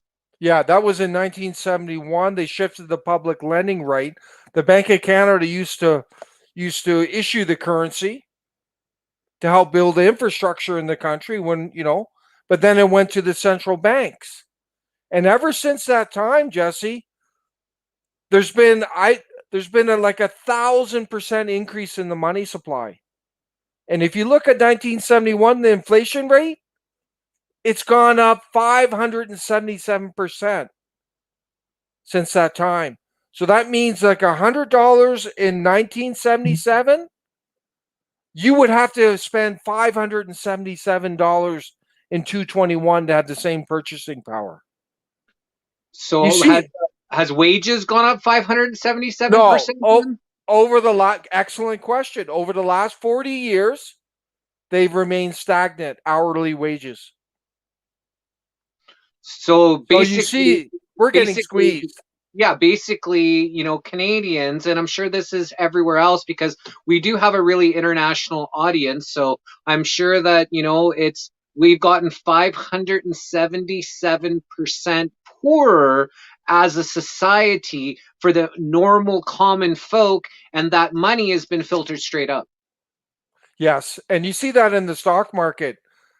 You have the upper echelon, like all these, the bailouts, all these stimulus. Like right now, it's being spread around to the people, but prior to that, it's going to the to the big businesses, going to the people on the exchanges. Jesse, they're taking the money, making money. The whole thing is a joke. Meanwhile, the common people, are just getting pushed down. And so someone talks about the economic system.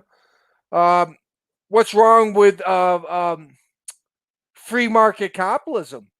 But when you have it run in this autocratic way, Jesse, top down, that's not free market capitalism.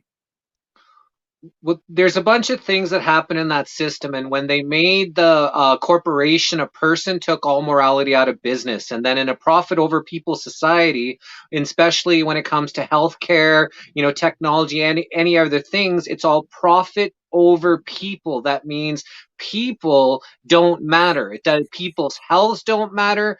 People's finances don't matter. It's just matter over what's the numbers. So getting back a little bit to this EMF frequencies, and I had a conversation today in Clarity Tea House, and we were talking about Calgary is the test market right now for drones to do facial recognition. So the stuff that's happening with Calgary is actually the Canadian test market. I just found out today, and they're doing the same thing where they're looking around. They got drones flying around, which are actually, doing this social credit, facial recognition, and actually uploading everybody into the system.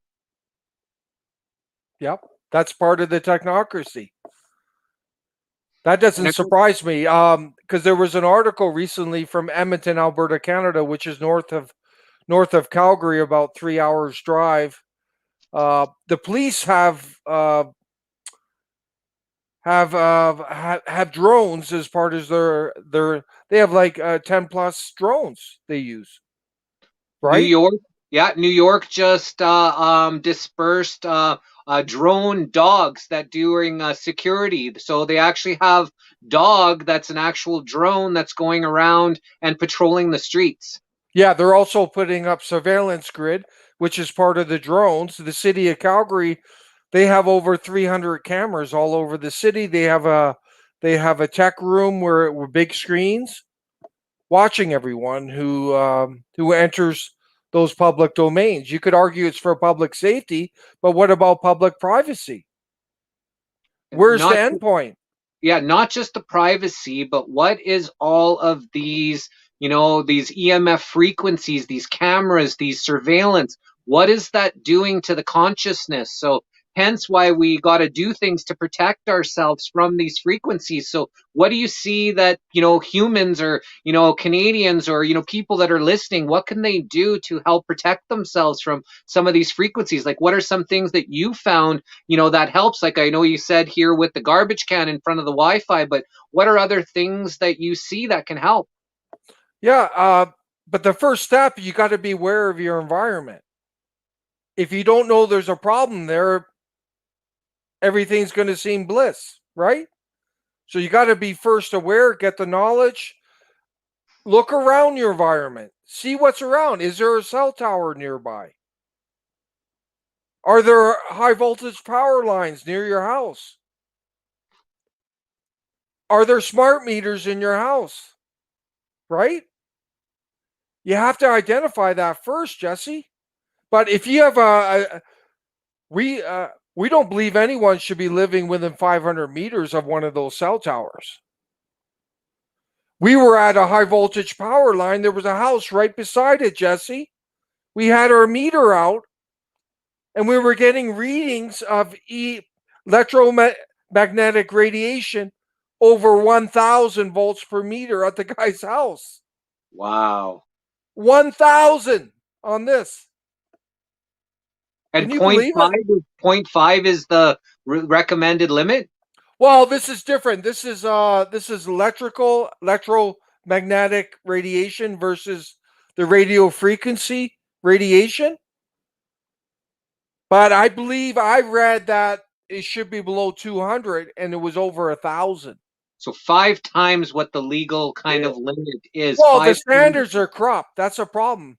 And I talked to that's even a high level. At 200, that's at a high level. It is high level. I felt it, Jesse.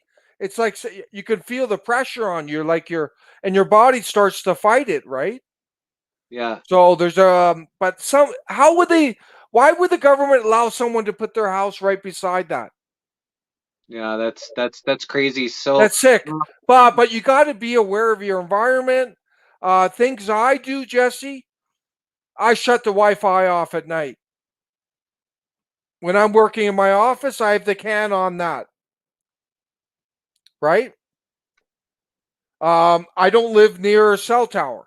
At least there's one over there, but it's blocked. The radiation is good around my home environment. I don't have any smart devices in the house. My phone, I know the radiation.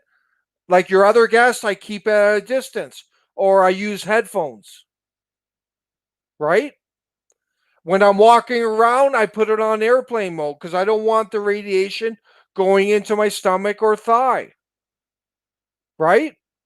Yeah. But be very careful at the airports. The radiation there is unbelievable, eh? Yeah, so we have 2 minutes left. So I just wanted you to tell everybody. We do have an international audience, so tell all Canadians what they can do, and maybe support that come in from anybody that doesn't live in Canada, how they can support, you, the NCA party, how, about exposing this stuff, and let us know any ways that they can connect with NCA. No, it sounds excellent. We've been under Shadow Ghost Band on Facebook since October 16th, 2020. They've shut down our audience by 85%. This is what we're up against. This is what we're up against, Jesse. But it means we're on the right track. When they're censoring you, we're a registered party and they have no problem censoring us. So the most important thing I tell people, be aware of your environment. If you don't know the problem, you can't solve the problem. So you got to be aware of your environment. Don't live near these towers. Don't live near these high voltage lines. Control the radiation within your house. So you can contact us at nationalcitizensalliance.ca. We'd be happy to welcome contributions by Canadians, and we can issue tax receipts. But we are a grassroots, non-establishment vehicle. It's up to the Canadian people what they want to do. But there's so much misinformation out there. So all you Canadians, join the NCA, join the National Citizens Alliance Party, do something that can possibly make a difference. We need all the support. We need people. So we do need to wrap it up now, Stephen. Yeah. Okay. Sure. Okay, thank you, Jesse. thank you very much for your time and your information. And, really look forward to, Oh yeah. seeing how much more we can do. Yeah, we got hundreds of videos on our Facebook, YouTube page, so please check them out. There's nothing like on the ground content. Awesome. Thanks very much, Thank you, Stephen. Jesse. Keep So now we're gonna have, the amazing, the best dumb podcast out there is Mr. John Keane. Welcome, brother. You have so much information. You were, came the first time I ever heard of you was on the Truth Telethon #2, and you wowed people. And I know you're going to do that again here today. So we look forward to, seeing what you got on EMF frequencies and any of this technology that's, kind of harming, humans. All right. Well, thank you for having me back, and I appreciate you, having me on. And if can I go ahead and get started, share the screen, and all that good stuff? Yeah. I'm going to jump out and I'm just going to let you, or did you want me here? It's fine. I can do it. Okay, Let's do it. perfect. All right, brother. All right, everybody. I'm John Keane. I'm from the Best Damn Podcast. You guys can catch me on YouTube, all of this stuff, Facebook, whatever. I'm on all of it. So tonight we're going to talk about electromagnetic frequency, 5th generation technology, and what I think a lot of people are unaware of is the fact that it goes beyond just what most people talk about with, the different mechanisms to cause cancer and all of these things. This is a transhumanist agenda to shift humanity into the 5th generation of technology. So technically, it's really humanity 5.0. That's what we're going into. I know if you guys are familiar with any of the biblical text or Hopi prophecies, they talk about a 5th world emerging. Well, this is that 5th world. And a lot of the different controlled opposition movements, the false awakening and all of these different things, they come under the guise of New Age, but they're really heavily supported through the occult. The 5D ascension, it's all hive mind, right? And it is the separation from individualism into a collective consciousness or a hive mind, which is AI. And demons do what? They mimic. That's what artificial intelligence does. It mimics, right? It's machine learning, meaning that it copies our every move. And if you look at what this technology is doing, it has mimicked our creation as a whole, right? Just for example, right? When we look at the human body, our DNA is the program of who we are. Our brain is our hard drive, right? And our nervous system is like the wiring, which is why it's so important for them to saturate all of us with nanoparticulates like aluminum, barium, strontium, and all of these things, which if you look at what those things are, just in particular, barium and aluminum, right? Baal. You guys have probably all heard of the Canaanites and, the Baal worship, right? This transcends to this day. There's nothing new under the sun. The same people that was doing those things then are doing it now. This agenda actually began with like the telegraph and shit like that, the invention of electricity, the World Wide Web. Matter of fact, it is a web, right? And it weaves around all of us. It's to trap and disconnect us from our astral self. It's to copy and mimic our consciousness. Now, I'm going to give you a few things here about 5G and about electromagnetic frequency, just to show you and highlight that it does also damage you on an anatomical level, right? Millimeter waves. You guys have probably heard of heat rays, crowd control, things of that nature. Well, what it does, and I'm sure you probably know if you're watching this, but I'll tell you anyways, microwaves, they make the water molecules in your body rotate, right? Generating heat. And you are made up of 80% water, right? And that's why they can make a whole crowd of people go running the other direction when they point that thing at them. They call it 6th generation warfare, silent warfare, non-lethal warfare. But we all know better. It's only a matter of adjustment of the frequency to make it lethal. You can see here before cell phone use, right? Before cell phone use and after 15 minutes of cell phone use, and their head looks heated up like it probably shouldn't be, right? Matter of fact, here, I'm going to show you something else. This is a world agenda. And whether you believe this or not, the Vatican and all of those people, we normally talk about, you know, one world system and Illuminati and all of that, but it's really ran through the Jesuits and through the Vatican. All of the things that you see in this world, including the mainstream media and what they're propagating to you, is a form of Kabbalah magic or witchcraft. It's gematria, numerology, sacred geometry, and it's all in forms to push subliminal messages to the masses to get us to collectively create the reality that they want. Why? Because once again, archons, which if you look at the word government, right? Govern or to control, or lord over, which is a derivative of the word archon, mental, mentality, control your mind, right? Government, control your mind.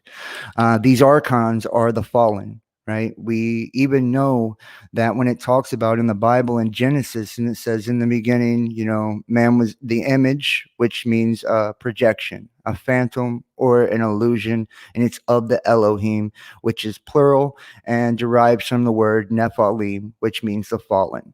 These people are not all giants. That's a myth, right? That's something you're probably told by a pastor who don't know what they're talking about, really.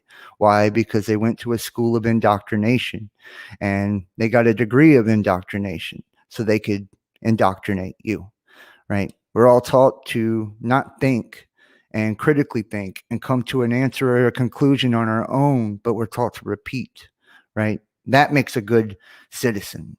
That makes a good person. Anyone who thinks outside the box of the Saturn death cult that we know of, this whole world, the god of this world being Satan, Saturn. Anyone who thinks outside of that box is a dissident or an extremist or a terrorist.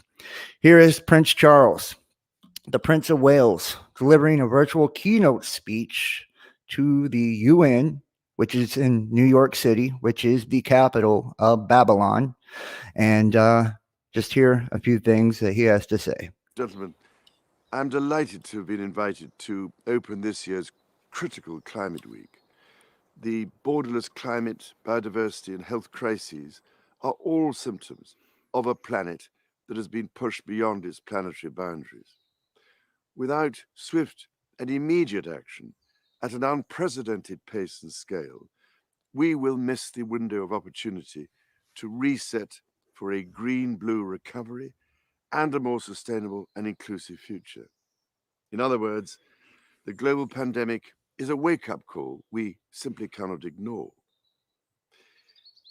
Having been at this now for well over 40 years, I have long observed that people tend not to act until there is a real crisis. Ladies and gentlemen, that crisis has been with us for far too many years, decried, denigrated, and denied. It is now rapidly becoming a comprehensive catastrophe that will dwarf the impact of the coronavirus pandemic.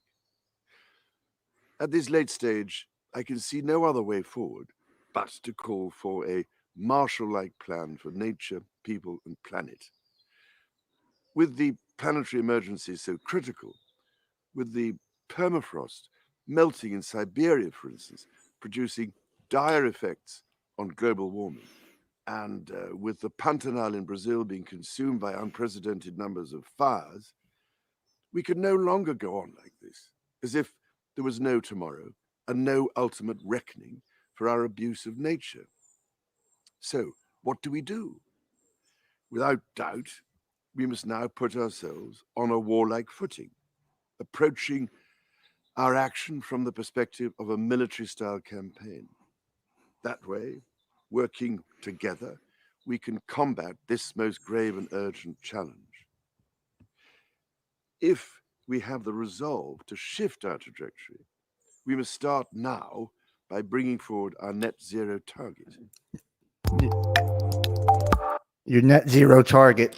That's you, by the way. The net zero target. That's all of us, by the way. The net zero target. And if you don't think that this guy is in charge, well, maybe just take a look at the history or the lineage of mankind as a whole and how they come from the Caucasus Mountains, became the czars of Russia, the Norse, the descendants of the gods, which were the Anglo-Saxons, the angel Saxons, right?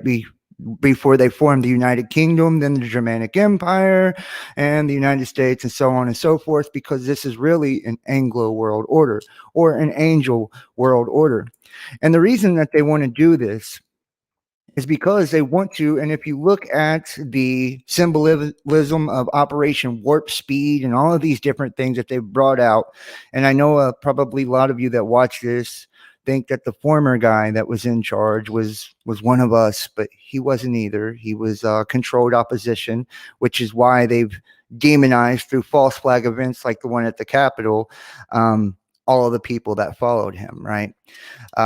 And Operation Warp Speed, in that sigil, and it was a sigil because it's witchcraft, in that sigil that he presented forth through that plan, there is an image that depicts the astral, right? It is a representation of the astral cord, which is the silver cord. It's what tethers you to your consciousness and your physical representation. Like I said, we're an image, a manifestation, an idol. We're not truly here, right? This is just a low density, low vibration vehicle for your consciousness to navigate the third dimensional reality.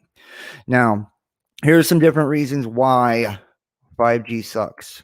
Many radiations emitting antennas within meters of homes and schools. Intensive infrastructure will be required because 5G technology is effective only over short distance and poorly transmitted through solids. They're saying that it's a concentrated, focused frequency, right? It's like a weapon. It's like a laser. That's why Starlink. That's why SpaceX. That's why Space Force. That's why the launching of 20,000 satellites, right?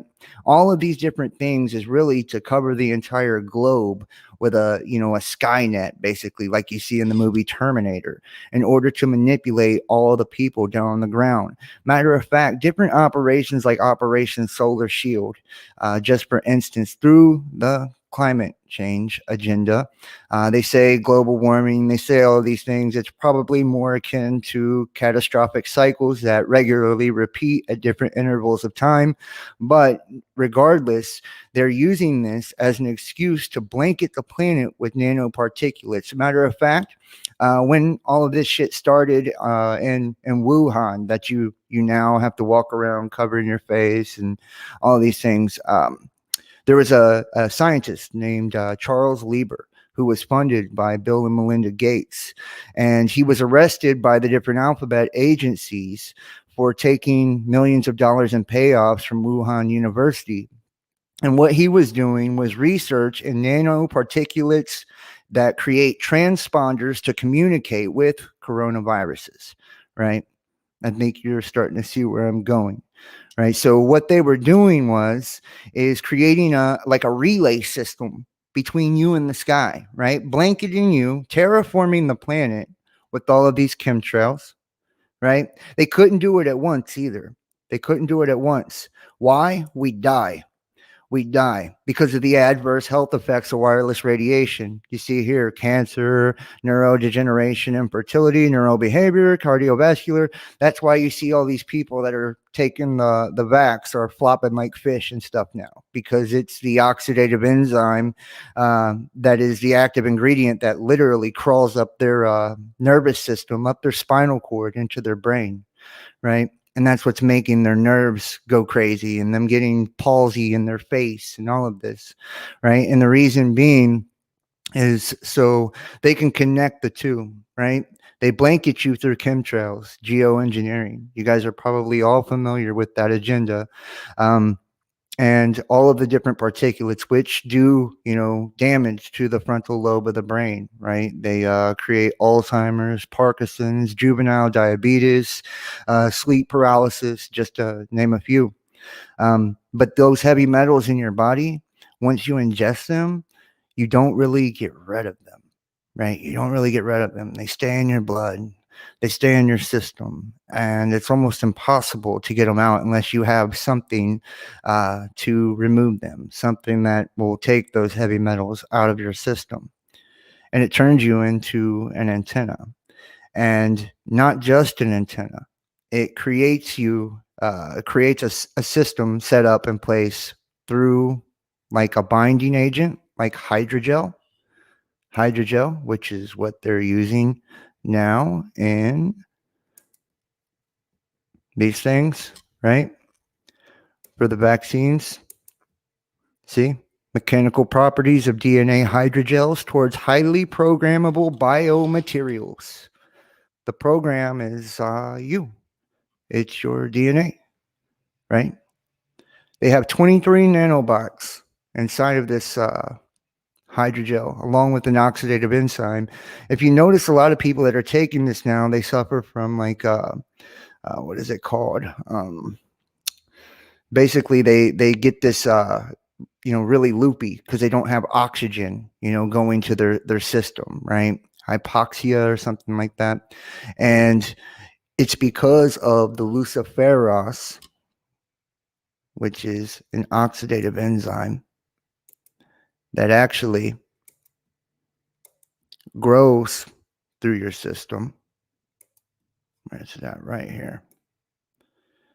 These are the different patents for it to connect you to all of it, right? The implantable quantum dots delivery system. You see here? This is what they do. And the embodiments of the NIR emitting organic dye, semiconducting nanocrystals of copper or silver, which may be encapsulated in a polymethyl methacrylate or microparticle for embedding in the microneedles, meaning it stays in you forever. The tip never dissolves. The microneedle array structure of 1 claims 1 through 13, where the agent can be delivered, are preferentially located in the tip of the microneedle, which remains in the body after the needle dissolves sufficiently for the flexible to fall off. Keep in mind also that the United States government spent $138 million in needles with RFID chips in them, right? Go look at your fact check, right? They'll tell you that it's not to track you. It's to track, the immunization. Well, it goes inside of you, right? It goes inside of you. It's all a process. The 23 nanobots that they're putting inside of you goes to your 23 chromosomes and acts as a binding agent. To bind this to your system, right? The quantum dot grows throughout your nervous system. The hydrogel is water soluble and it invades and is invasive to every single orifice of your body, dude. Like there's nowhere it can't go. Ask yourself, why, when all of this began, why, when people were getting tested, did they get these big nosebleeds and stuff like that, right? When they were getting tested, it's because they were puncturing the blood-brain barrier, right? Going up to the nose. It's actually an ancient Egyptian ritual. Why? Because this is Egypt. This is Mystery Babylon all over again. There's nothing new under the sun. The Phoenicians, all of it. It just goes over and over. The Romans, all of it. And when they puncture that blood-brain barrier, it's to access the brain. That way the hydrogel can activate, can react. And what you're seeing a lot of people do is reject it. Why? Well, they can't do this all at once, right? Think about society for a second, okay? And imagine, and I think I have a actual picture of this for you guys.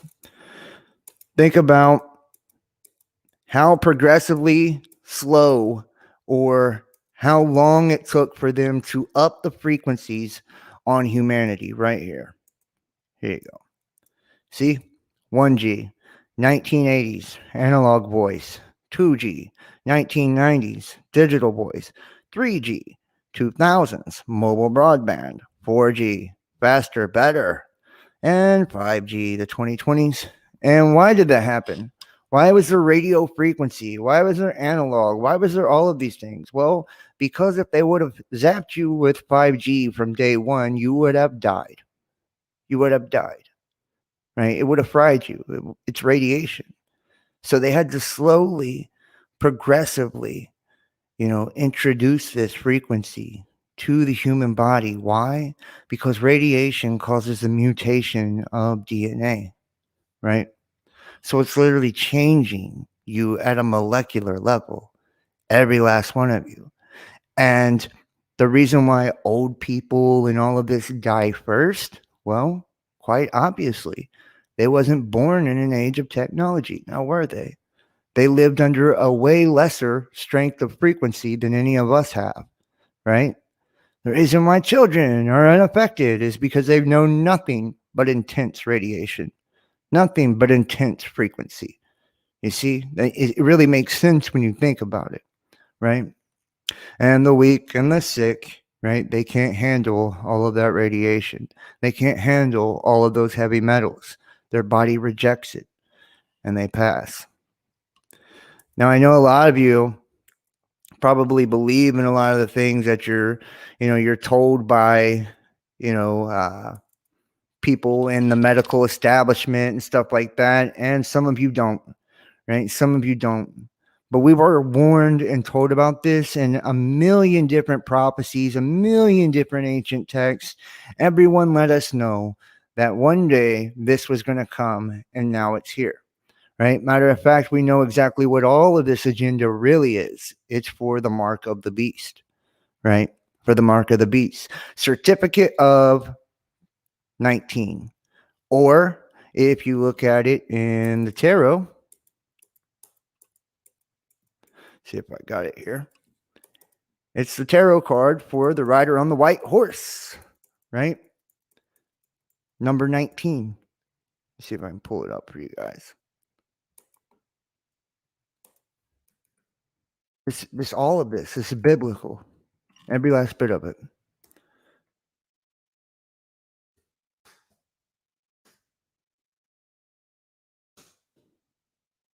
See? See how it's got the sun, the corona, number 19, the rider on the white horse, carrying a bow or a toxon, which means the simplest of fabrics. It's a device or a mechanism, just like the pilgrims when they came to the natives, right? What'd they bring them? Infected blankets, right? With the plague and shit like that. Same thing, same concept. The corona is a crown. It's also the sun of God, right? A virus of the crown chakra, a virus of the son of God, right? This is all to stop ascension, is what it's really about. It's to keep people, right, from transcending this reality as the cycle ends. We know that the Great Conjunction took place on December 21st, 2021, and that was the end of the age. That was the end of the age. We've now moved into the age of Aquarius, which is Uranus, which is an age that is built on social justice and technology. And I told you, these guys are sorcerers, right? They practice witchcraft. So they will use and pervert every bit of the astrological influence against us. That's why we see things like George Floyd. That's why we see things like, BLM and all of these different things, because it's social justice. They turn it into civil unrest. Why? Because to the base, all things are base, right? Technology. Well, now you see the AI agenda, the 5G agenda, right? It's all being put through this agenda, through the nanoparticles, through the 5G, the quantum dot. See? Luciferos bioluminescence, which means Lucifer the light bearer. Eventually, we will have some digital certificates to show who has recovered or has been tested recently and everyone's received it. They didn't wait very long, did they? See? Israel's already got them. See that? They're perks. And look, they planned it too. I can show you that. See, in this strategy, the national strategy that they came out with last year, I think, they go in and they talk about how they're going to trick you all into doing this, how they're going to trick you all into falling in line for this, right? See, make access to valued settings conditional on getting this.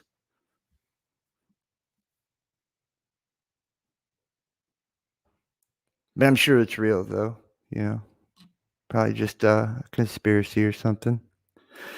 Use public endorsements from trusted leaders. Make it free, easy, and accessible. See, they have these strategies, see? A bunch of them. I'll show you. Quite a few, matter of fact.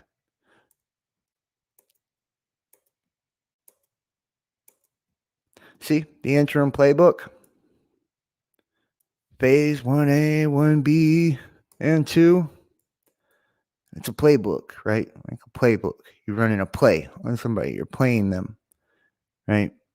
And in this, it talks about, getting all the essential people in closed settings.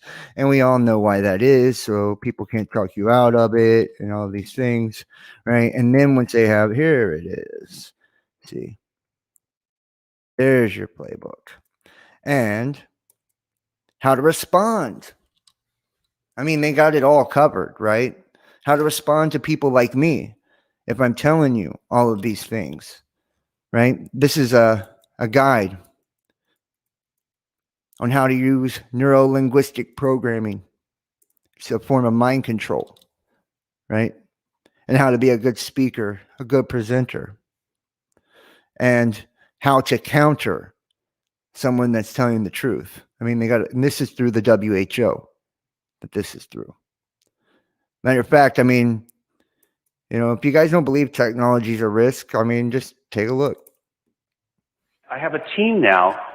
They're pretty incredible. It's about 20 people. Half of them are scientists with domain specialties, and half of them are computer programmers that don't necessarily write all the code, but they take the code that we've been developing for other areas of design, and we port it and use it for bio-nano applications. They port it and use it for bio-nano applications. They are creating backdoors in you, dude, is the essence of this.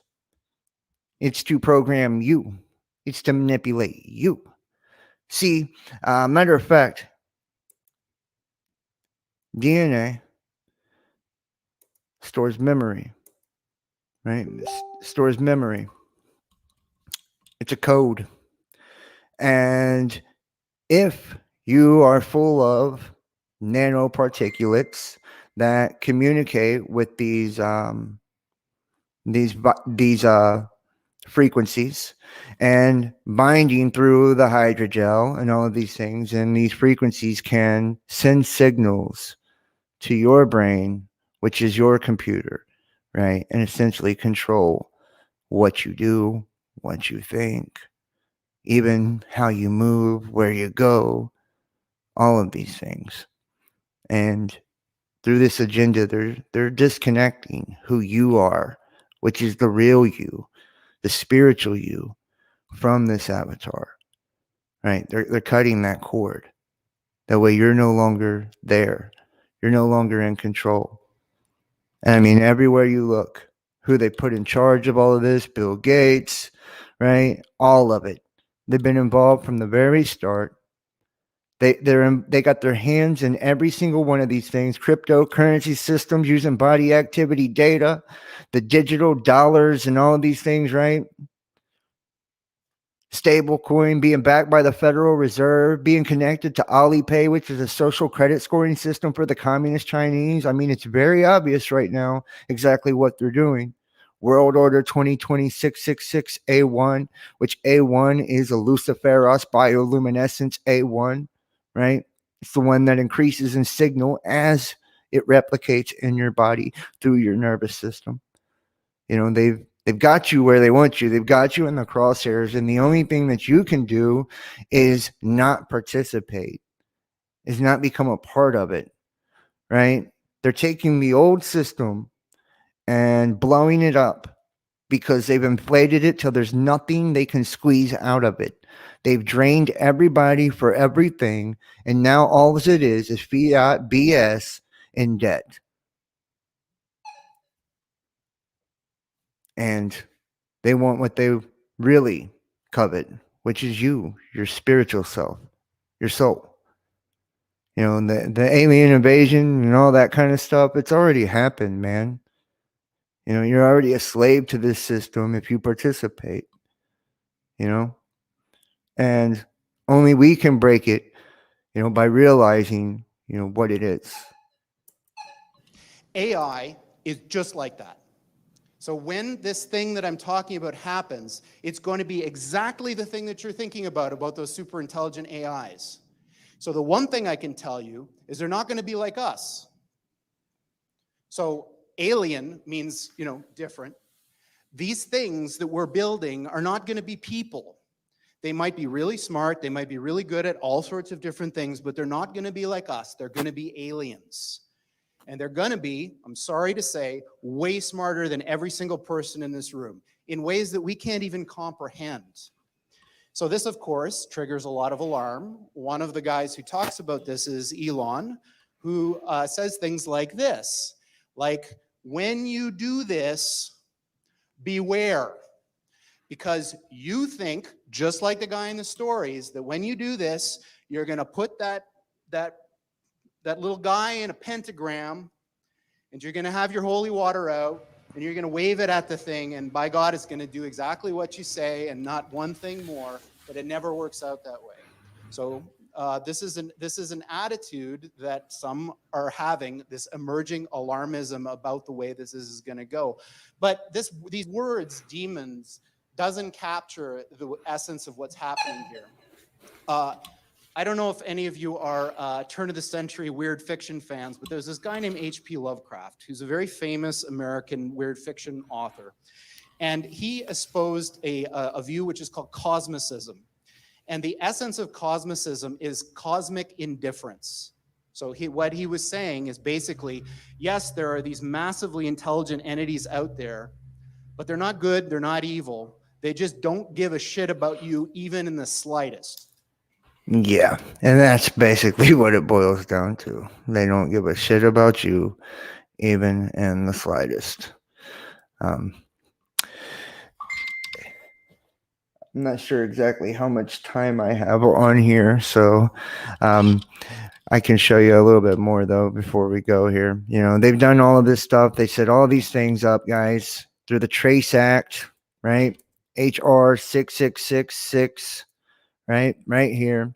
Authorized Secretary of Health and Human Services to award grants eligible to conduct diagnostic testing and related activities such as contact tracing through mobilized health units. Right. This is allowing them to mobilize units, go door to door with this shit. Operation Nightingale. That's another one they use now. The Google Analytics and tracking data to open the Freedom of Information for immunization records. Matter of fact, we're doing background checks now for social media platforms like Tinder. They just announced these things, right? This is all setting up the green passport system, this technological system. This is a transhumanist agenda. You know, this is what it is. And if people don't understand what they're trying to shift you into, then you're going to be sucked right down the toilet with all the rest of these people. Matter of fact, the Bible says, right, that they hate the truth. So I'll send them a lie, right? I'll send them a strong delusion, causing them to believe the lie. Now look at the spell all the people are under and tell me that they haven't, you know, bought into the lie. You know, they're giving their children up, they're giving their families up, they're giving everything up to this world and putting all this faith in this, you know, hopium that one day everything's going to return back to normal. And it's not the case. You know, there is no more normal. This is your new normal. And you know, they never cared about you. You never had freedom to start with. It was all an illusion. It was all an illusion. And if you give them dominion over you and accept their authority, you know, then then that's your own fault, because you have God-given rights and nobody can infringe on, right? And you have to stand in that power, and you have to realize that. You have to realize who you are, and that everything is within you that you need. Okay, our next speaker just showed up, so thank you for that extra time. Really appreciate your information. Your information connects really well with what's going on. We're going to be doing the missing link on Thursday at 8 p.m. Eastern time, so we're going to get a lot more of you. Really excited about your information for Thursday. So happy you were able to come here, again for the, Toxin Truth Telethon. So thank you very much, Mr. John Keane. No, thank you, man. I appreciate you, and I look forward to joining you on Thursday. And to everybody that catches this, just check me out, the Best Damn Podcast, or Best Damn Podcast, YouTube, and Facebook, and basically everywhere. And I appreciate you, man. All right, thanks a lot, brother. That was awesome, Mr. John Keane. So now we have another amazing speaker that's, been connecting with people, sharing his information, sharing, his knowledge. I believe you're an engineer, and you've just, very intelligent man. And welcome, Mr. Gerard Kenyati. Hey. Thank you. Appreciate that introduction. Not sure I live up to half of that, but that's a wonderful thing anyway. We live in a wonderful time. I tell you what, I don't know what to say. I love that word hopium. I think we could really spend a little time talking about hopium and what hopium, how addictive hopium could be, how people need hope. I've never heard this word in my life. Me neither. I just heard it for the first time, and it's one of these things I'm definitely going to use more. Yeah, I mean, we're addicted to hopium, and unfortunately, and that's why the world is the way it is right now. Everything that's happened, we all consented to, right? Everything that's happened and that's going on, we all participated in. And I think one of the beautiful things about living in a time where there's so much, I guess, fear of what tomorrow brings, is that the people who are really understanding of our participatory role in this world and what a lot of us have done from the very beginning of our indoctrination into this basic planet kill machine, right, is what our societies are looking in the mirror. And we're thinking about, well, what did we do to participate in this?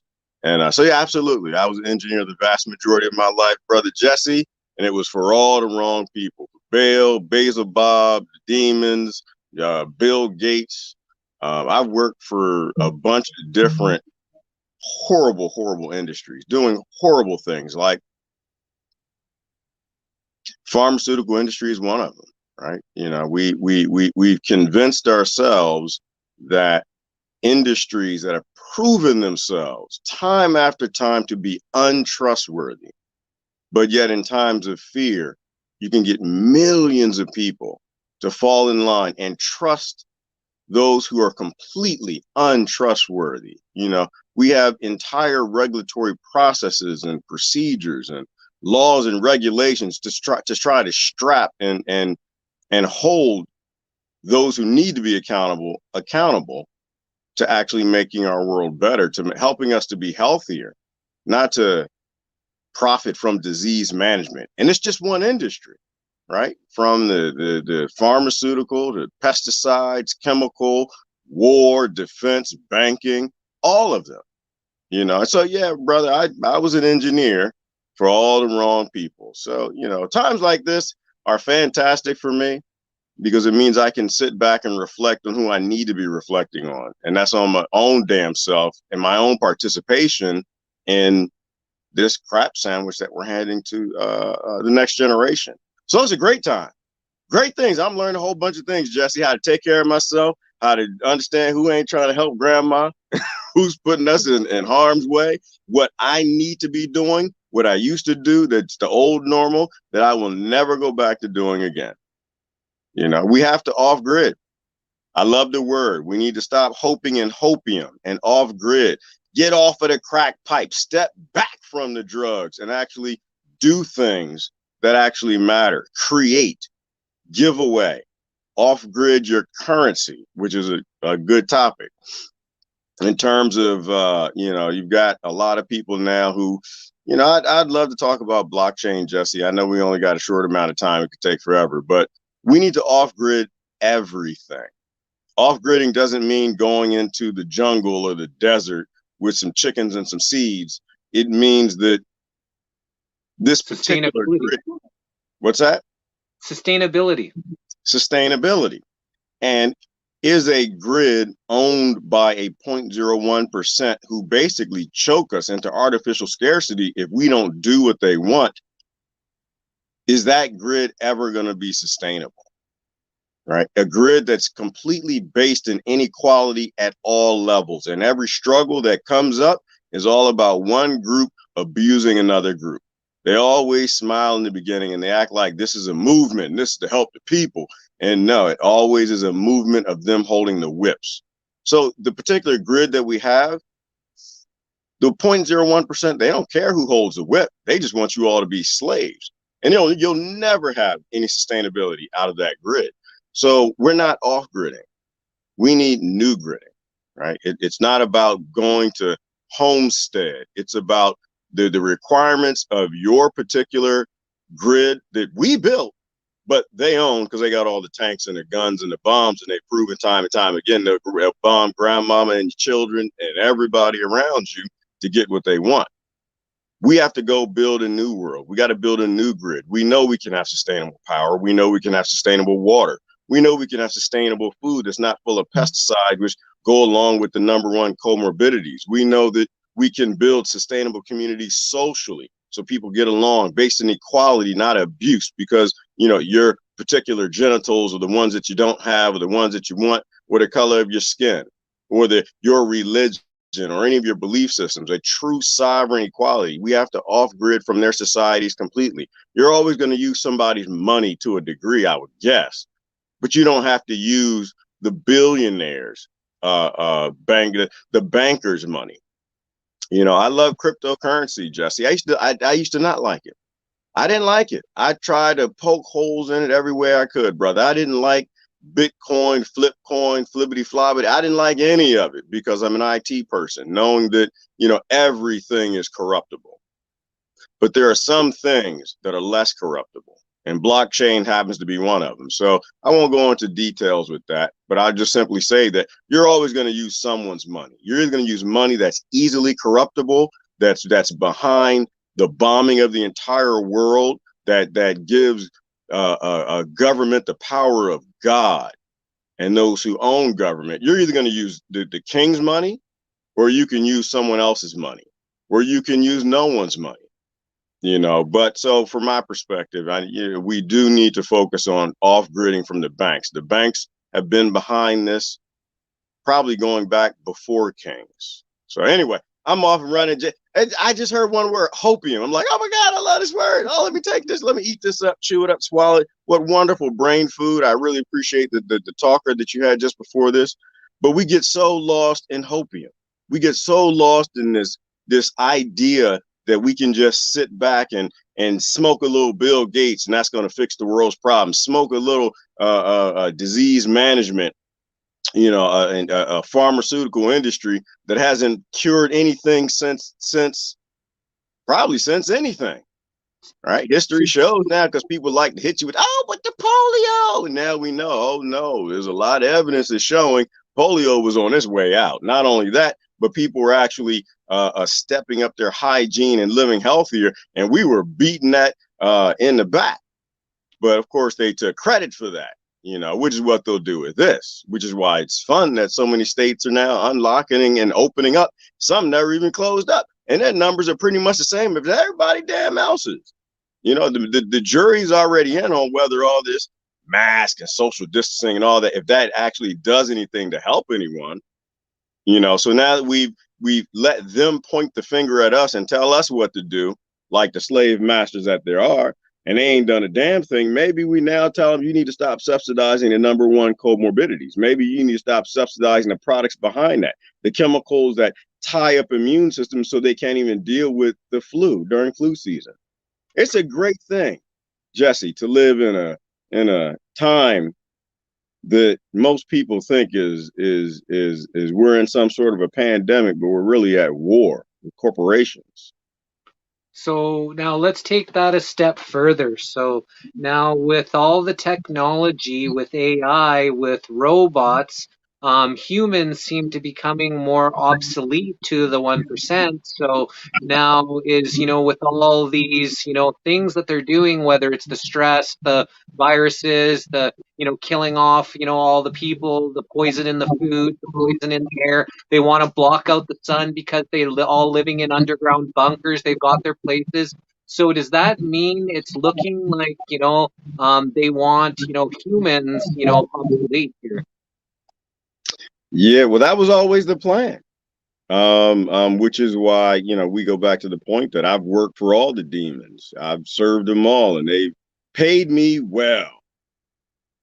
The since the beginning, it's always been about control, right? Whatever the group was, it didn't really matter.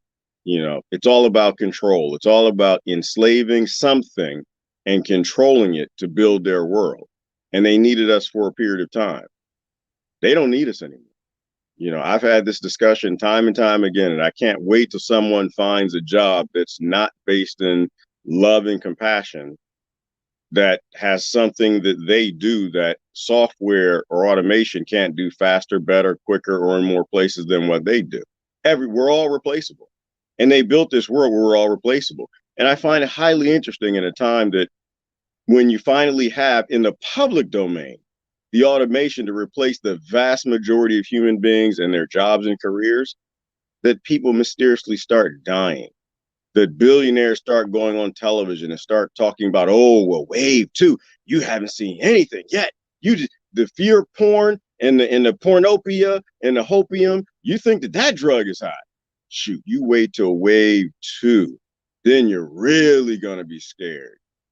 And you have the who is this? I just listened to this morning, the scientist out of Belgium who wrote the letter to his world's colleagues, one of the world's most renowned virologists, big promoter, 100% pro-vaccine, vaccine, smaxine, and Ovaltine. Love all of it. Give it to everybody. Just stick it, jab it. He wrote a letter to the world's professionals that we need to immediately stop using the wrong weapon in this war against this thing that most likely will end up in strengthening it and teaching it to live easier within the human system and kill more. That wave 2 wouldn't be based in nature trying to come and get and kill you, how the billionaires and corporations have always presented it, but that it actually is going to be because you injected so many people with a thing that in nature would never end up being in millions of people in one short period of time and being taught. So yeah, and I went off tangent. You're too nice, Jesse. Sometimes you got to cut in. My mind goes a couple different places. But in terms of automation, they don't need us. We built their world. They're taking the world that we built, and God knows where they're pushing us. But they don't need us anymore. We need each other. They don't need us. We are at war. We've always been at war, but now the bombs are dropping close enough so that people with ears who understand what a shot fired sounds like, a bomb dropped feels like, knows that it's time that we fight back, and not a physical fight, because we're not going to win that fight. We made sure they had the weapons to murder anybody expeditiously when they choose to. Our fight back is walking away. Our fight back is taking our automation and creating for each other what we only created in the past because it could buy a BMW or a Benz or a nice house or a good retirement. So did I even answer the question? I jumped up a little Yeah, bit. no, perfect. No, you're great. Like I said, I love chatting with you, and I did, create a new show called The Missing Link. So I do definitely want to talk to you for a couple hours in depth, but we'll schedule that later. So my question is to you is, with all that we know what's going on, how do we come together to stop it? Because right now, with the people that are enlightened, the truther community, the enlightened community, the spiritual community, are going around attacking each other. So not only do we need each other's solidarity is the key to all this, but now everybody's going berserk. Everybody's like, I don't know if it's they're cranking up the frequencies, these technologies. We need these, these stickers, these Oregon. We need these things more than ever because the people that aren't putting these, stickers, these 5G stickers on, and these, you don't have your Oregon, you don't have your shungite, you're starting to go crazy and actually attacking each other, doing exactly the opposite of what we should be doing right now. Yeah, and I want to address that in a way that is helpful. And this it's a learning process for me as well.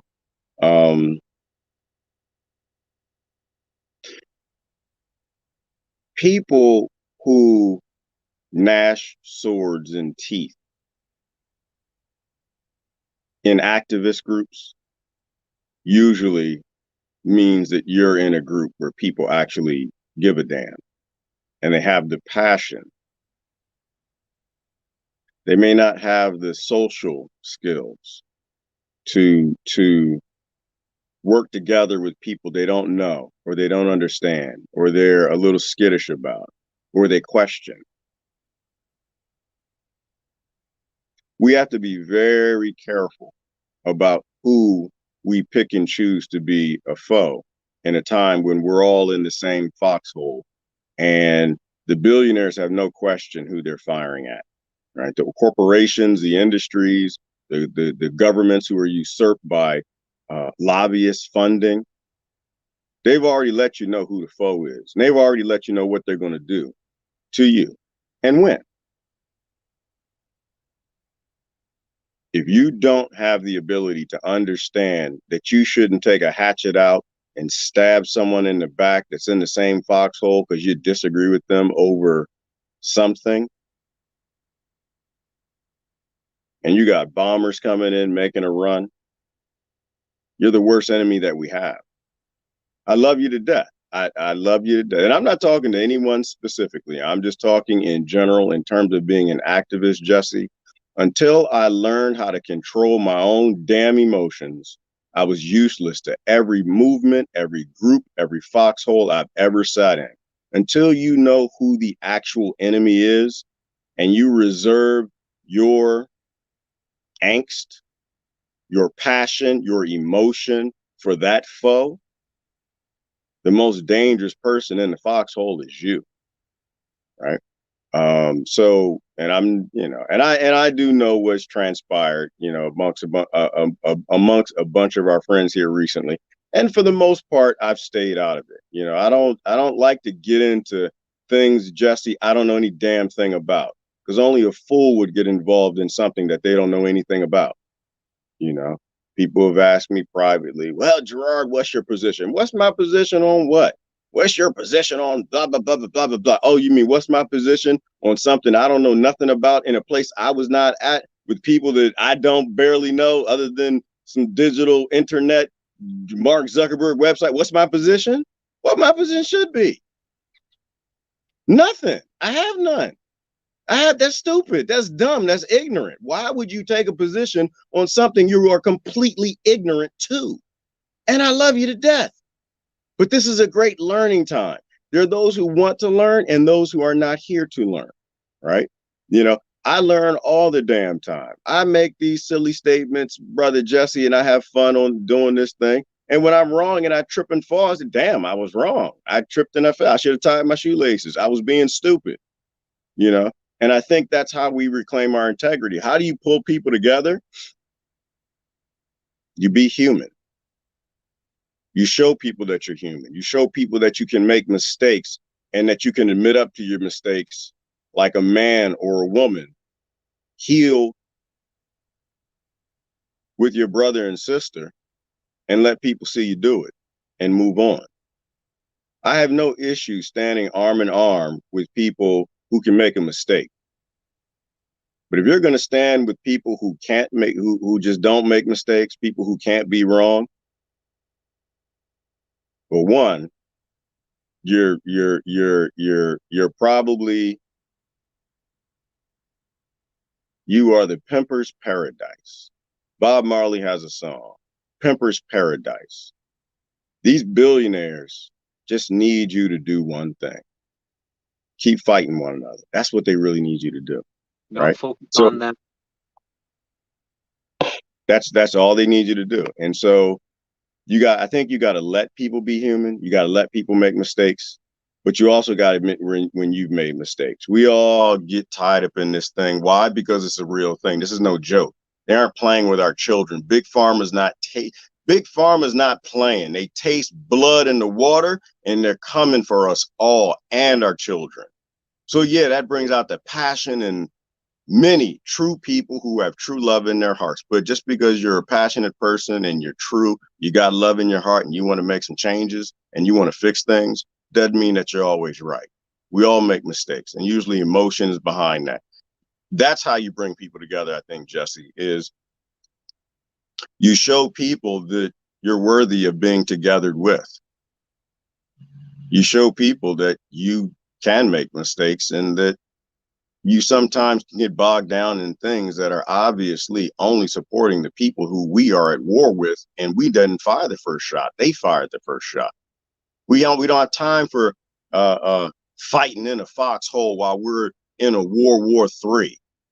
You know, what's that meme go? Ain't nobody got time for that. And that's why I've stayed out of it, you know, I'm going to continue to stay out of it. I don't know anything about what these people are talking about. The funny thing is they don't know anything about what they're talking about, you know, and then we just laugh at it, kind of sit back, just like, yeah, we all get caught up in some ignorance. Just laugh at it. Damn, I messed up. Lick your wounds, you know, lick your neighbor's wounds, you know, but get consent. Don't just go around licking people. That'll get you in trouble too. But I think that's how you come together, Jesse. Is you prove to people that you're here to solve problems, and the vast majority of the problems are always in our own mirrors. We don't have to go around and look for anybody else's mirror to find trouble. Our problems are in our own mirrors. Well, yeah, that's, great answer. So, we're looking to obviously save all of our lives here. We're fighting for our lives, and, there's one common enemy. And, if they don't want to look at it, the 1%, it seems to be technology right now, because technology is coming to take us all out, and they're building a wasteland, whether they're poisoning the ground by all the pesticides, preservatives. They're spraying the chemicals that are now the barium, the aluminum, the strontium that's coming down and poisoning everything, that's going to make it unlivable, uninhabitable, and perfect for just this computer AI and robots. It's like Terminator is actually coming to fruition if people don't stop the people who are pushing the buttons. Yeah. I love what you just said. When you speak poetry, brother. And I just saw terraforming. I basically saw we're being invaded, and the species is cultivating an environment that it can thrive in, right? Where would a robotic society full of robotic workers, what type of ecosystem would they thrive in? Well, obviously one that's toxic for human beings, one where human beings can't provide the labor because they're so weakened and poisoned. So AI is not an if. The Terminator is not an if, it's a when. That was one thing I realized in the IT world, which is that those who arrive at highly technologically advanced civilization and war and hand it over to software to handle the logistical issues instantaneously, they will win any conflict. right? It's not about the type of tanks you have. It's about the deployment of those tanks, that strategy. And there isn't a government that's not racing to turn over their military, their weaponry, and the management of their societies to AI. They're all trying to do it because it's about efficiency. So, we are being pushed into extinction by those who are literally destroying the world publicly in front of our face. One of the places I've been spending a lot of time, Jesse, trying to understand is desertification.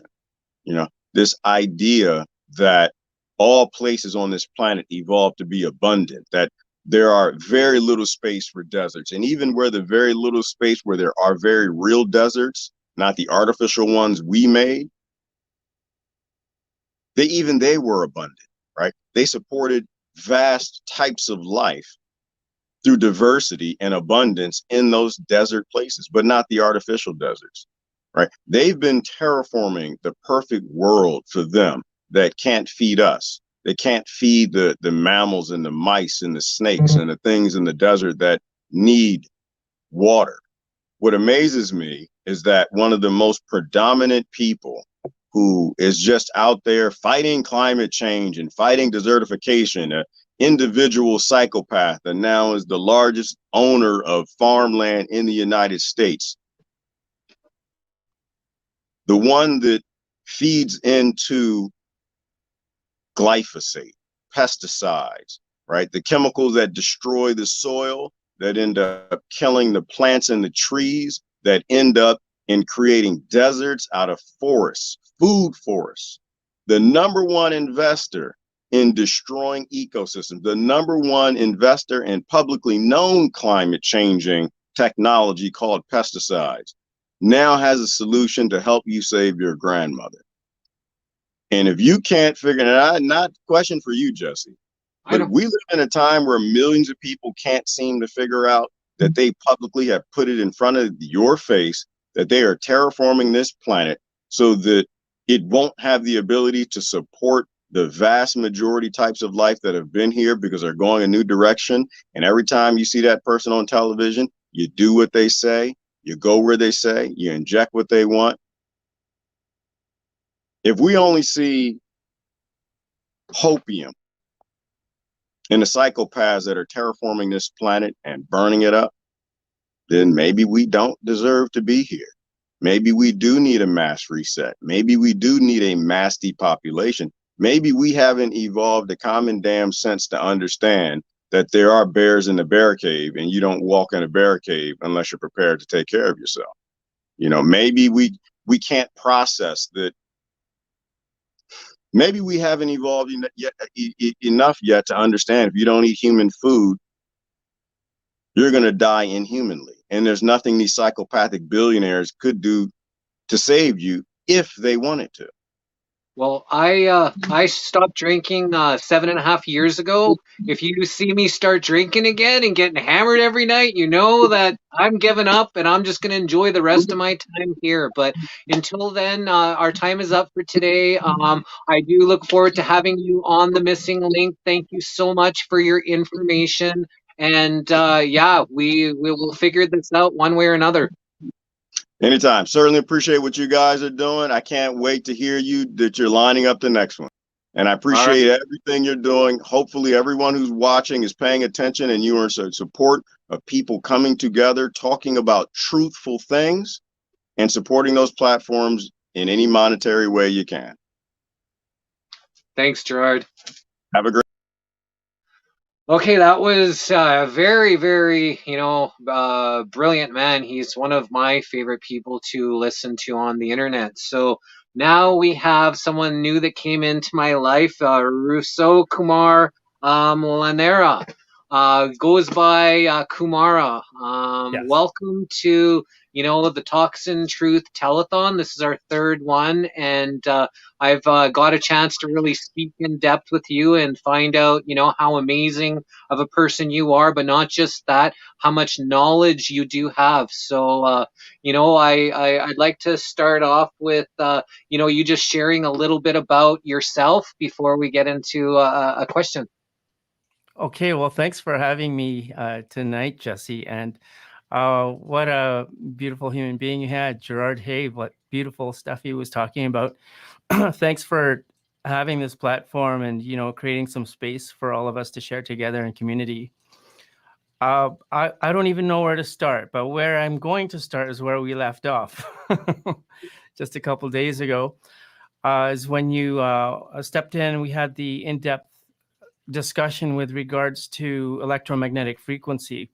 To give some context about, I think, well, time is passing so quickly now. So around 6 years ago, that's when I had identified myself with having electrohypersensitivity.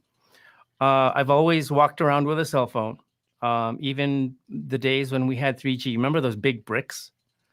I had one of So those. So I was 18 years old. So this was in 1991, 92. I had 3 batteries on me, one on the phone, 2 in spare, and I had 3 batteries on charging. So I had 6 batteries for my Motorola phone, and they had the long antenna, and then I was happy when I went to the short one. That's right. And it got smaller and smaller and smaller to the point where it was so small you couldn't even hold it against your head and your shoulder anymore. And it was slipping off all the time. And I think they made it a little bit bigger with these smartphones. There are so many caveats when it comes to new technologies rolling out. How does it interplay with one another? Whether it, like lately, my deep research has continually been in electromagnetic frequency. However, as of late, my business partner and co-host on the bridge, Michael, he's watching tonight. We got into a lot really deeply about water and how it is it is a conscious being, just like we are conscious beings. We're mostly water. And how does it actually interact with the artificial electromagnetic frequencies, as well as, because everything is actually electromagnetic frequencies. We just have to look more now into the, I would say, it's not even a word, kind of like nano measurement, right? So, or quantum. So now that we're getting into quantum, there are energetic quantum healing technologies out there. And people are asking, a lot of them are saying, well, can I use this detector to see if there's a difference? The answer is no, not quite yet, because detection systems they're usually designed when something is deployed or when something is out there. It may be out there. I know there are some technologies like reading transients or dirty electricity in homes that have smart meters. A regular detector like an electrosmog meter will not detect that. You will actually have to buy an item that used to cost $8,000. Now it's probably costing about $1,500. As technology changes and advances, we'll have better and more finite detection systems. Now, while we're actually waiting for these systems to come up, it's very important for all of us to actually band together and create solutions. And then sometimes it's like blind study. We just have to try it. Everything comes. It starts from anecdotal studies. When we had Dr. Gerald Pollack on our show on the second season of our show, he talked a lot about anecdotes, and that's where it starts. And as various scientists who I have, a lot of them have been on the show. The very first show that we had, it was Dr. Martin Paul, and he's the one who coined voltage-gated calcium channels. And that's basically the mitochondria and the cell wall. There's calcium that actually sit on the outside, and when it is hit with electromagnetic frequencies that are artificial or man-made, it gets kicked into the cell and it goes into shock, and then it kicks all the calcium outside through these channels, thus creating dead cells. Or actually, that's not the proper scientific term. It would be the voltage-gated calcium channel causing There's bottle capping in the blood cell or rouleau, and that is it's actually oxidizing, so that you'll have oxidative stress. There are so many levels of stress on our bodies, on our emotions, on our even etheric being, because our bodies actually, they don't stop at the skin level. You know, we got the largest organ, and then our field is out, and that's what certain photography, dark field microscopy. That's how blood is measured, and how the VGCCs are actually created in oxidative stress. So there are so many aspects to this. There's terminology that people have to wrap their mind around. I've had to wrap my mind around that myself.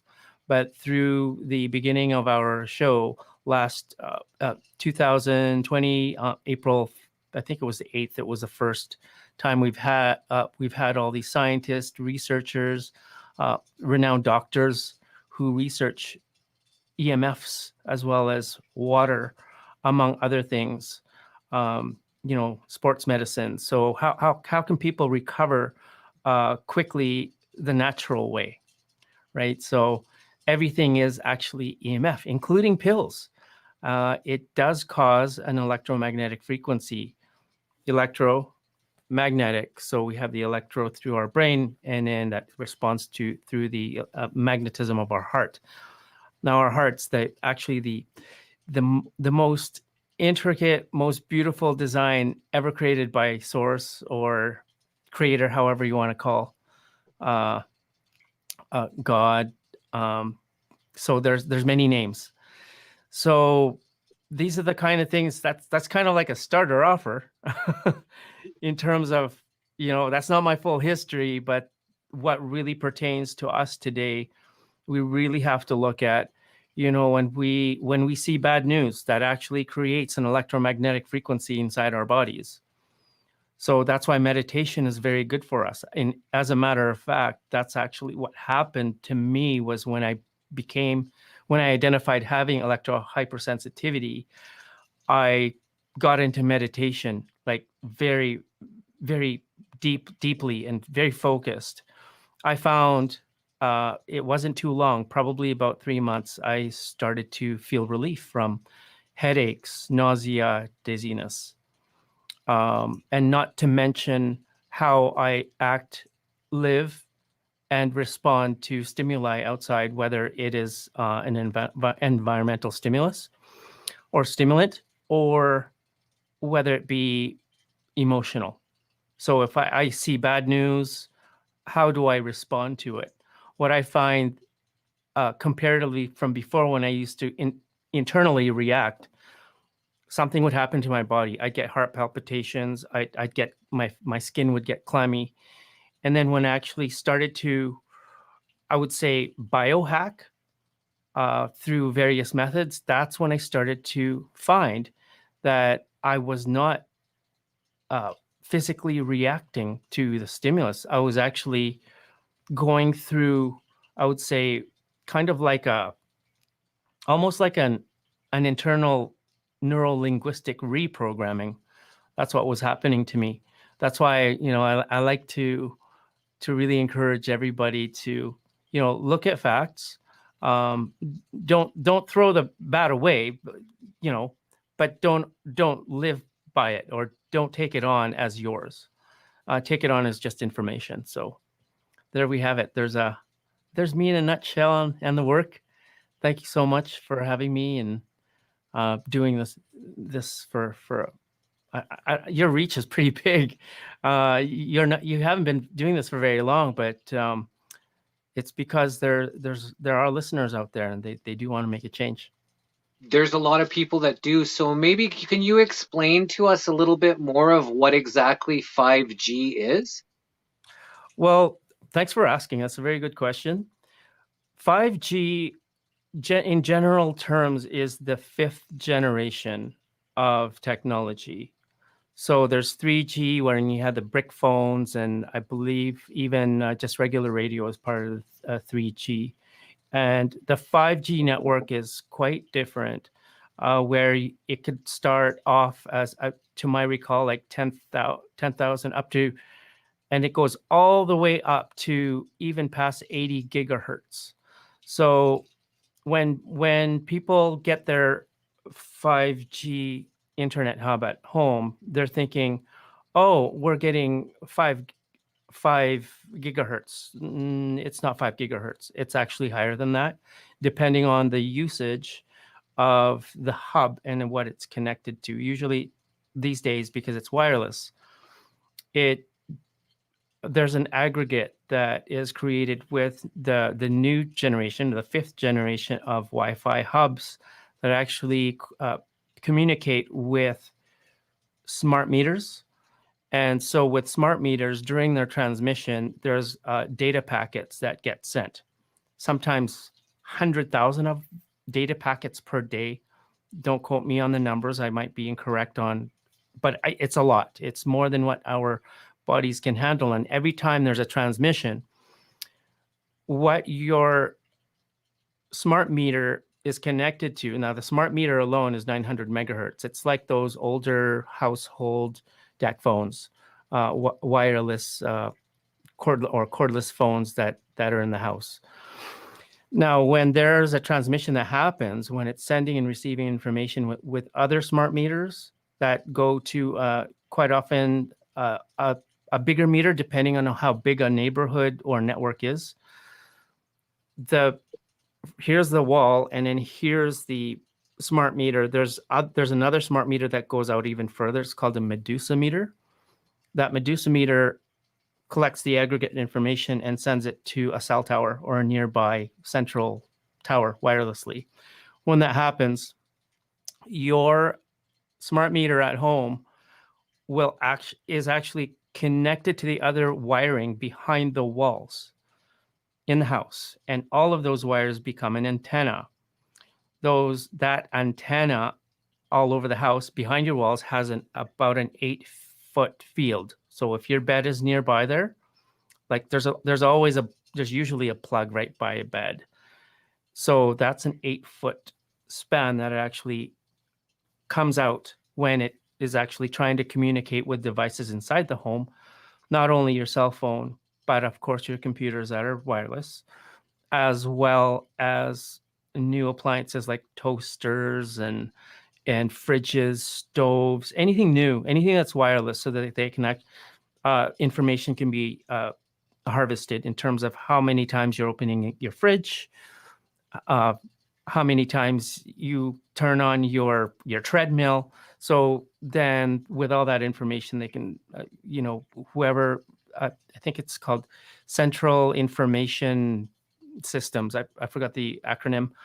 But what they do is they could create a profile on everyone who's living in the home, depending on who the homeowner is. So there are so many levels to actually consider where we have advancing technology. Are we really advancing? Because there's other aspects there too that are at stake. Privacy. A big one for me was actually the effect of health with these wireless technologies, as well as a big one is actually privacy. So we do have our rights to be safe in our homes. That's our temple. It's in the Constitution. So with that, with myself knowing that, it's like, okay, well, what am I going to do with it? It's like, well, I want to learn more. With me and my crew learning more, we get to create. So when we have new information, we have the opportunity to overcome or rise above what is actually harming us. So we have to create better homes, safer workplaces, and just generally a better and happier life. So world water is coming.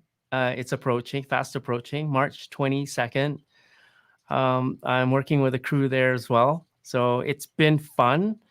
So far, it's a lot of, probably the average person might say, why are you working so hard? It's because it's a mission and a purpose-based action that we're doing together. And when we come across challenges, it's an opportunity for us to work together. So it's kind of like for me, it's like a little pet project, just like my my little water vortex to my right here behind me. It's because I was inspired to work with water. And tomorrow, actually, I have another show. It's every Wednesday, and Dr. Nikolai Blom is going to be there, and he's over in Europe, and he's done so much research, and I just feel so humbled with being connected to these people who actually have gone through deep studies, and they really want to look at what things are. And now I'm finding scientists are starting to really work together. So this, I'm experiencing a lot of unity that's actually happening when our backs are up against a wall with, lockdowns and all that stuff. The most important thing to me is that I don't lock myself away. Just because, there are restrictions, do I restrict myself in researching? I got a chance to really refine how I look at information and how I ask questions. There's a healthy way to ask questions, and there's a not so healthy way. So there we have it. So we have coming up on March 20th is March for Freedom, and then okay. All right. On March 20th we got March for Freedom, and then on March 22nd we've got World Water Day. So really important days that are coming up. So for everybody to not only learn about them but be a part of them. Be a part of supporting them. Be a part of connecting with what's going on. So can you maybe explain a little bit more about World Water Day? Yes, it happens. It happens annually, and there's a lot of spiritual sages, saints who know a lot about water. I'm going to have Drunvalo with me. We're still doing some tech testing and making sure that his tech is good. He knows a lot about electromagnetic frequencies and how the nature of things between the interaction between that man-made frequencies, natural-made frequencies. And how it affects water, our bodies, fauna, flora. So when it comes to water and how things interact with one another, it really is. It's a wide spectrum. So being with respected researchers and people, and I would say, gosh, yeah, the sages of today. They hold information, and they've written books. If there's anyone here who are not familiar with Drunvalo's work, it's the Ancient Secrets of the Flower of Life. He's put that book out, gosh, probably about almost 20 years ago, and that's when I really studied the awakening the illuminated heart and getting into meditation, and how does it really affect our, not only inside our bodies, but how it actually affects those who are around us, and how we actually interact with everything. Just because something is a solid doesn't mean it's completely a solid. Nassim Hermain is going to be on with Unify. So the World Water Day is going to be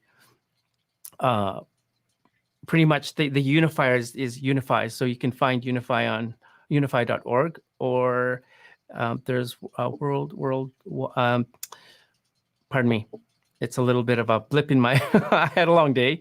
But Unify, you can find Unify on Facebook.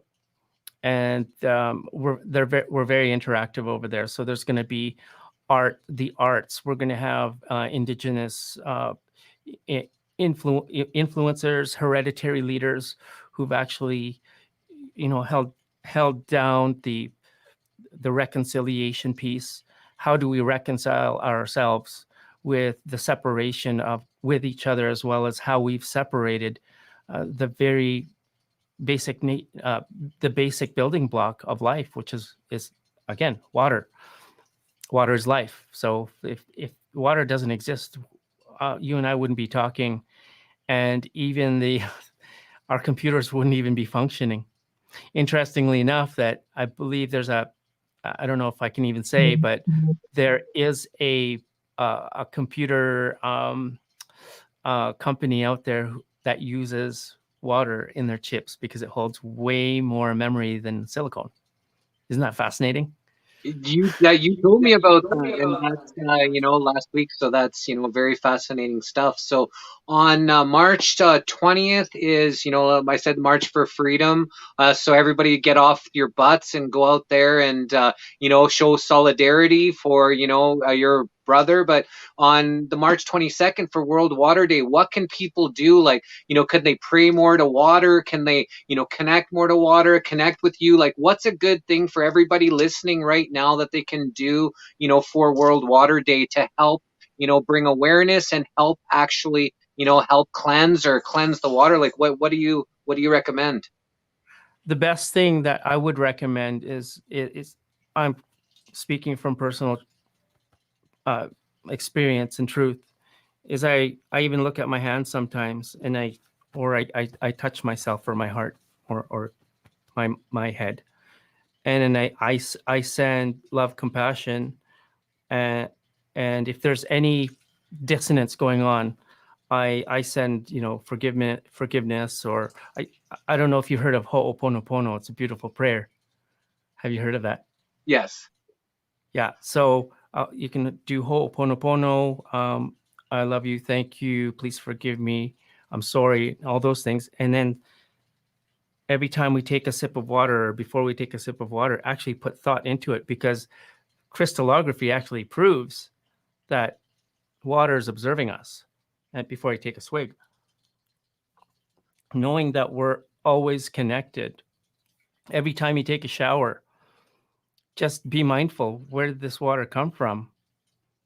Instead of me saying, oh, they put so much junk in this water, it's like, actually, whatever they put in this water, I'm going to transmute it right now. I'm going to send it blessing, and it's going to go back down the drain, and eventually it's going to hit and connect with the other waters. That's how people have been, I would say, being reacquainted.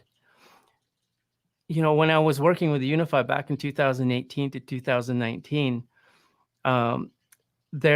we each had our piece, and then we kind of, we do our own thing. And then through World Water Day, we're going into these meetings. I got invited in from the researcher, Matt, from my guest last week. And he said, oh, would you and Michael like to be part of my presentation on World Water Day? And we're like, sure. Where's it going to be? And he said, it's going to be on Unify. I'm like, what? Really? So it's like I've come around back full circle. It's like how water behaves in nature. You have a lake and the sun hits it and it evaporates. You get clouds and it rains back down again. Always makes its way back down to the ocean. From the ocean, it makes its way back up. And then there's a cycle. So when we honor that, what I have been finding is that then when we take on the nature of water, we become great observers, because through research, now new scientists are saying actually water is actually observing us. I forgot the name of this documentary, and it was about a bunch of researchers, and I think they were planning to build a bomb. And they had not much to eat. They didn't have any alcohol, nothing to drink. They had pitchers of water, and they all drank this water. The theory goes is that the water observed them. They all got sick, and their plan to build this horrible atom bomb didn't happen. So because water is memory, it remembers, it can hear us, it can feel us. You have this thing in water, what Dr. Gerald Pollack coined as easy water or exclusion zone water. It's the phase where it's in between the liquid and a solid, so before it turns to ice. And through this phase, if depending on how thick the layer is, you'll find that too. Actually, a good example is when you have condensation a little bit on your windshield and it freezes overnight and you get these patterns. It's the same thing. And Vita Austin, she's going to be on World Water Day. She was a guest of mine too on our show a couple of times. And she takes these beautiful pictures just with her iPhone. She just has this particular method. She's done a lot of studies through Dr. Masaru Emoto. Anyone who doesn't know about that, it's about the crystallography and the crystals that actually emerge. And there are stunning photographs of these pictures that actually mimic either a photograph or they mimic the emotion of whoever was right by the water itself. And so it seems like it communicates back to us. It's kind of like a feedback loop, kind of like how there's a feedback loop in nature, just like I mentioned earlier, like in, the ecosystem and how the water moves. It moves through animals, through the plants. And then we even have the intelligence of plants. That's another thing. We have the mycelium network that runs underground and the mushrooms. And you have these, sacred medicines that they've used in the deep Amazon. So there's a lot out there that we still don't know. And one of the mysterious things is water. And it's been a big mystery on how radio works for a long time. People just trust, okay, turn it on, you hear music, you hear someone talking. But when you really look deeply, well, how does that work? And then by having a clear understanding of how it works, how it interacts, and what does it do, and what are its possible side effects. So unfortunately, a side effect to a rollout of a technology that is clearly misunderstood results in illness. That's a sad part. That was really saddening to me. But when I was saddened by that, I did not want to succumb and just accept it for what it is. It's like, I can't accept that fully. I'll accept outcome, but I will not accept me not doing anything about it. And by being involved in a community, being involved in creating new systems that does no harm on anything or anybody, there's always a consequence, right? So it's having as much awareness as possible, or as the Buddhists say, mindfulness is you mind every step that you take. You mind every emotion that you actually take on and live by. So, because that is an electromagnetic frequency.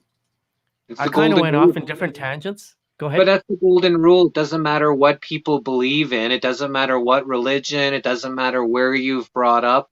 It's, do no harm, right? Do unto others as you want done to you.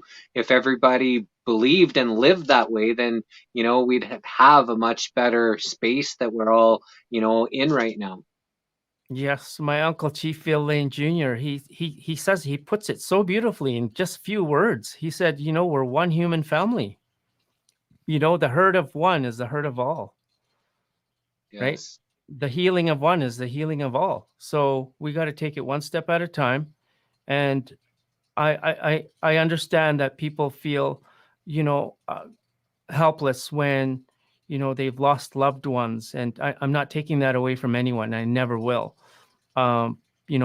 It's let's be in honest and good company with one another. I think that's a really important thing to take on, especially when we're in the building phase. Yeah, there might be a system that's crumbling, but while we watch it crumble, are we going to crumble with it? It's like, no, we're sovereign. We're free to create, right?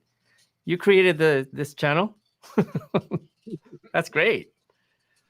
Yeah, and we just keep going and bringing people together. It's about information. So, when you were talking a little bit about, that 8 foot with the electricity and, creating that 8 foot. So, is that why people like do grounding their bed, do different things to try to help? Like, what are some of the things that people can do to help with some of these, EMF frequencies and, some of these things to help? Kind of like combat or stay ahead of or not let them harm us?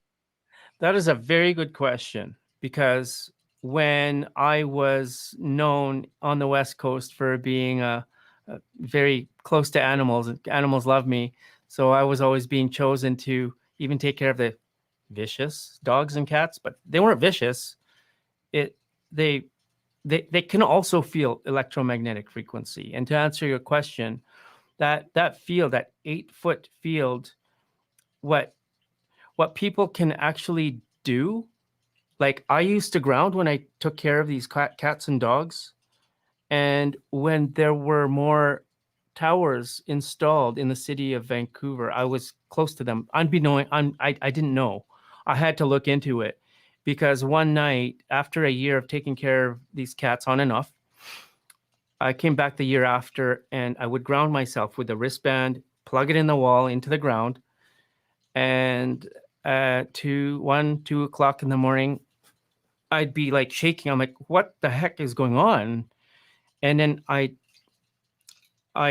think I felt it more in my arm, so I took the wristband off and I unplugged it, and I was wondering what was happening. I asked my friend Josh Still Soul, and we kind of put things together, put the puzzle pieces together, and we figured, you know what, there's more contamination now in dirty electricity. And that was the first time during that conversation, is that when I first heard him talking about transients or dirty electricity. Now, the dirty electricity that happens with smart meters, with their existence, and there's more and more of them, there's like walls of smart meters in apartment buildings. And apparently I was on the other side of one too, in the same apartment building. Is all of these dirty electricity transmissions, it ends up leaking into these ground wires that are not really insulated properly. Wow. So, and it's going through the building. So it's aggregating all these EMFs, and it's concentrating it into my ground wire, into my wrist. A really good way, a solution, is go to nature. And if you want to go camping, you can do this too. Put that wristband on, and then you hook that wire up to like a long rod, like 2 to 3 feet, and you drive it into the ground outside your tent if you really want to do some grounding. But the best grounding is like being around trees, being in nature, turning off your cell phone when you are in nature. I was actually guilty years ago. I'd keep my cell phone on when I was going off grid hiking, trying to make a phone call. I'm like, oh, this phone doesn't work. We need more towers. And I thought, and I look back, I'm like, wow, I sure have changed. So yeah, so obviously nature's good. Earthing is good. Taking off your shoes, walking on grass, on sand. Obviously not concrete. It kind of goes against that. People can do sun gazing. First half an hour, last half an hour, stuff like that. But what can people do, say in their homes? Like we heard, Mr. Stephen Garvey was talking about turning off the Wi-Fi at night. There's, things we heard, we had Mr. Matt Landman from Frankenskies talking about, he puts silver bags, and he puts his cell phones into the silver bags to stop it from emitting. We had, Mr. Jeff and Denise Bracken talk about, the cation shields, which is helping, to stop these frequencies. Like, what are other things people can do to make their home and, just their surroundings? People were talking as well as putting their phone on airplane mode when they're walking around, so it's not emitting so much, frequency. So what are things besides the nature thing that people can do? Again, great question, and it's also a loaded question with with a loaded answer. Okay, so when you're going on airplane mode, depending on the phone, I don't know all the makes and models, but sometimes the Wi-Fi stays on even if it's on airplane mode, or people put it on airplane mode and they're like, well, I still need to check email. So they'll turn on their Bluetooth or something that actually connects it into an internet while they're turning it on again. So that could be a little bit of a misnomer. So when you have your airplane mode on, make sure your Bluetooth is off and your Wi-Fi is off. And if you want to take it a step further, is to get an electrosmog meter. There's one, I think a popular one is Cornet, but you'll find it. You can find it on the internet. You can at night when you're going to bed, you can actually turn off the main. That's if you're in your house. If you're in an apartment building, you turn off your main. You got your neighbors, you got your upstairs and downstairs. That's actually spilling off into your room.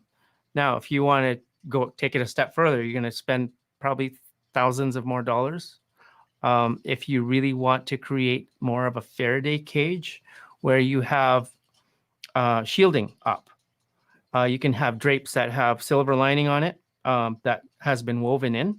Some of them are sheer fabric. Now, with these new frequencies that are being introduced, sometimes you have to go to 2-3 layers.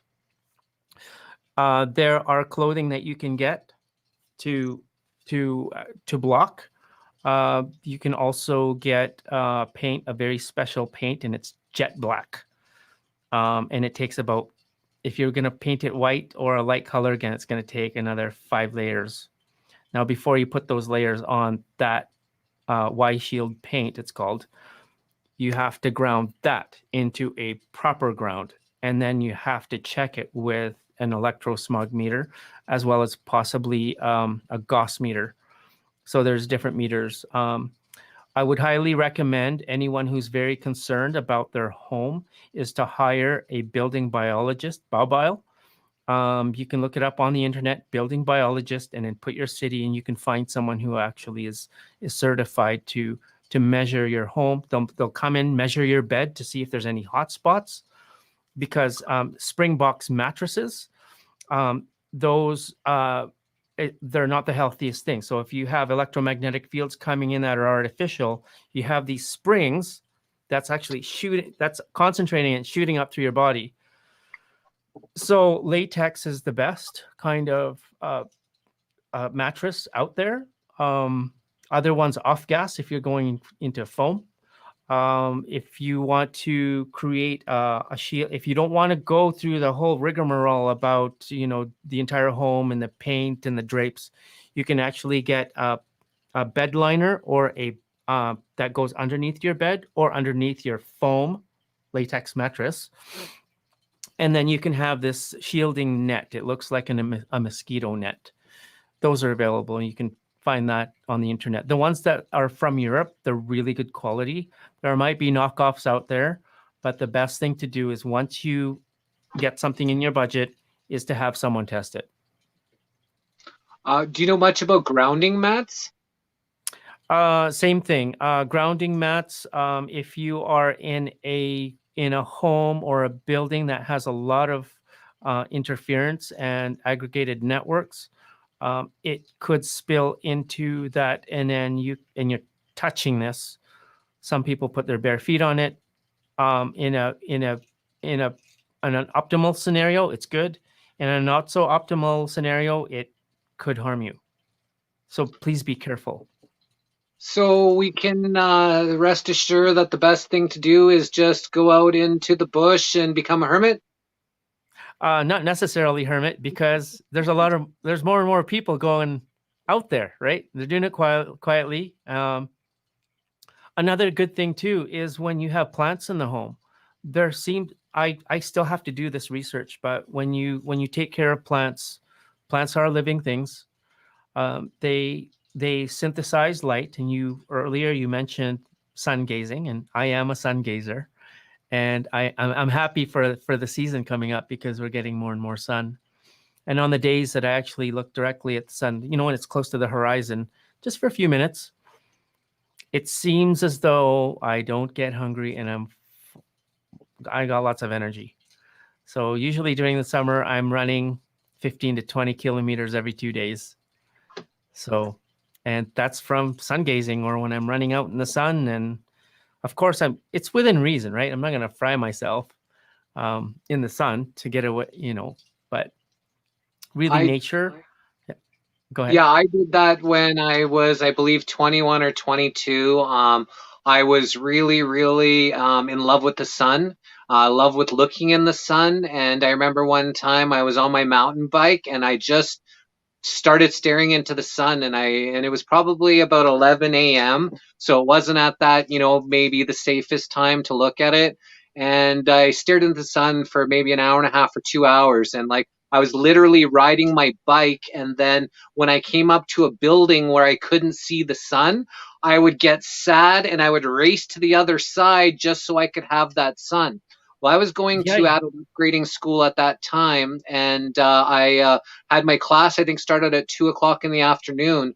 Well, after that, I like saw little spots everywhere. I must have saw 1,000 spots in my vision. And I was looking at the board at school and I was telling my science teacher what had happened. And she's like, she said, she thinks that I burnt, my retina or, so I had these little spots and it lasted probably for about 8 or 9 hours. I think after I went to sleep, and then I woke up and all these spots were gone, but I was a little bit concerned because I had stared, into that sun at 11 o'clock. When you're talking about sun gazing, it should be the first half an hour or the last half an hour is the safe time to look at the sun. But I actually looked at the sun and my perfect 20/20 vision went a little bit from, I have really good vision except for far away, gets a little bit blurry. I had amazing vision before I did this, so it did affect my vision a little bit, but not to the extent that, I didn't stop me from seeing, and I stared into the sun for almost 2 straight hours. Whoa, that's a long time. I do about 15 minutes, and it's usually, yes, you're correct. It's the first 30 to 45 minutes after the sun rises or before it sets. It's typically around 15 degrees. That's when you have the atmospheric filter, natural filter. Now, something I wanted to mention too about, I want to go back to that 5G. I forgot to mention earlier is that 80, 100, 150 gigahertz, that's naturally occurring above the magnetosphere and the ionosphere. Us as humans have reintroduced it underneath the shield. So it's now bouncing all over underneath the shield. So that's why harmonization is I would say the next and the key factor. With my research and work with the scientists who I've been working with lately, some of them say science alone is not enough to get us out of this mess. And I would ask, so are we like SOL? They're like, no, all we have to do is engage our consciousness. Consciousness and science together, they go together. It's kind of like when we start putting the water back into unity and we put all people back into unity and all work together, we can have a very different world, much better, in a short amount of time. I love it's what we agreed to. It's a contract. Like what are we contracting with? Are we contracting with a lower vibration, or are we contracting into something that we become co-creators instead of being subjects, right? We all chose to come here at this, crucial time and point in life. We're all manifestors. We're creators. We're here with the ability. We're very powerful. Once we start to unify and put that consciousness together, we can clean the waters. We can clean the air. We can actually live here sustainable. And that's what we're all doing here, and why we're doing things like this is in order to bring information to the people for us to be able to, know what's going on and actually do something about it. Because it's one thing just to research, but if you're not actually doing something with all the knowledge that you've been gaining, then what is all that knowledge for? Correct. Yeah. And then, ask some good questions, right? And there was a point where I didn't know how to even ask a good question. I didn't know what that was. Like, really, go deep, and then don't be afraid to make a mistake. It's just like your wonderful guest before I came on, he was talking about it, and it's so true. Um, all we have to do is just do, and if we make a mistake, do our best not to repeat that. And then it's a learning, right? It's like when a child, if we have a child and they trip over a pothole, are we going to go kick them while they're down there? It's like, no, you got to kind of show it. First show it and then share it, and then eventually they'll hop over that pothole. Exactly. So, thank you very much for coming in on this short notice. You're such an amazing human being, and I am very, very blessed to have you now in my life, and really appreciate all your knowledge, all what you're doing, connecting with people, and what I've learned just in the short time that I've known you has already made me a better person. And one thing that I like to do is just be a little bit better than I was yesterday, and just work towards, just learning a little bit more than I did yesterday, and, just being a better human while I'm here, and, figuring this stuff all out. So how can people connect with you more and learn more from you? You can go to our website. It's h2ope.live. You can see some of the stuff that I was involved in. You can go to Unify, but to get to me directly, the best is h2ope.live. And there you'll see us again on World Water Day. And I'm part of the reunion summit with my dear friends. You're going to love them too. Josh Del Sol, Mike Winner, Justin Franson, who has these Tesla rocks. I showed you that when you were here. So I was actually invited as of 1 p.m. last night.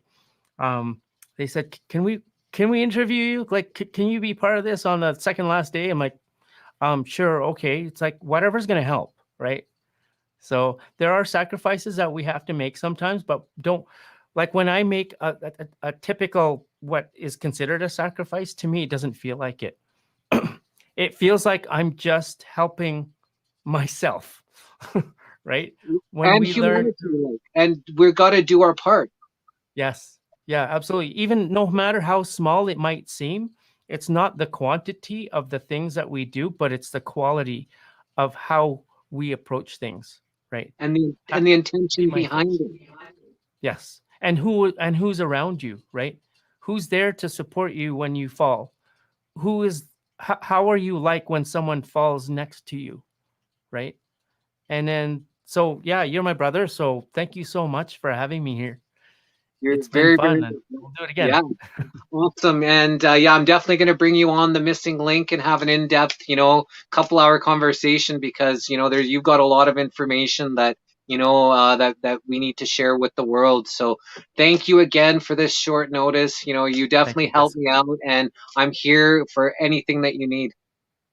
Anytime, likewise. Thank you very much, Kumara.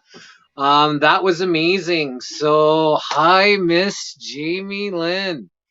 Jesse, you're the best. This has been so good. You've done such a great job. I just want to recognize you for your commitment and, the great questions that you ask, and the space that you hold for everybody to share their truth and their information. So thank you so much for this. Thank you.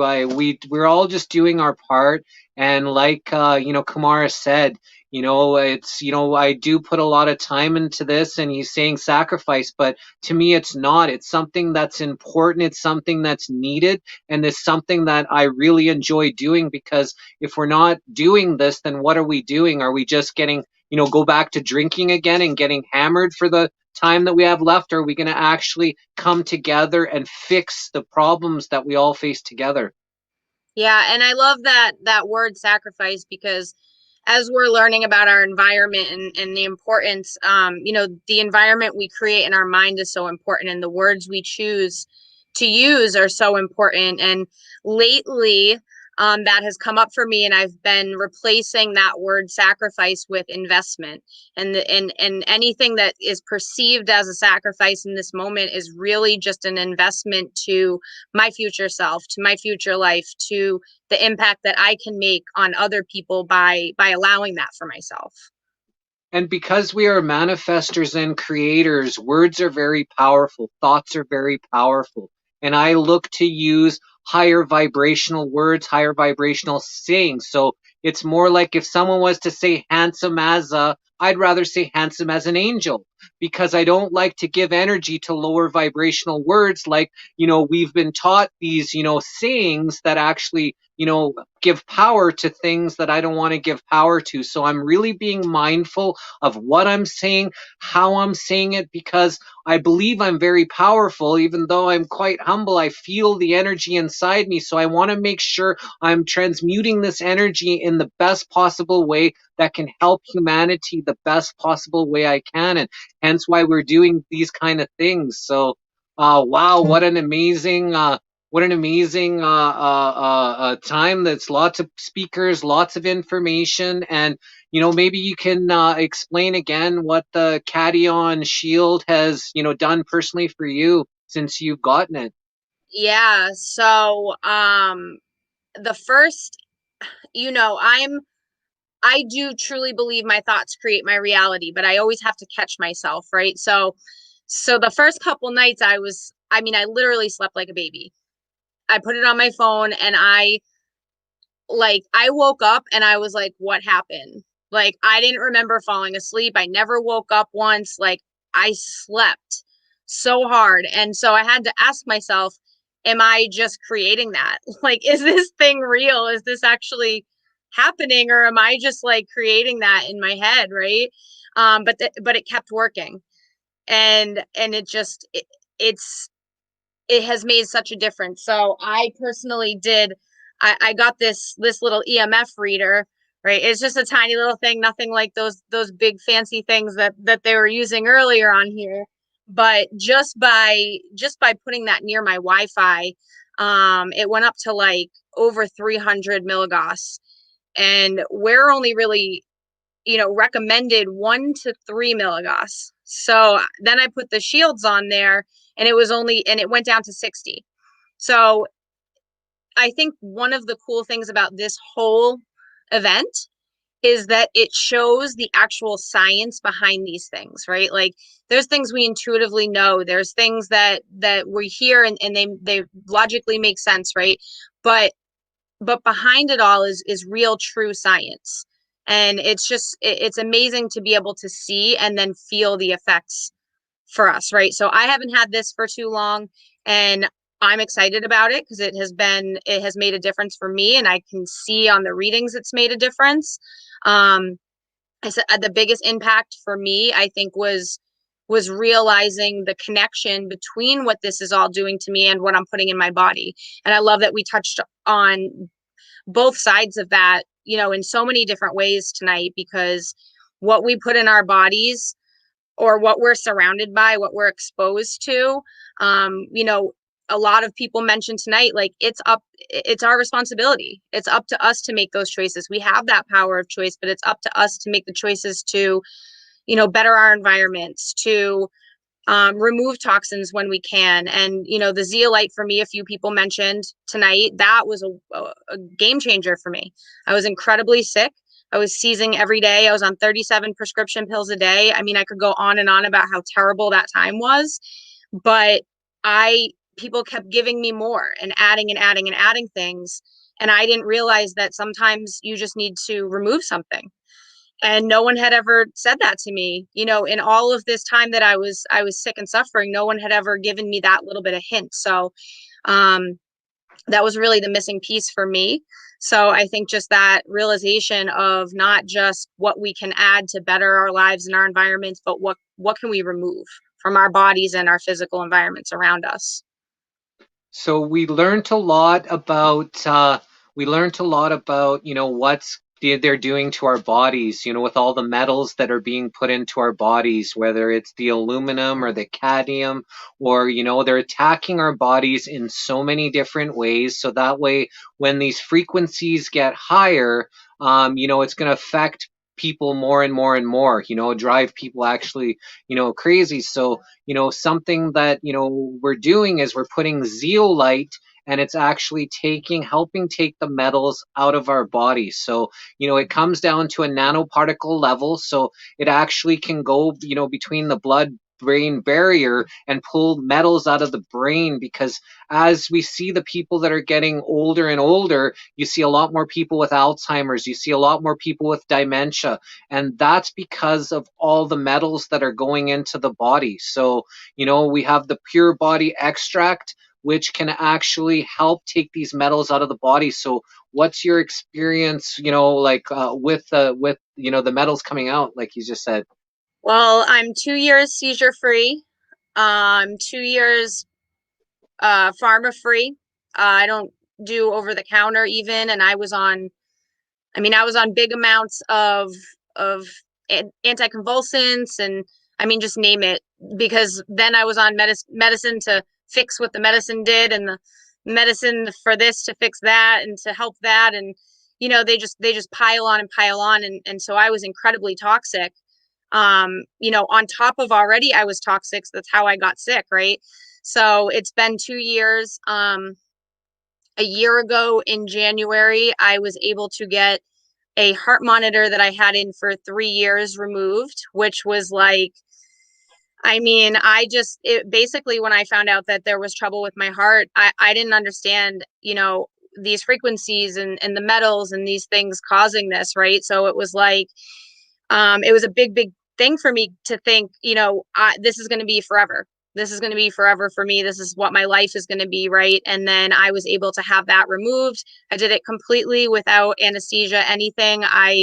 When I made a decision to stay away from pharma, I really stuck hard to it, and I really stood in that, and reminded myself that pain is a messenger, and that we can tolerate more than our minds tell us, right? Use breathing exercises, and it's been a really amazing difference to see quality in life, because I went from wishing my life away every day to being grateful for all of those struggles. And in those moments, I couldn't have imagined that, but sometimes it just takes something that simple.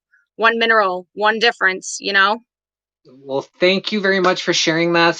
With all the amazing speakers that we have, we now have Mr. Sasha Stone that just came into the waiting room. So we're going to bring him on for our final speaker for the evening. And welcome, Mr. Sasha Stone. You've been doing so much amazing work on bringing, awareness to all the different things that are going on. And today we're talking about, EMF frequencies and, different things that, technology has done, onto the body. And we're just wondering, maybe you can introduce yourself. Most people do know you. You have quite an amazing, internet presence. Well, very good to meet you. Hi, Jesse. Thank you. So late night with you and morning here in the tropics of Southeast Asia. But nice to meet you nonetheless. I'm happy to riff on anything. I'm delighted you're drawing attention to EMFs and sort of incoherent and discordant frequency, because that is probably the single most important factor connected to all disease and death and entropy. It's all connected to frequency. Everything's connected to frequency. And the sooner we as a species awaken to the fact that frequency is the link between the world that we perceive and the unseen world, that's an important connection there as we move into some kind of enlightenment, some kind of ascendancy, provided, of course, we survive this era of covidiocy. We'll get there, but frequency is very much the missing link, the piece that we need to understand, to do with vibration, to do with light, to do with oscillation, and so on. So very happy to riff on the subject with you. So now, with all the different technologies, when it came out with, the radio waves technology, and then all of a sudden the Spanish flu comes out, and then, television technology comes out, and then all of a sudden there's the polio, now we have, coming into this, internet, and we've got the different things. So is it actual the frequencies that are causing these things, and they're hiding it by putting out these fake viruses and things like that? Is that Yeah. something that you believe is happening? I don't believe. I have no interest in belief or trust or faith or hope. I'm connected only to that which we can understand, fully comprehend, and see, cogitate, and take that forward as knowledge and wisdom. And we need to begin to make the distinction as a species between data, information, knowledge, and wisdom. Yes, everything is connected to that. I mean, if you look at in the First World War, Second World War, the diseases, polio and measles and chickenpox and all this spurious nonsense that's emerged in the modern era, I say modern, in the last century, has all issued off the back of frequency intervention. So radar, of course, in the First World War, was responsible for the outbreak, connected to also a vaccination program. Don't forget the returning infantrymen from the First World War. That was where the Spanish flu outbreak occurred. Millions of people suffered resultantly. But that was the first time we saw a pandemic. Was it orchestrated? Absolutely. Is this stuff been enshrined and encoded in the Jesuit oath, for instance? Yes, it has. Go and read the Jesuit oath. Go and ask the questions. Why is every pope required to, and cardinal required to take the oath? I mean, why is it so? Why is it a source code within the Vatican complex, the Jesuit oath? And why does the oath speak poisoning people, across the world? We've got a Babylonian Mysterium cult element as well, which you're going to have to look at if you want to understand the genesis of modern disease. Will get very uncomfortable with that. They don't want to go there, but people didn't want to talk about frequency up until very recently. That's supposed to be woo-woo, when it's not. It's the building block of our reality, is the degree to which atoms spin and transduce and transcode light, life, and then create the building blocks of reality. Frequency is the underpinning of everything. Holding a high frequency is what heals. Holding a negative, distorted frequency is what corrupts and decays and ultimately kills. So all poisons in the world are connected to discordant, mutant frequency sets. All the things that feel good in the world, like empathy and love and joy and delight, all of those things are connected to harmonious and coherent or frequencies. And it's where we place our attention that determines whether it's an incoherent or a coherent frequency set. So at the end of the day, the real question is, who are you, and how are you deploying your divine technology in the 3D temporal realm? And that's really how we ought to be looking at reality. Waking up every day and realizing that I'm the pilot, I'm the architect, I'm the geometer, I'm going to go forth into life, I'm going to spread good vibes, man. And that's really what it comes down to. Our capacity to feel empathy and to qualify the poisons around us. You are in a good state of mind, you're literally fractating, radiating coherent frequency sets. That is bringing coherence into the negative. And so that's ultimately how we heal, how we absolve, how we treat, how we cure, is through gratitude and through becoming coherent at the level of frequency. It's so important, cannot be stressed enough. So now they're loading our bodies up with metals. So that way, when they're turning up these frequencies, people, especially the ones that are really sensitive, are really getting negatively impacted, or really, really feeling these, frequencies that are going on. So we're doing different things to detox these metals out of our body. We love and we're looking through empathy, but until we take off some of these poisons that they're actually spraying, injecting and putting in the food, modifying, those are number one things I think we need to do to help ourselves be able to stay in that happy, positive love vibration.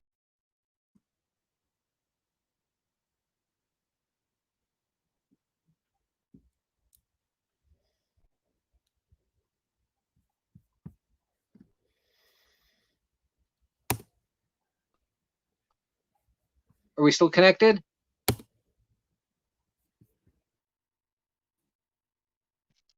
Mr. Sasha? Hello. Yeah. So what are you doing, different things to help, yourself? Well, not sure about our connection. Just got disconnected, so we'll hope Mr. Sasha comes back. The connection was kind of a little bit in and out, but we're hoping that he's able to. Oh, here we go, Mr. Jesse, I'm sorry. I just jumped back in. I hope you can see me again now. I can't see you, but I can hear you. Oh, now I can see you. Yeah, are we connected? Yeah, apologies. We're just at the back end of the monsoon here, so signal on the island is sometimes a bit dodgy. I'm sorry about that.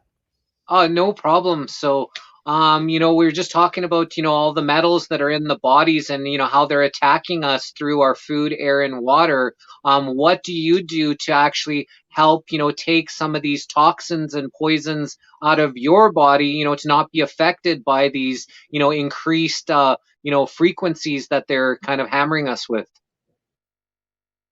Indeed. Well, what is the question there, Jesse? I agree with what I just heard you say. What's the question? What are you doing to help take the metals out of your body and help protect yourself against these things? Gotcha. So what I do is infrared sauna. I have one here at my villa. And infrared sauna, if you ask me, the best way you could go.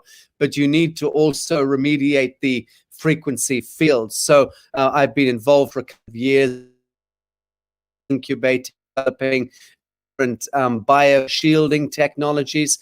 Got a nice big juicy hit last year from the BBC, which was syndicated around the world, trying to deride one of the technologies which I was getting behind, which had hugely successful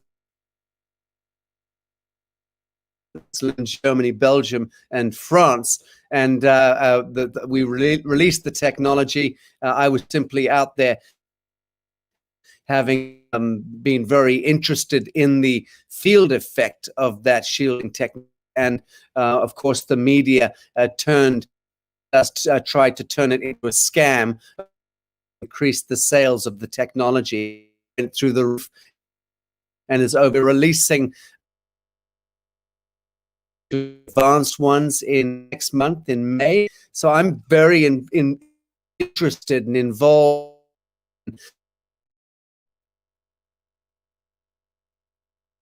Yeah, you kind of cut out there. Sure, going to work. I'm anything.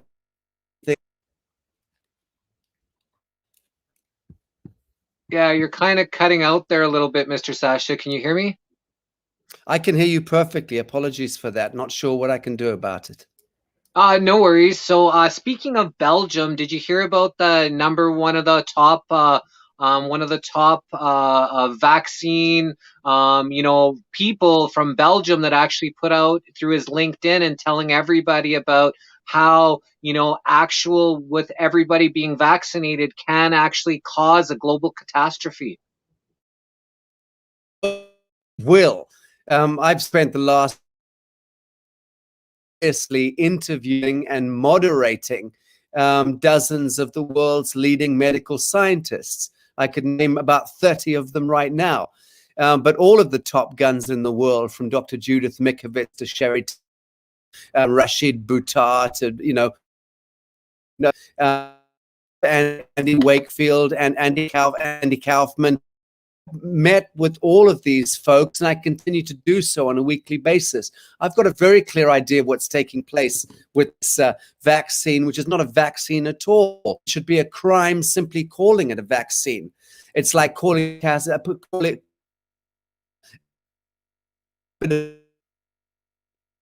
it's graffiti. It's not so it's called fraud. They're calling this godless little jab.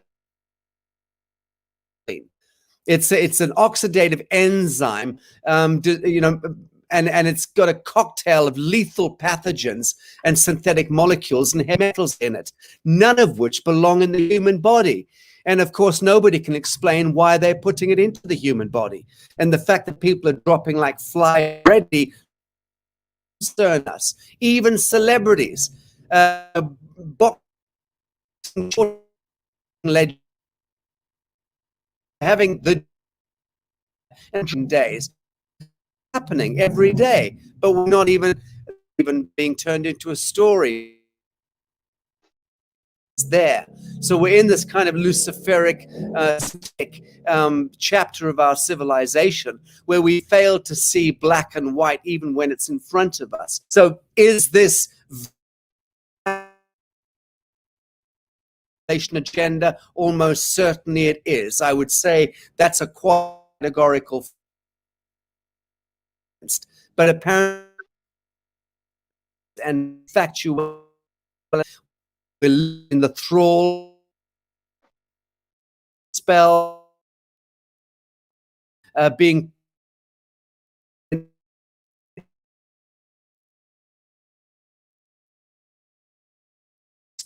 and governments around the world are all in lockstep with those satanic profiteers and racketeers.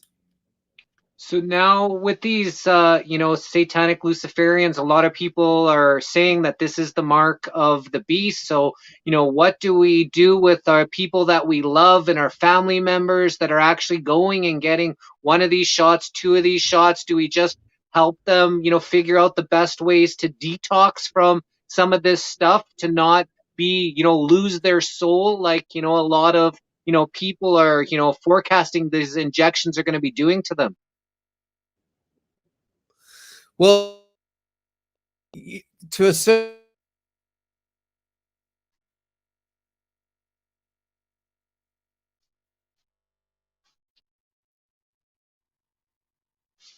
Yeah, I can't hear anything you're saying right now, Sasha. So far gone, departed their own reason.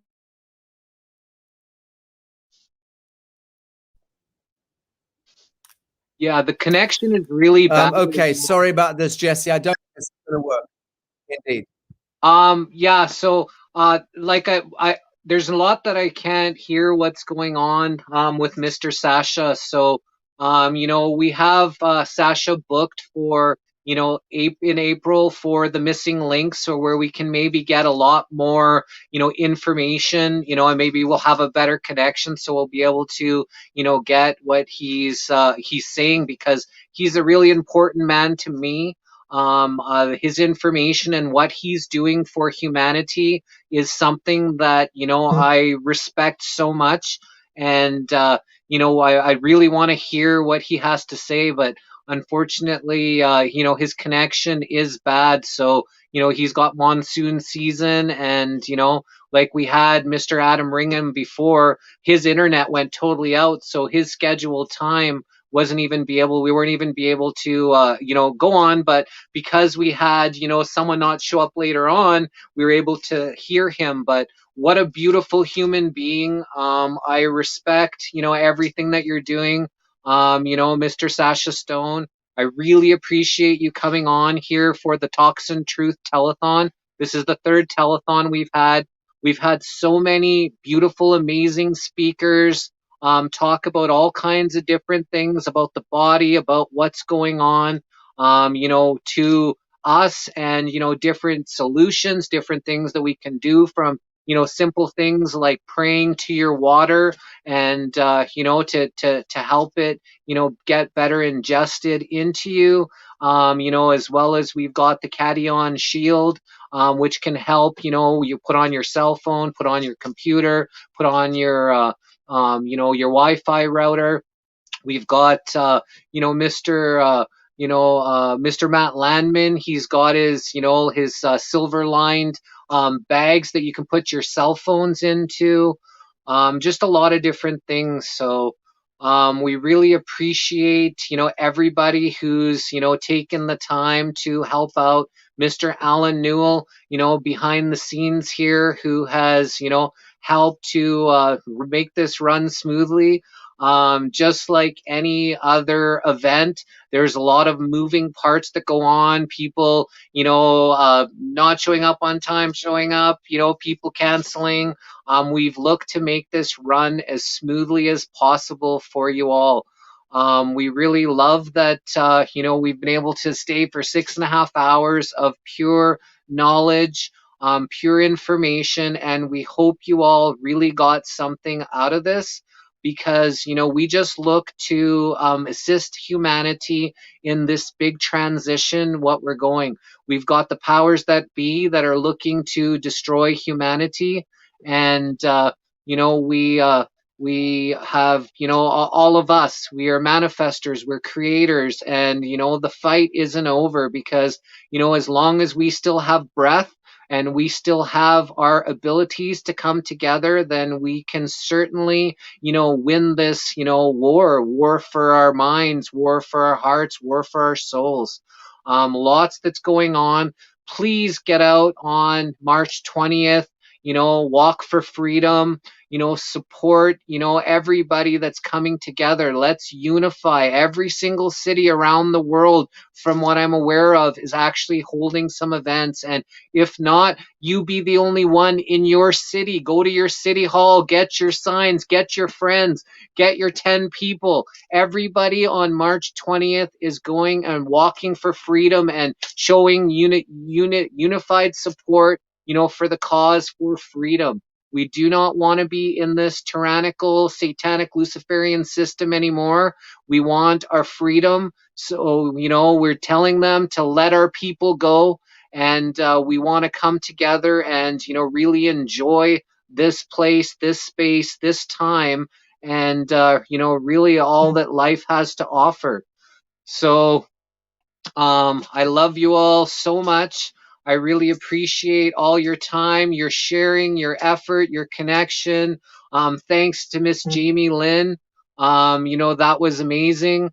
That was, it's more information, about what's, her effects on the cation shield.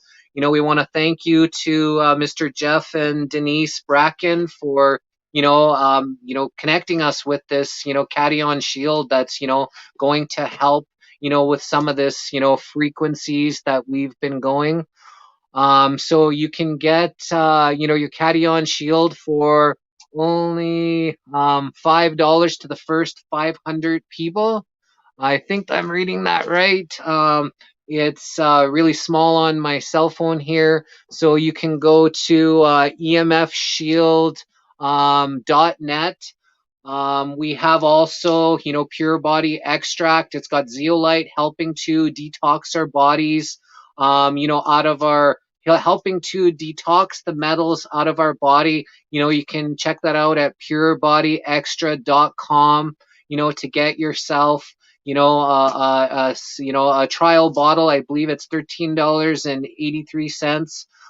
You can get a bottle to try out this zeolite, and it will change your life, because we've been bombarded with toxins. We're being bombarded with these EMF frequencies. We're being bombarded for us to be distracted, divided, sick, weak, and, not unified. So, really need to unify, us. We need to unify yourself. We need to clean out our bodies. So doing different detoxing, learn about fasting, learn about, I've been learning, I posted some stuff on borax. You can take borax as a bath, and you add some, some oil to it, maybe some olive oil into your bath, and you'll actually see some of these nanoparticles that, we're having to breathe being released. You'll see these little things coming out of your body. So just do things to, help yourself, because the stronger you become,